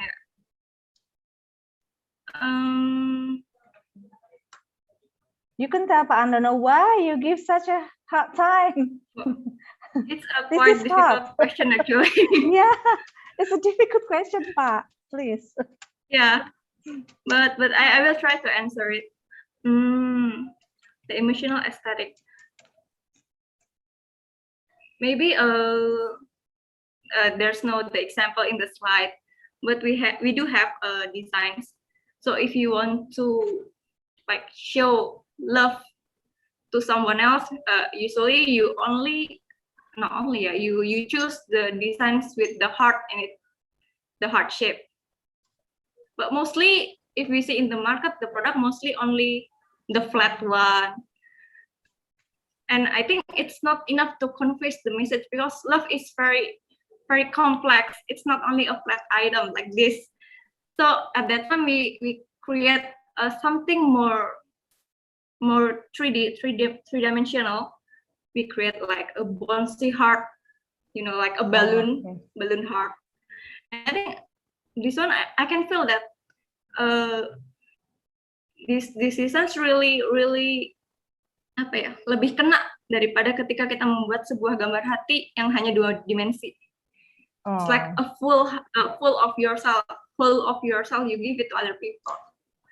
So this mungkin seperti itu salah satu Yeah, Pak Andana is actually adding like a statement, maybe with using like a symbol, like a symbolize it, instead of telling it very, very honest and very direct. You can always use symbol or symbolize it, that kind of thing.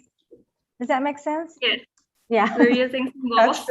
Actually, he actually answered his own questions. Okay. It's about semiotic. Yes. So okay. Semiotica. Yeah, Jeanette, there's one question. I think maybe it will be the last question. Yeah.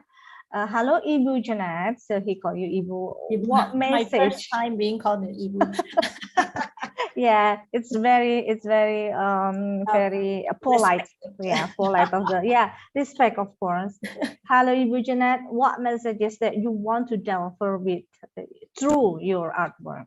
In all my different various art practices, from a punk musician to fashion to all that, and to now my visual arts, the main overall theme is the amplification of voices that are not heard as much. So for the punk work that I was doing is to amplify the voices and the narratives and lived experiences of the punk musicians who are female, or the punk members of the community who are female, who are sidelined. And for my current work now, it's about the work that is being done by women in domestic crafts that are devalued, seen as trivial because it's pretty objects for the home, or it's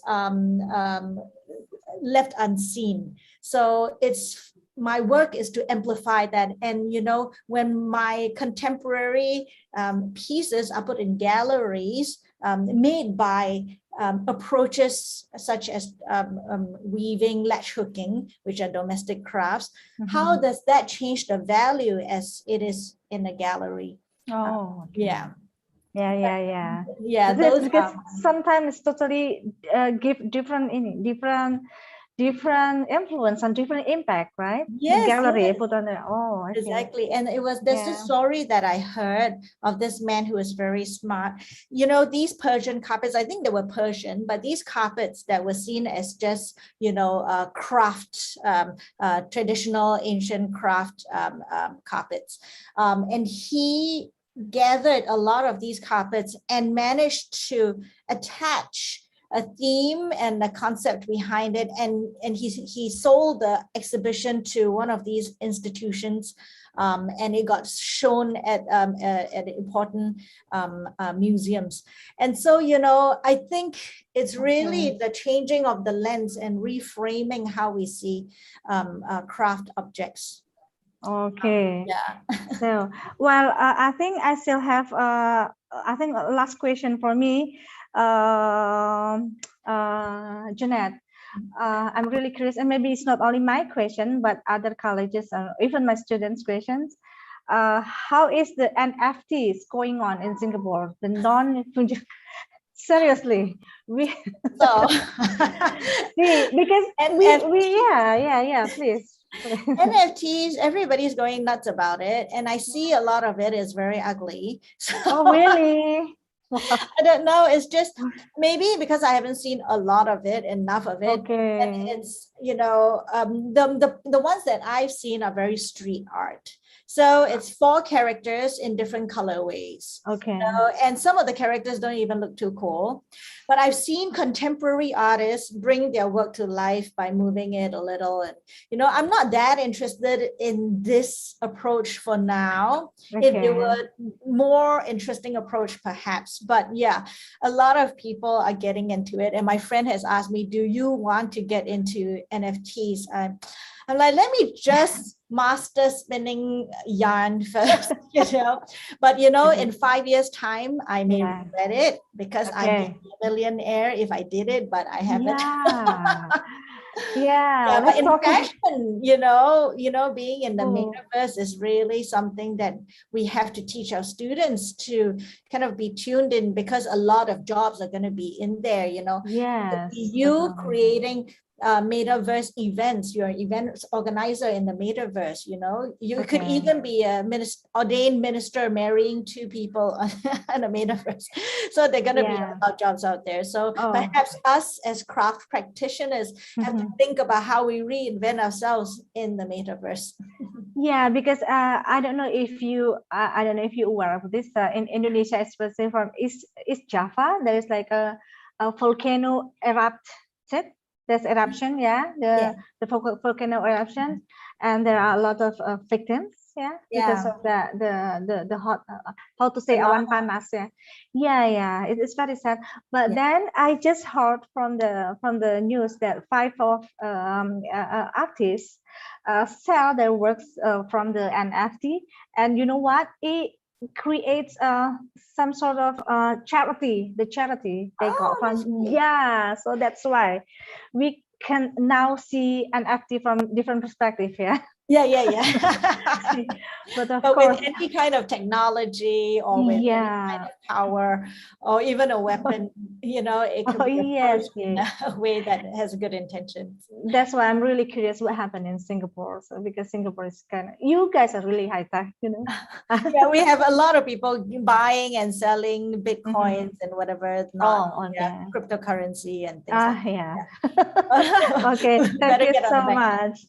Thank you so much. Yeah, but I think I'm gonna give like last turn to maybe Opa Bram or Mbak Monica first to give like a very short statement, just to like wrapping the discussion or wrapping the idea of this sharing session. Mas Bram, if you want to say anything short.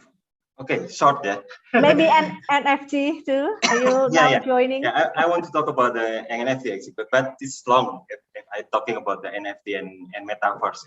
But I think like this, because we already talking about the technology. Now I think when everybody online, that means the offline is more expensive because everybody online. It's like technology. When everybody do technology and then everybody doing with the technology and everything and fast moving product, fast design product and everything, that means the slow product is more expensive, more high value.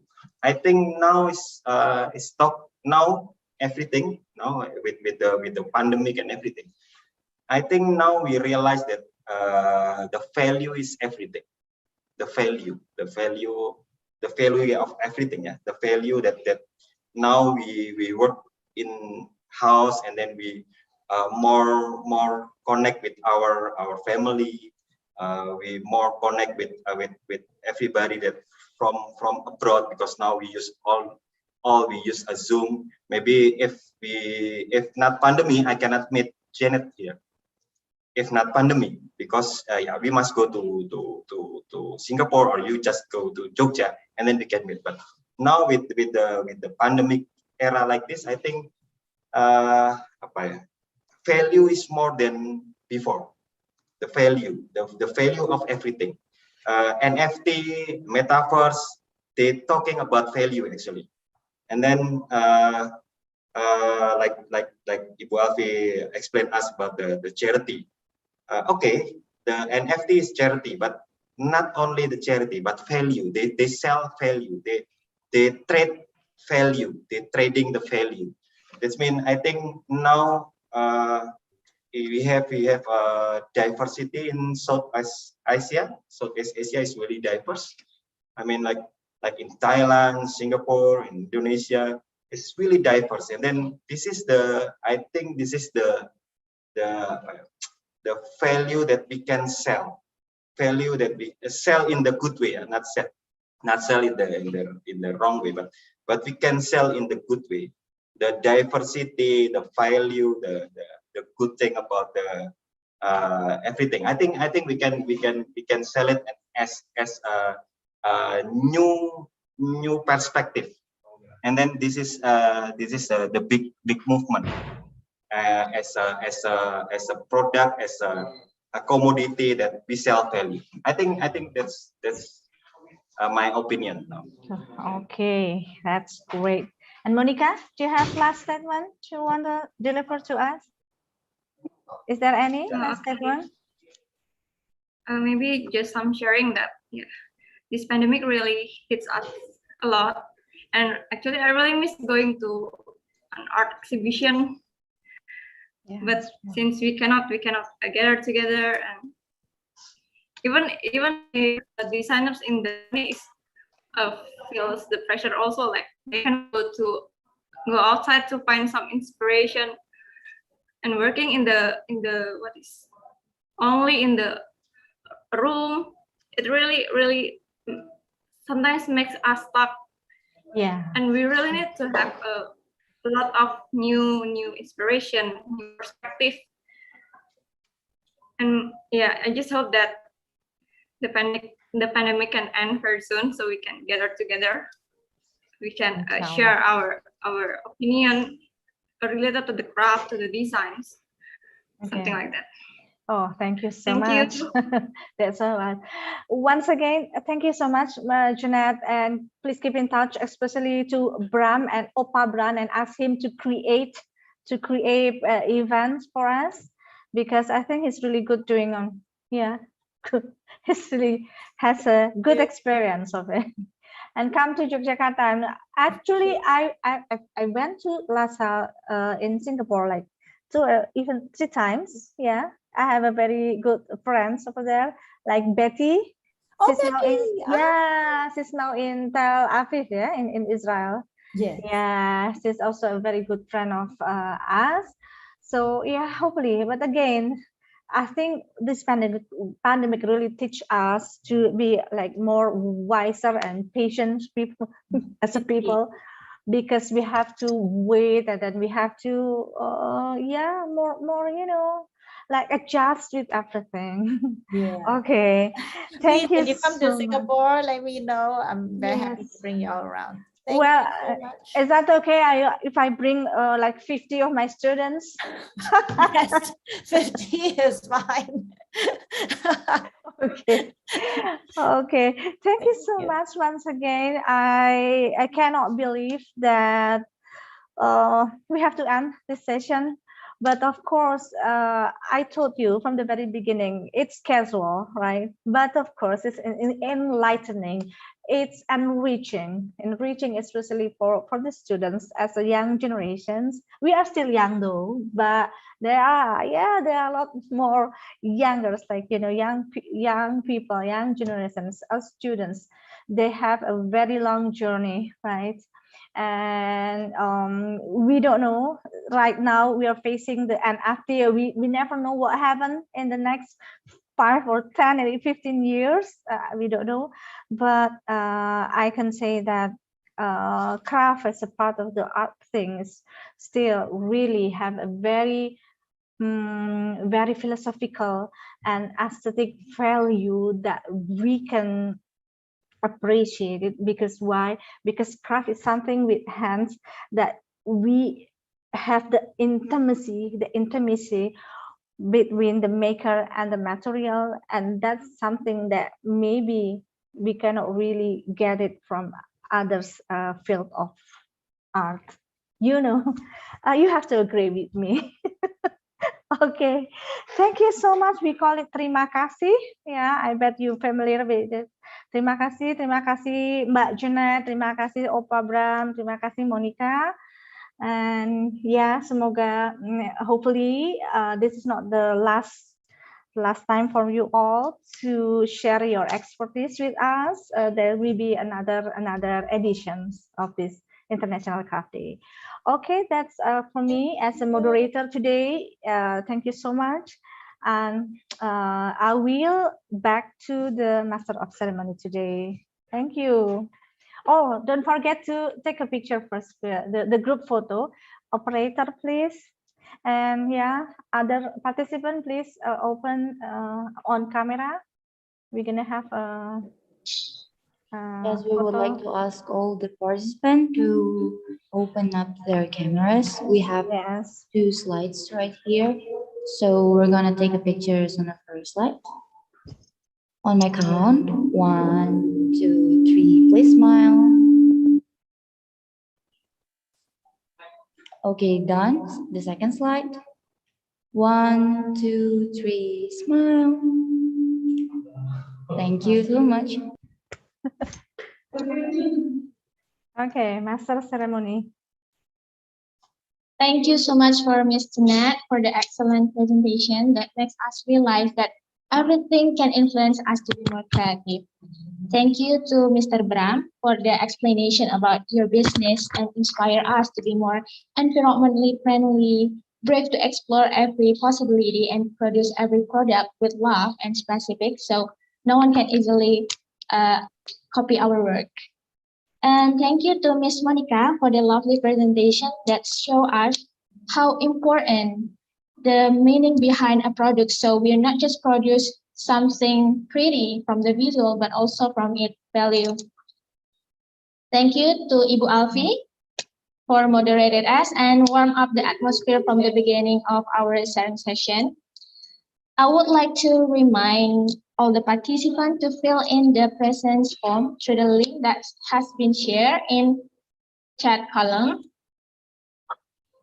Finally, ladies and gentlemen, since all of the speakers have been presented their topics, we have reached the end of our sharing session today. We express our deepest gratitude for everyone who has participated on the events, the moderators, the speakers, and all the participants.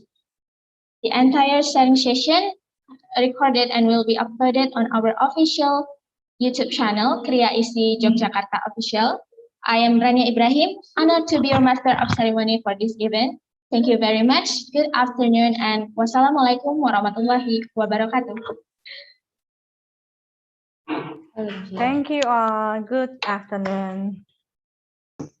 Thank you. Is there any Terima kasih music? semuanya. Music, please. Music. Thank you. Good job all. Thank you for Thank you, cooperation. Pak Arif. Thank you. Thank you so much.